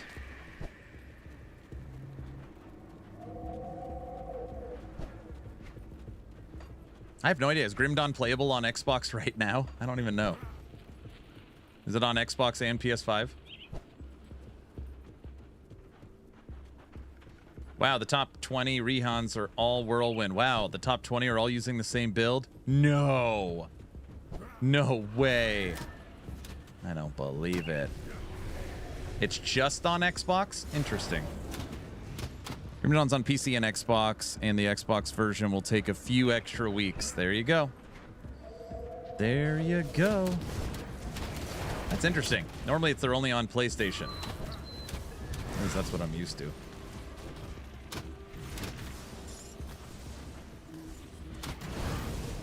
That's what I'm used to. Yeah, it's on Xbox, not PS5. I see. How's controller support for Grim Dawn? I've never used a controller in this game. I wonder if Frosty plays on a controller.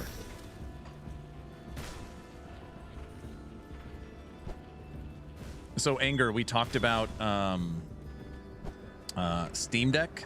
And he said that with the new controller updates and stuff for the new expansion, naturally the game's going to be better and more playable on Steam Deck.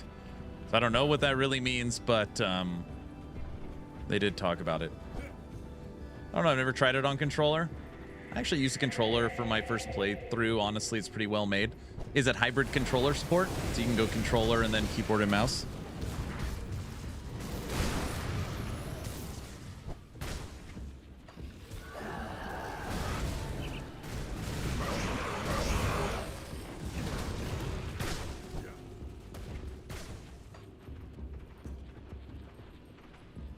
Blizzard released data on Diablo Immortal users, about 1 million active monthly players in a month and about 300,000 a day. Crazy. So we talk about this all the time because people are like, Diablo 4's dead. Diablo franchise is dead. And I always have to be that guy that people get upset with.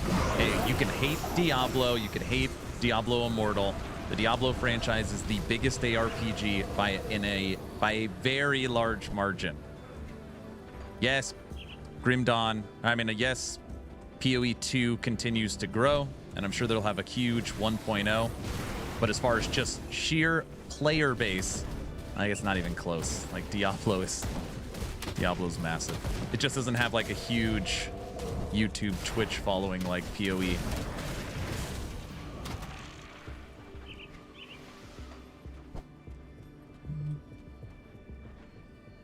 There was an interview with the Crate CEO, I think. They talked about how the console port came to be. Sony just ghosted them after asking for the port in person. No crap. Now let's talk about LE player numbers. Sips T, you monster. Don't. Can we just go one day? One singular day, one stream without talking about Last Epoch? Is that possible? No? What do you mean no? One day. No. No.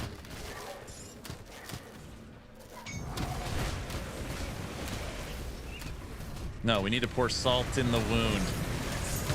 That's how it feels. Hell no. Someone has to talk about Last Epoch since EHG doesn't.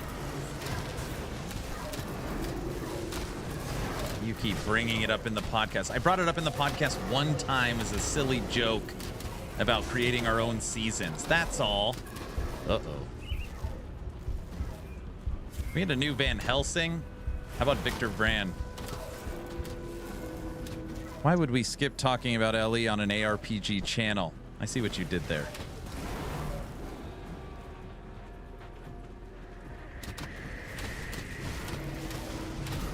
I like how Zantai called it Last Epic. That really cracks me up. I saw the chat laughing when he said that. I was like, uh-oh. He did the meme.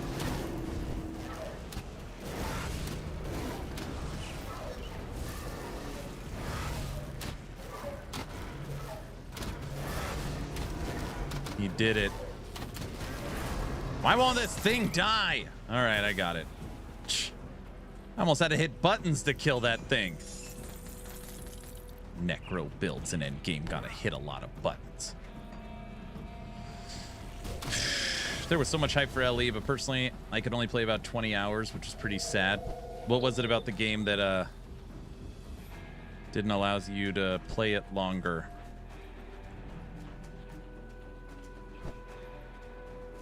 Dude, Wrecked, that was a fantastic idea where the lore sheets can like read out to you.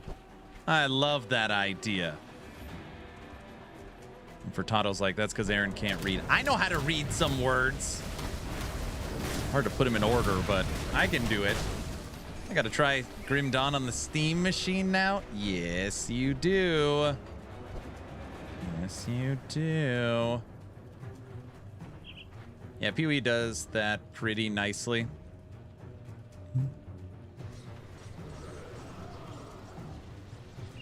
Where is Puppet Aaron? Muppet Aaron. Wrecked. This is what they want me to do. Basically turn into a VTuber, and this would be me in the corner. They think it's hilarious to make Muppet Aaron. It's not funny. It's not even accurate. It's do it? What do you mean do it? That would be epic. What? It's perfect. A puppet tuber. I can't tell the difference. That's not funny. Don't say stuff like that. It's not funny. It's a great twist. It's a spitting image. Muppet Aaron is the best. So let me see if I get this right. Right now, you can't tell which one's the real one. Is that what you're saying? Which one's the real Aaron?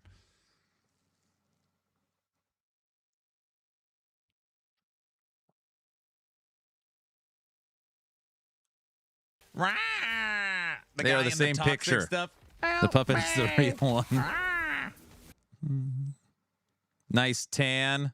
You have the same nose. The fluffy orange one.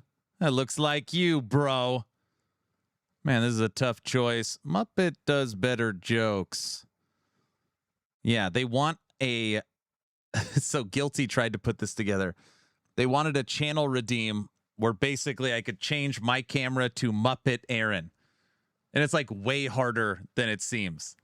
But then we saw the technology that Frosty was using where he could basically turn into anybody he wants with his AI filters. I was like, no, I'm not doing all that. Could this be in the next thumbnail for your next video, please?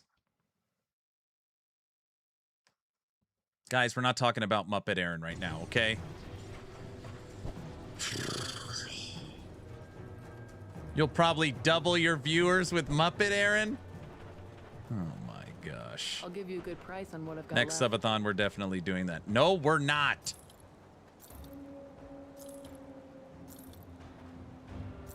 Wait, are we? Iron well spent. If I could become a Muppet in real life, I would. You brought it up. I didn't bring it up. Kaiser brought it up, No I think. questions asked. I didn't say anything about Muppet Aaron. Did I? No, I didn't. I don't think I did. Next intro video? No, brother. Hey, Rect.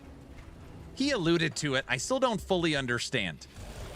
There is going to be an item I put on that makes it, for example, when I summon skeletons, it will only summon mages. For example. So right now I'm using this weapon. Physical damage converted to fire. Vitality damage converted to fire. That will exist, correct. Okay. So that way I could go my summon Hellhound, which I can have 2 of them in endgame. So I've got 2 Hellhounds, fire, and then I have 10 or 12 mages that are all skeletons, all ranged, all mage. You're saying that scenario is possible. Hellhound fire, mages fire.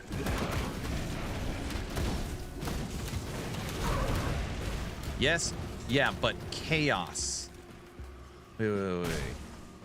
Yes, but chaos. The damage isn't fire. It's now you just confused me. So it's not burn and fire, it's chaos. It's easy to transition from fire to chaos.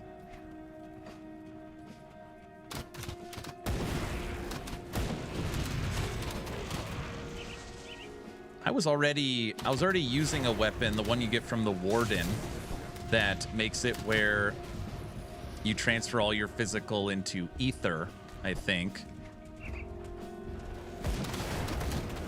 Stop, you're scaring him.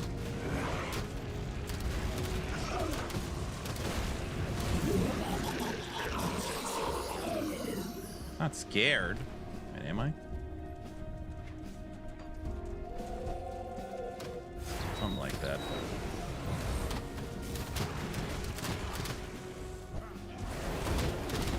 Did you scare them away? Who, me? No. That was a fun podcast. How many people are watching the World Cup right now? Probably no one. I asked how it went. Oh man, it was fun. At one point, we were pushing 1,000 viewers across me, Rect, and Frosty's stream. Went for about an hour and 45 minutes. Got through a majority of the questions. Had a nice long Q&A at the end. Technical problems, video and audio, was pretty solid. It was the first time we used Stream together, which worked pretty good. And yeah, thought it worked out pretty well. Hey, Rec, did you figure out what was wrong? Why was it that you and Frosty's stream couldn't hear? Or what did you have to update to get it to work? That was an awesome turnout. It was a massive turnout. I'm wondering if Crate putting it on their socials helped a lot.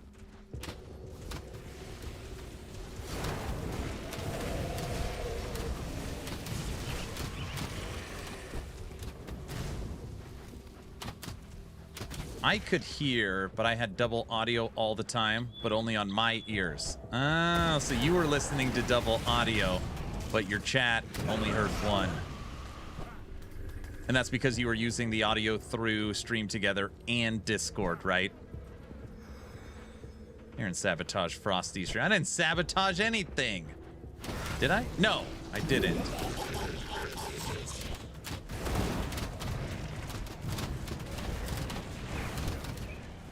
I don't know if Frosty was able to get his fixed or not.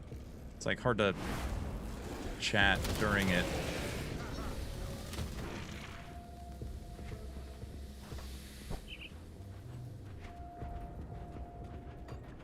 Yeah, if I streamed Discord audio, I'd have desync between real-time audio and your stream. Yeah, that makes sense.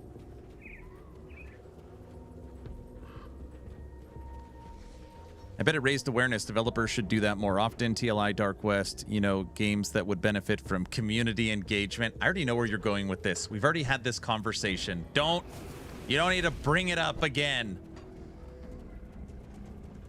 So I had to eat dust and listen to double audio. I tried to up the Discord audio as much as possible for myself so I could tell which one is live. I see.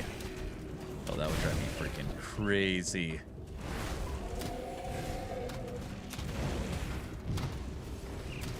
You guys, Last Epoch is gonna do podcasts, so we're not even talking about they're gonna do that.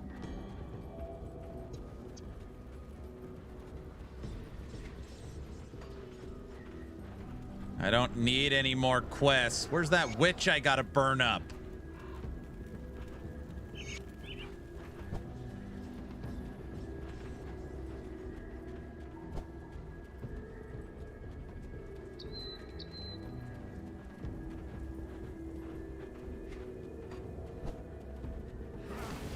Aaron, you plan to add builds to Grim Dawn on your website? Yeah, they're already there. Already there. Well, yeah, we're working on it.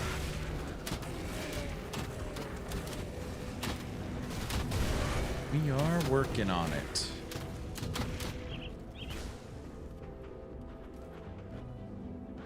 What I didn't like about LE, severe Unity vibes and jank. Crafting system was streamlined and easy to understand, not innovative like people were saying. No multi-classing and limited gear to classes.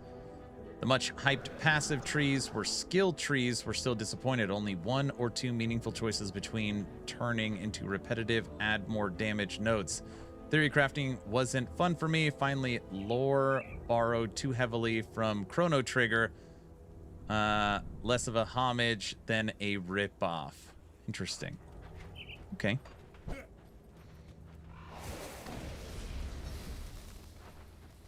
Necro Muppet build when? No.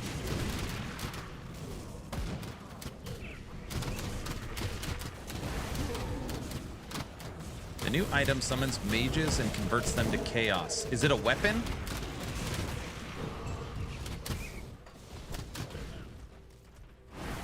It's a weapon. Two-handed or one-handed?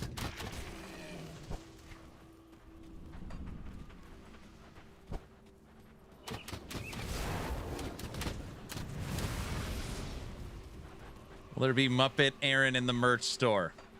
Stop it. Okay. One-handed weapon that converts all your skeletons into mages and transfers their damage into chaos? Okay. It's like a dark necro.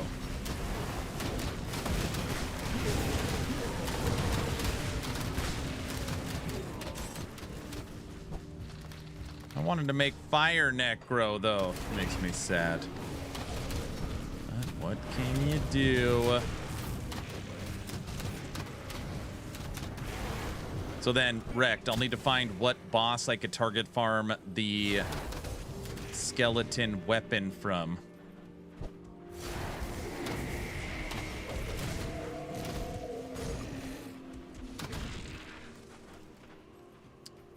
Do we have a way to purchase all the expansions? Wait. To get this one coming up, or just the new one? I mean, you can still do Fire Necro, but just not pure mages. I mean, the idea was get all mages and 2 Hellhounds. Go crazy with fire and burn. Basically what I'm doing right now. Before that, I was going all poison.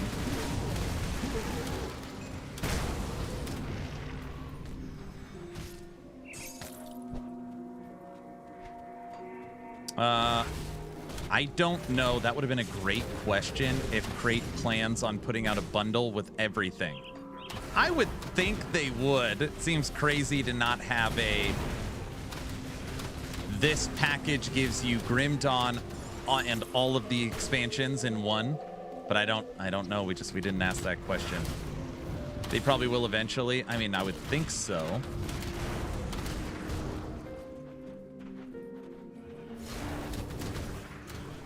I would think so. I know the entire bundle was on sale. I know I made a video and tried to cover it on all streams that, dude, if you want to get Grim Dawn, you can get it everything for like $17. All the DLCs and the base game is 90% off.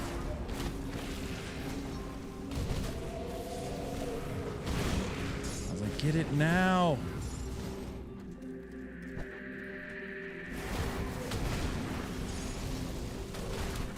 Not on sale anymore. Oh, they gave you a chance. I even put out my top 5 buys for the Steam summer sale. Number 1 was Grim Dawn. That's such a good deal. It really was a good deal. Really was a good deal. Wrecked. How early should I start adding augments to item? I've got components on all my gear. I haven't done any augmentation. I'm guessing I probably should by now.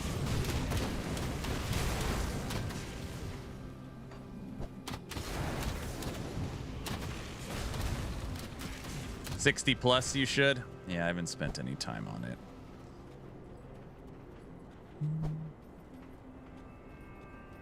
I bought the DLCs from Grim Dawn during the sale, hence I am here now. Nice. Level 70+, I'd say. Or when you need them. If you got the rep to buy them, go for it. Get faction augments too. Yeah, that's the plan. Some of the rings and weapons are 40+.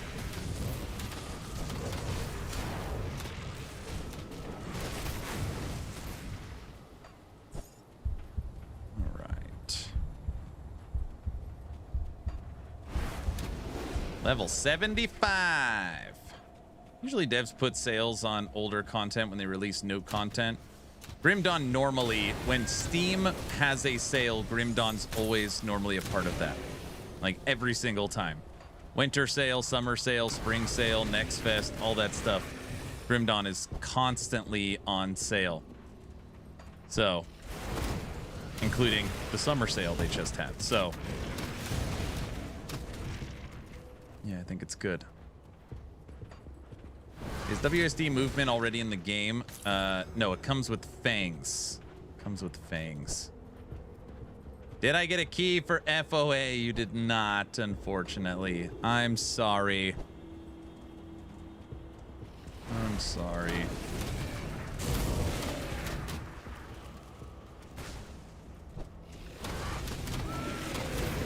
I wonder what the negative resistance is going to be for FOA. 50, 60%. It's going to be brutal, right?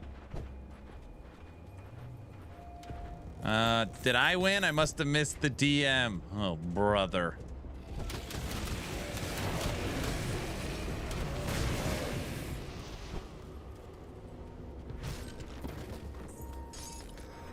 It's 50%. Damn. Negative 50% resistance.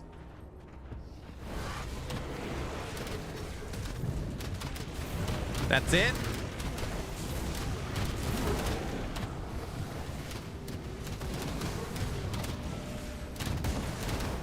Is there a Grim Tools link for this build? There is not. As I've just been learning more and more of Grim Dawn, I've been slowly putting this together myself. By no means is it min-maxed, but I don't know, for cruising through Elite right now, feels pretty good. Couldn't be simpler. I've gone everywhere I can for fire and burning damage for pets. I've redone the devotions, I don't know how many times. I keep redoing devotions and squeezing a little more out of it, so I feel like I'm getting better with that system. So upgrading gear, I got all 55 devotion points, and we're just cruising through Elite right now.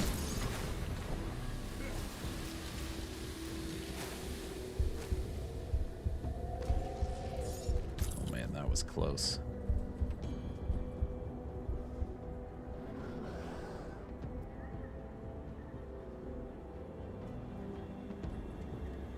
I made a video on a fire pet Kabbalist a couple of years ago.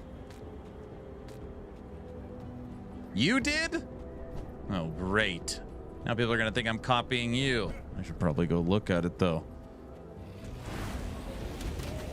Yeah, but he probably has it where you got to hit buttons in his build, you know?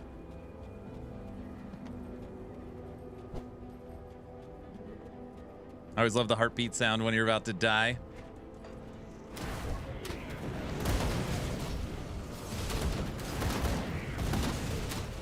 Yeah, Aaron's build is for lazy people. Not lazy.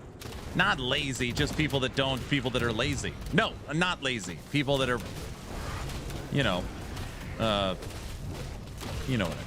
Something. It might have buttons. I knew it. See? It is a button. He put buttons in his build, guys. But Buttons is my cat's name. I should have known.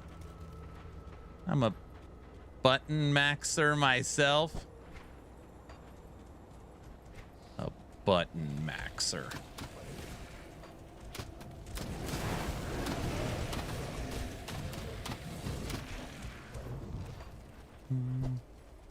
People without skills just use Ron's build. Hey, Ron. Aaron's build's always the least amount of work possible. That's not true. Every once in a while, there's buttons.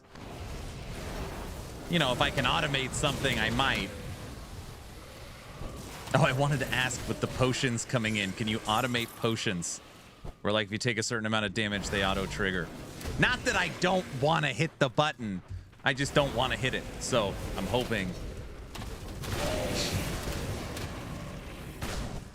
That's in there, too. That's PoE's thing. What?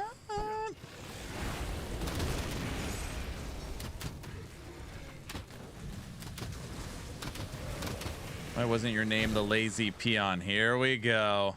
Podcast is over already? Yep. It was a little under 2 hours long. Podcast is done.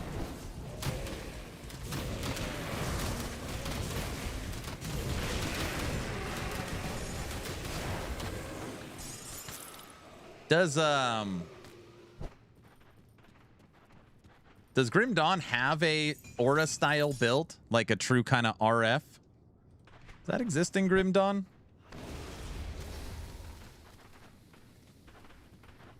Yesterday was Frosty's birthday. Damn it, I didn't wish him happy birthday on the podcast. To be fair, I wished him happy birthday yesterday, okay? So I did wish, I hit him up and wished him happy birthday yesterday. You monster. Oh no. Kind of.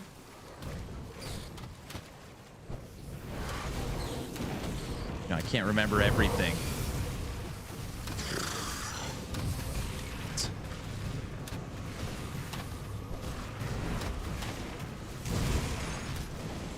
You could have had the devs wish him a happy birthday. Don't start.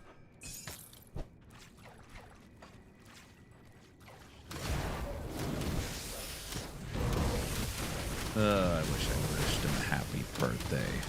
Is the podcast uploaded to YouTube? No, not yet.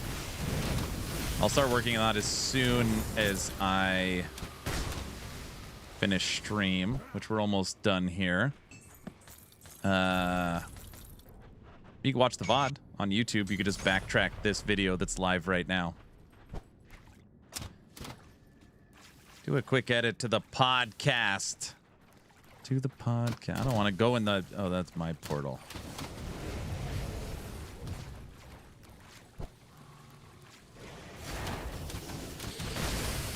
Happy birthday, Frosty. At least we appreciate... I said happy birthday yesterday to Frosty.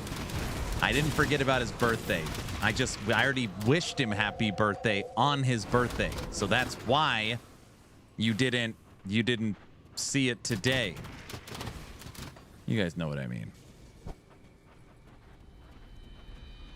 You didn't tell us, sir. It was yesterday. It. There's no video, there's no proof. Yeah, you forgot. It's not what it looks like.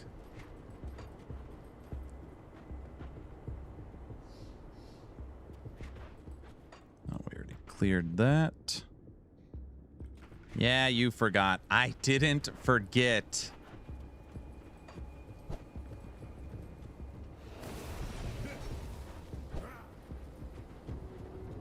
Guys, we need to make a clip for Frosty's birthday. Frosty LaRue.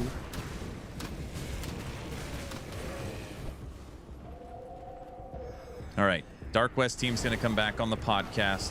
We're going to have EHG for season 5 on the podcast. Who else should we get?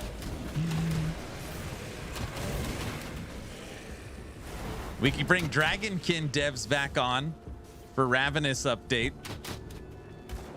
I'm sure they'd love that.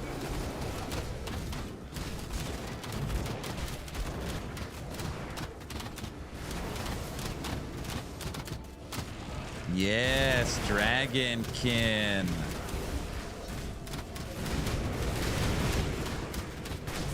EHG Season 5 trailer podcast. Man, EHG really needs to get that thing out. It is brutal, dude. They are just feeding that meme like crazy. You guys realize that in basically 5 days, it will mark 4 months since season 4. We're approaching 4 months with no communication. Just they could have just simply communicated that, you know, the season's coming and season 4 was a banger though. Yes. But, you know, you want to keep the community excited and for what's next. Could have just simply said, hey guys, season 5's gonna be coming out in around 6 months. We're shooting for September, October. Here's a breakdown of everything we have planned. And then it's just like, it's just so easy. And they can just reiterate the stuff that's on the roadmap and add in a few things that they're working on. And then everybody would know. And then for the last 3 months, we could be like, yep, they've already told us September, October, this is what's planned. And then all of this is avoided.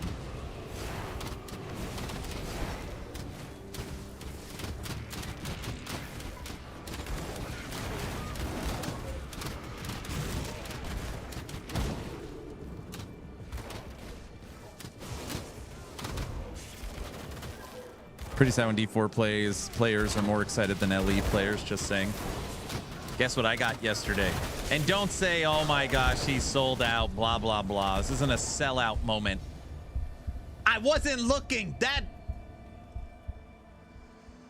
I got my BlizzCon press pass yesterday. I was like, oh, that's kind of fun. See anything you like? Yeah, I got my BlizzCon ticket with my press pass access. So I get access to all the press areas and I believe the live show.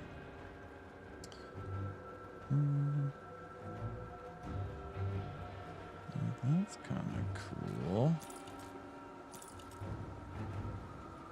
But I'm probably not going to go, you know.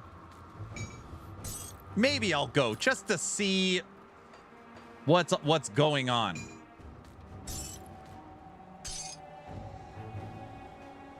You're so spoiled. I'm not spoiled. Are they flying you out? Yeah. Blizzard's flying me out and taking care of the hotel and the travel expenses. I'm very spoiled to Blizzard, like overly spoiled. Come see what's left Wow, of my I know. Oh my God, you are so spoiled. I know. I am aware. That's crazy. Congrats. Thank you. Now we just need an Epoch Con.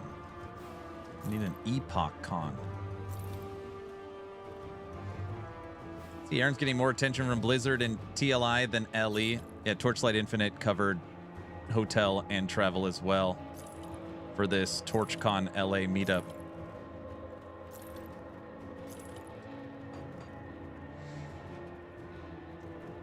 We're living in the epoch? That might be true.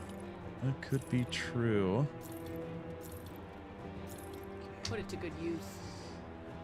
If they did an Epoch Con, it would just get delayed. No, it wouldn't.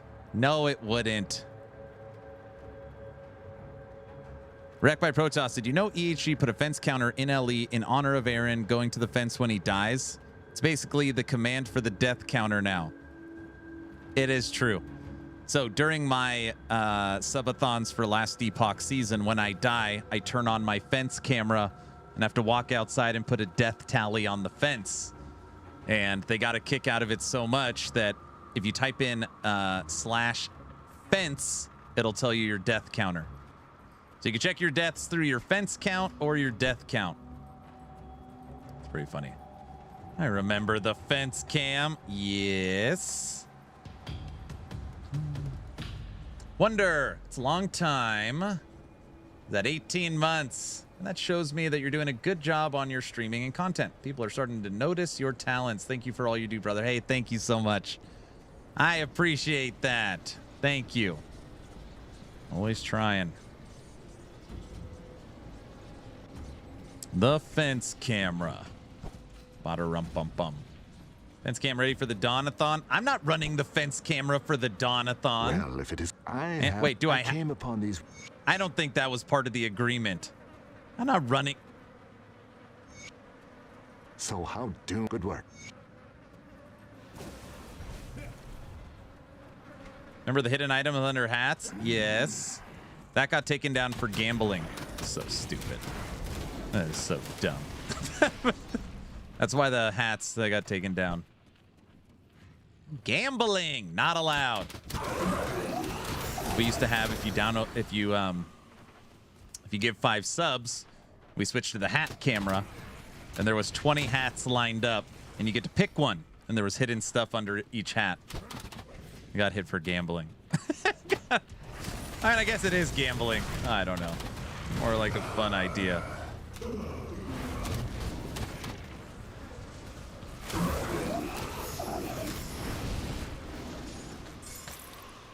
Darn it. I have a feeling that BlizzCon will be epic this year for D4. They need to actually put Diablo in the game. The rumor is we get the announcement for next year's expansion and Diablo's in it. The other rumor is StarCraft game. StarCraft project officially announced. So they really want to maintain the StarCraft IP, and we're finally going to get something for StarCraft. Those are the current rumors. I still remember the shocked look on Aaron's face during the first subathon. He was nearly speechless. Dude, I was like crying.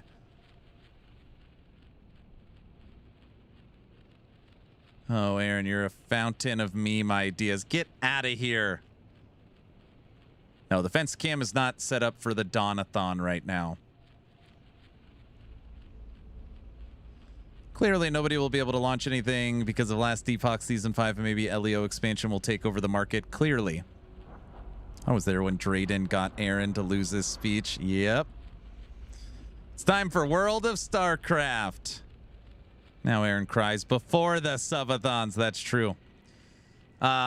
the rumor is, and I don't know, like, if people like it or hate it, but the new StarCraft they're working on will be a shooter. I'm gonna die in all this green stuff.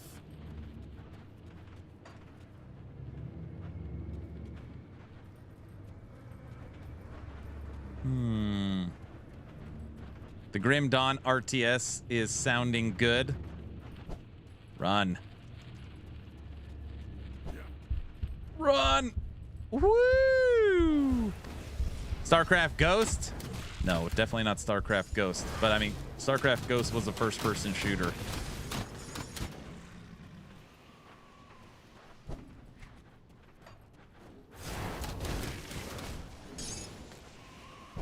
BlizzCon was pretty fun last on 2023. It was pretty fun.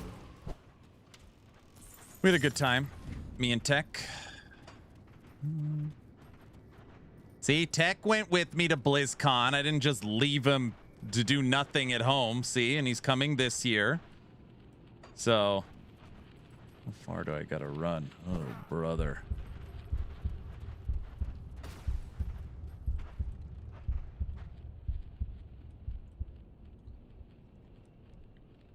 You didn't give him directions. I did give him directions. It was just to the wrong place. It's not what it looked like. You made him go to the wrong address. I didn't make him go to the wrong address. I just accidentally gave him the wrong address. Very different. Come see what's left of my wares.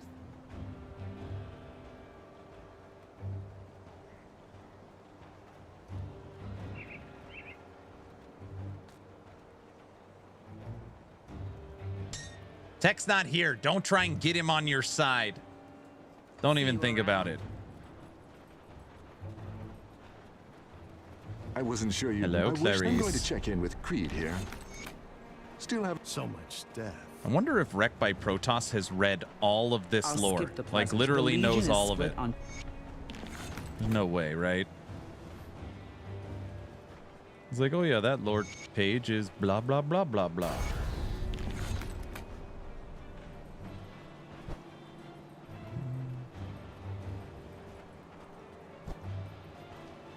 I'm sure Rekt is a lore reader. You think? I don't know.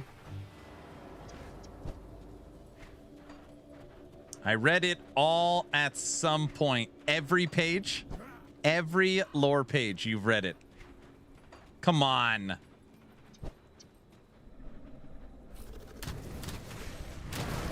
Grim Dawn lore's pretty good.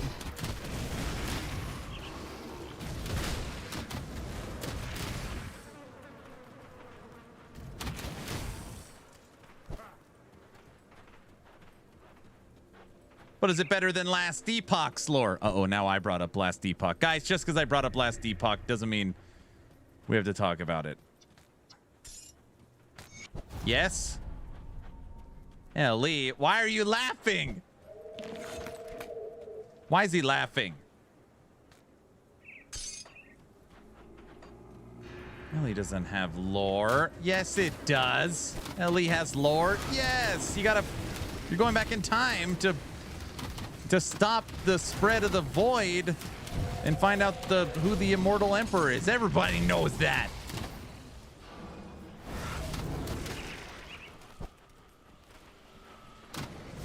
Guys?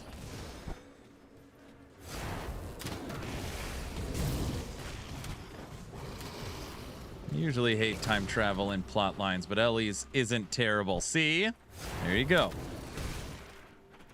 One thing I heard was void portals. We're not talking about void portals. The only lore in LE is Aaron shopping. No. It was cracked me up when Wreck by Protoss talked about trading in the community leagues. And everyone's like, oh, Aaron's ears perked up. I did like that. Oh, there's trading. Aren't we always talking about void portals? Am I right? Yes. Yeah, you're right. We saw the drool. Oh, gosh. Seems like we will never move forward with the lack of news and updates. I think EHG has all of their eggs in the expansion. And probably budgeting-wise, and studio-wise, like, that is when we're going to see the biggest change. We're going to have Season 5. We're going to have LEO expansion. And then it should be, that is the launching point for, like, the future. Copium. It's not copium. That's what it's going to be. It's not copium.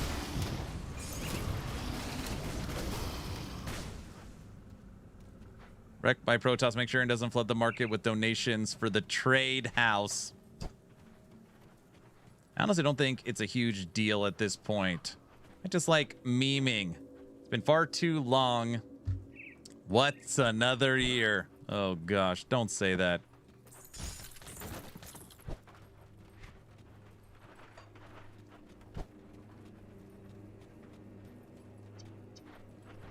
Someone get me whatever Aaron's smoking. You guys, they have a plan. I don't know what the plan is, but it's going to be good. Everybody knows that. We're going to have consistent seasons for Last Epoch every 4 months after expansion. It's going to be some of the best content that's ever come out of an ARPG. What? You guys believe me, right? Now that is copium. Oh, come on. Are you dreaming? I'm not dreaming. I'm not dreaming.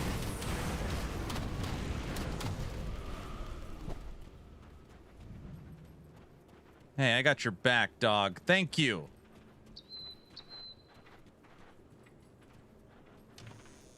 Coca-Cola? Someone please wake him up. It's how it's going to go. You guys are going to be like, I was wrong. Their marketing team, their communications, everything has changed. I can't believe the 180 they've done.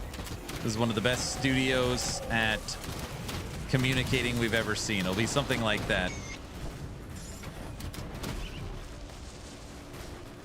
Snap out of it? What? Plan is to take off with Crafton's money and run. You can't do that. Crafton owns the studio. Crafton's gonna run away? No, that's not the plan. That is not the plan. Everybody knows that.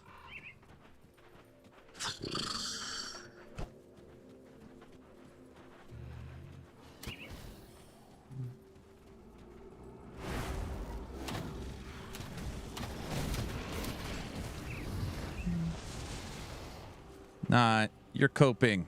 I can't even lie.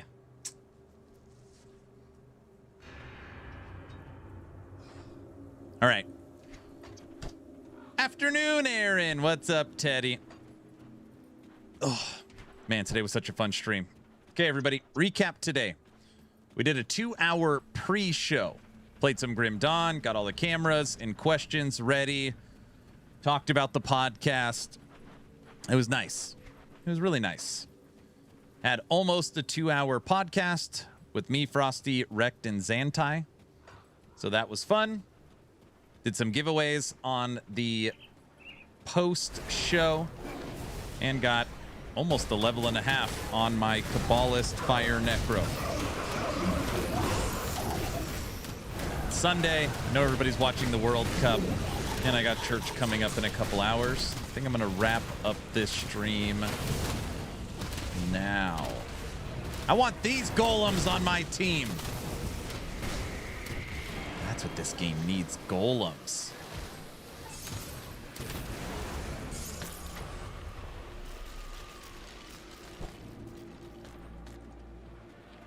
You better set up for the Dawn-a-thon. I now switch all of my focus. So, Torchlight Infinite, their LA meetup, TorchCon, is now done. Grim Dawn podcast is now done. The launch of TLI is done. I feel like from everything I had to prepare for, I'm now good. I can switch gears into preparing the Dawn-a-thon. So I got to set up all the scenes. Set up the camera for the fence. Come up with an intro video. I have no idea. Someone give me an idea that I could... I have no idea what to do for the intro video.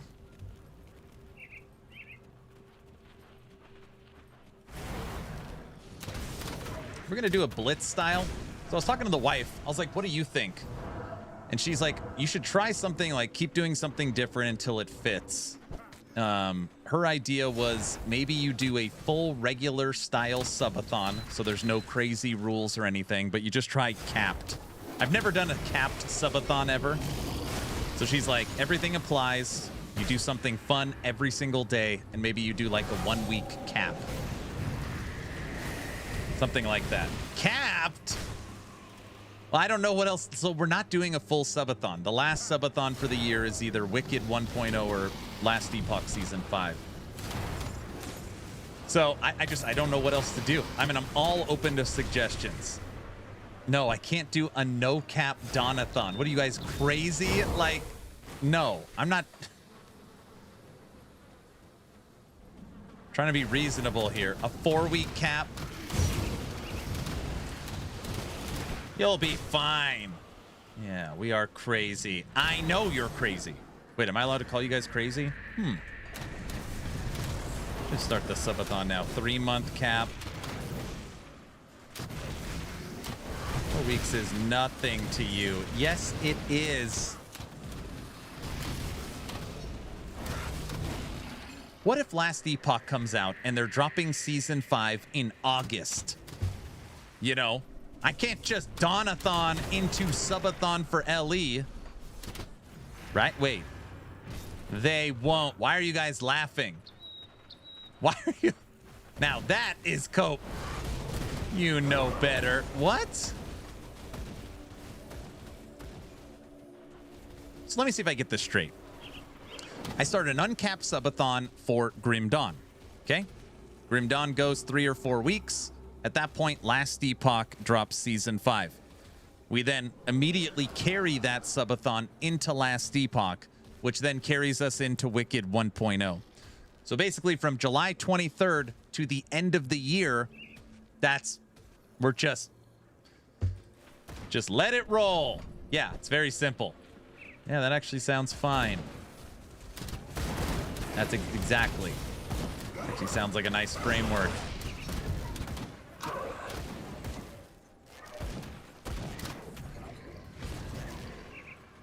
He's trying to avoid the Donathon because he got information from LE. I don't have any information from LE.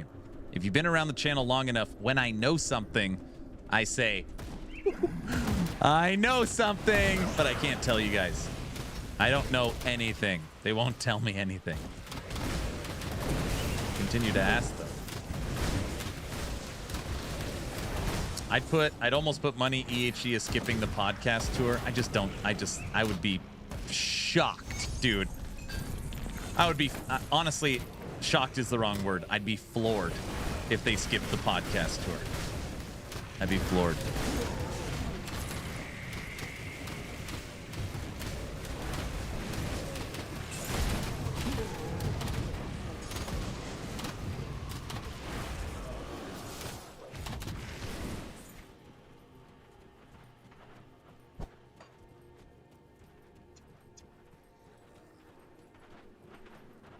But Aaron, the chat has spoken. You're outvoted. No.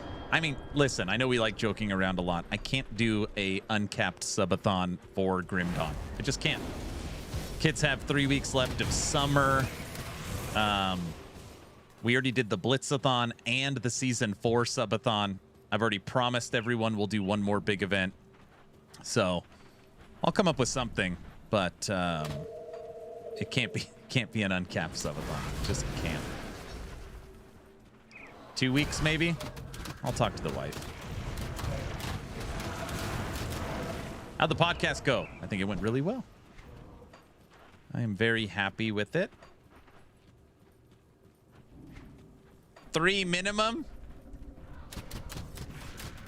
You see how he hates Grim Dawn. Every other ARPG, it's uncapped. I've only ever done uncapped subathons for one ARPG. So if anything, you could say I'm biased towards 1, which would be a fair assumption. Favoritism.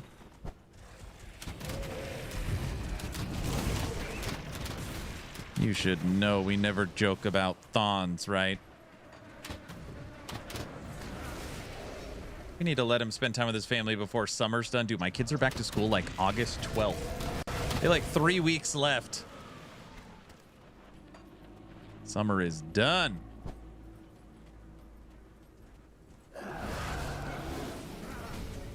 That's crazy, I know.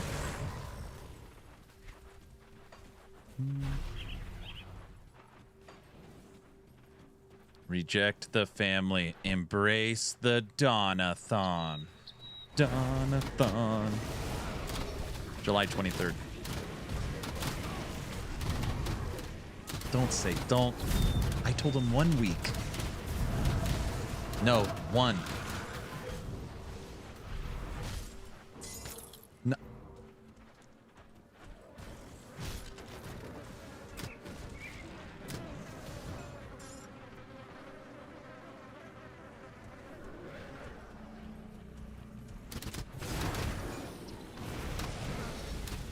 The wifey walked by and said, "Oh, I thought the Donathon was 2 weeks capped."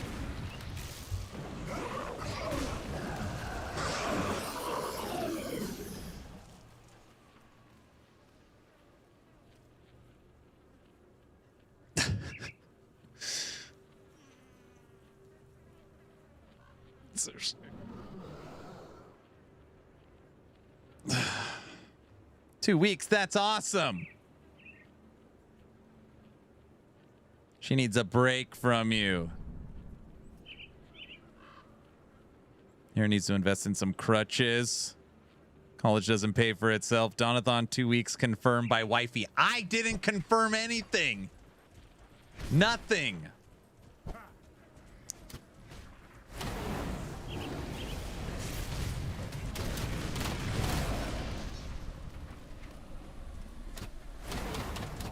It's confirmed, finally. What? Listen to her.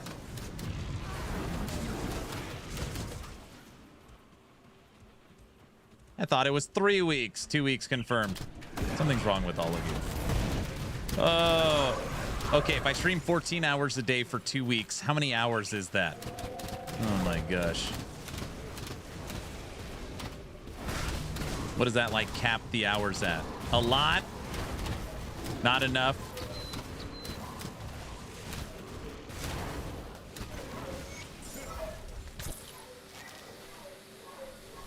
What resistance is all this green crap? What is this? 196 hours? Oh, brother. Ether? Ether.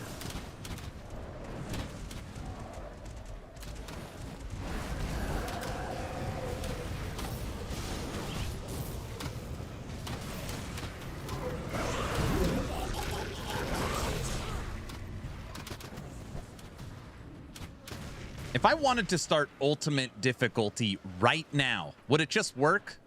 Like, just click out ultimate, it restarts the campaign again? Like, can you do that at any time? Or do you have to finish something in Elite to do that? Yes, yes. Yes, it should. Okay, so I don't have to beat everything in Elite to restart again with ultimate. Yep. Okay, sweet. As Tommy said, finally met a boss I can't beat. Okay, so I can just keep grinding, trying to get stronger and stronger, and then when the 23rd hits, start a new, fresh campaign playthrough on Ultimate and get killed. Is there any recommendation on when you could start Ultimate? Like, oh, you want to be level 90, you want all your gear to be this. Is there anything, any generic... Like, right now, I feel the pacing's good, like, in Elite, and I haven't even done, like, my augments yet. Max your reps first.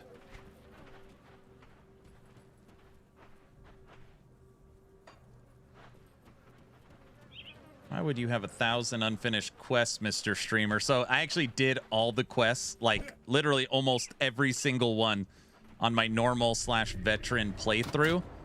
And then now with Elite, I don't want to read. Look how many I have. I bet there's a ton I could turn in too. I just been kind of chatting with the community as I run through killing stuff.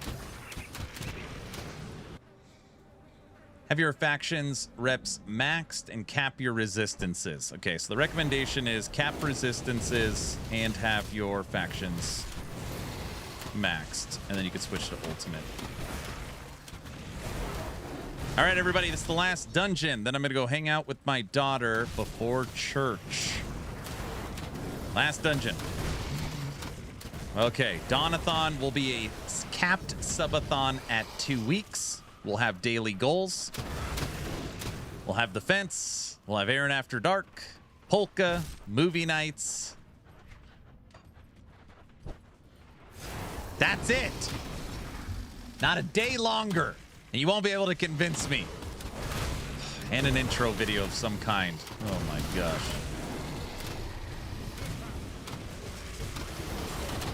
We won. Yes. Oh, I don't have a song either. Oh, brother. Now, I just want to be clear. There's one caveat to this Dawnathon. If there's any info that comes out about Last Epoch, I will be doing live recordings of all the Last Epoch news. And don't laugh and say, very funny.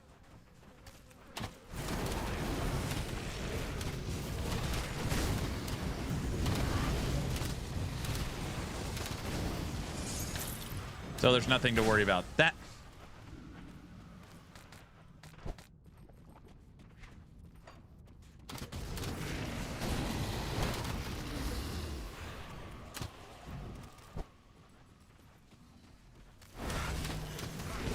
I was about to say that. I mean, at bare minimum, I have dev chat videos because Mike's back on the 24th. So we're going to get all the leaks on the 24th. So we'll watch the dev stream the day after it launches.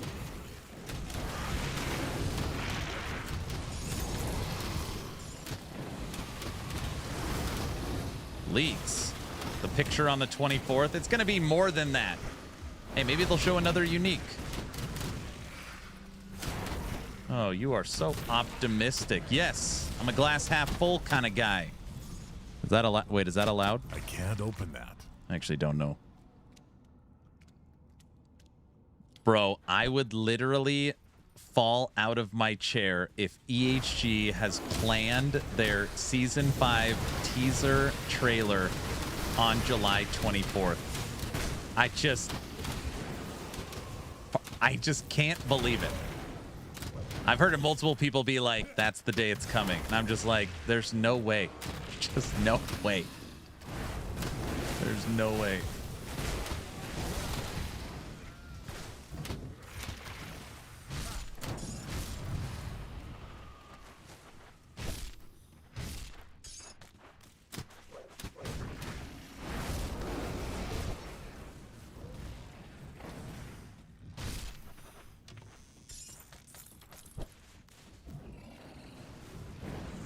It's just from a marketing standpoint, you know, you want to maximize the reach of the communication you're putting out, obviously, right? You want as many eyes as possible to see it, and you want the communication to, you know, make people excited and have people come to your Season 5.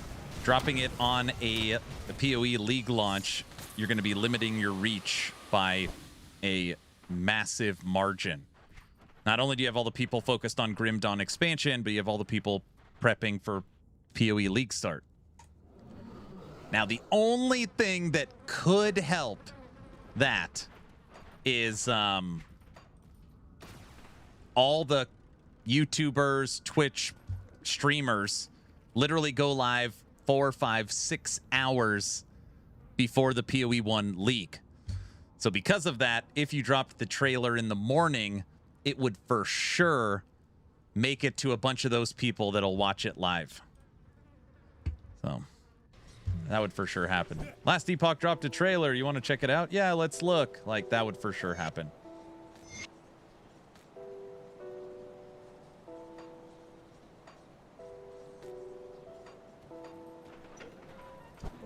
Does EHG know about that? Yeah, I've sent them a full schedule of everything happening that I know of in July and August. I'll keep an eye out. They are fully aware of the competition and what's out there. Okay. This is the copium I hear people talking about. No, don't join in.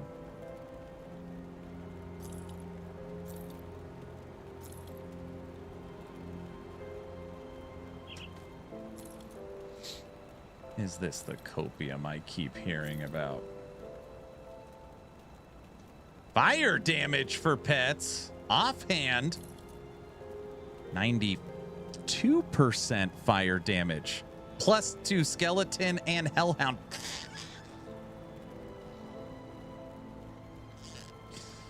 That's exactly what I want.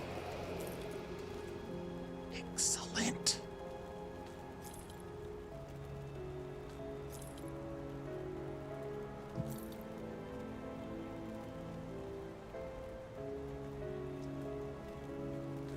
What is this?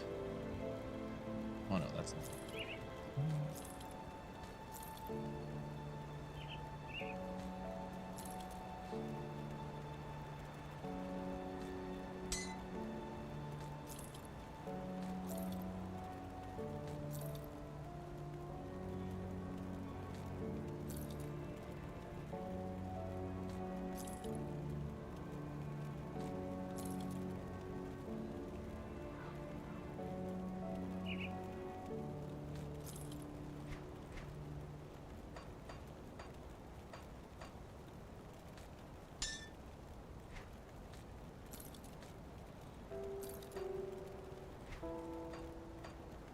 Okay. Nice. +2 to summon Hellhound, +2 to summon Skeleton, crit damage, fire damage, offensive ability, defensive ability. That looks like a pretty nice offhand. This one is +3 to raise Skeleton, 79% damage. Where's Wrecked by? There's one mod on this I don't understand. Total damage modified by 25% to summon Hellhound. I don't understand that affix on this offhand. Total damage modified by 25% to summon Hellhound. I don't understand that.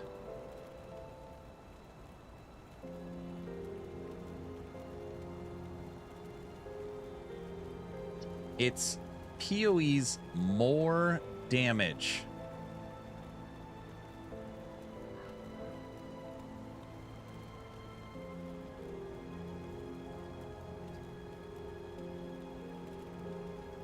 I still don't understand. So what exactly is that affix doing specifically? While you're doing that, I'm finding someone to raid.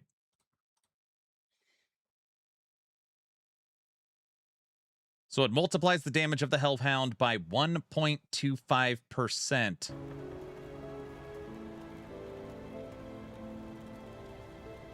Oh, so total damage multiplicative by 25% to summon Hellhound. It's literally just a flat multiplicative damage dealer, damage for Hellhound. Oh wow, that's actually pretty interesting. Okay. Yeah, it's a multiplier. All right, never mind. I got to check these two now to see which one's better. I'm going to guess the multiplicative Hellhound's better. That's pretty interesting. Thank you. That makes a lot of sense. Okay, what do we got?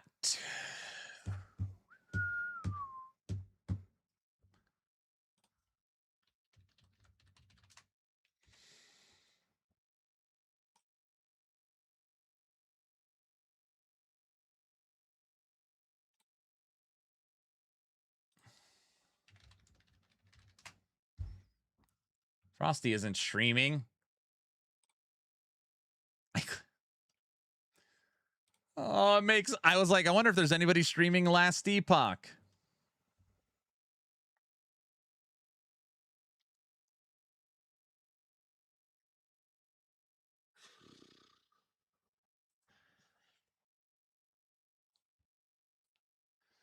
There's one person with one viewer.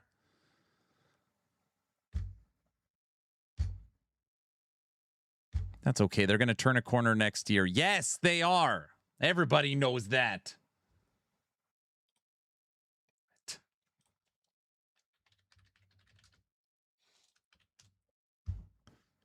Rate it. It literally says there's one person that says sexual content.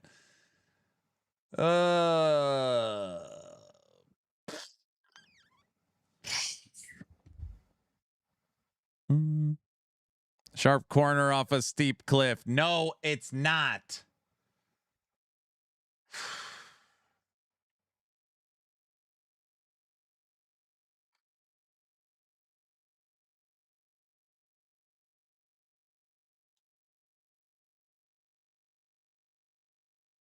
Oh, here we go. I got to meet and spend time with this individual at TorchCon. We'll raid Alkaiser. All right, everybody. That's fine. Everyone. Sexual content in LE. What game are they playing? I don't know. I don't know. Everyone, it's Sunday. I'm going to go spend time with my daughter before church. She had her tonsils out, and she is miserable in bed. So I'm going to go see how she's doing. Frosty LaRue, Rect, Zan, thank you guys so much for the time in the podcast today. It was awesome. I'm going to immediately start working, and I'll export it. It'll take forever, but I'll upload just the VOD on YouTube later today. Still recovering. Yeah, it's normally a 2-week recovery for full tonsils because it heals, and then basically it has to heal a second time. So, yeah, it sucks. So, nevertheless, thank you guys for hanging out. Thanks for all the questions getting answered. Tomorrow we are back. We'll be playing Torchlight 20th, 21st, and 22nd. So 3 more days of TLI. And then the Dawn-a-thon, 2-week cap subathon will kick off on July 23rd. So that's the plan. Thank you guys for hanging out. If you need anything, hit me up on Discord. Here's the link where all the shenanigans for the subathon will be. And we'll be back to more memes tomorrow. Great. My folder keeps filling up. Every time you guys make a meme, I just save it to my desktop and transfer it into my memes folder. So awesome. Have a great Sunday. See you guys tomorrow. Bye.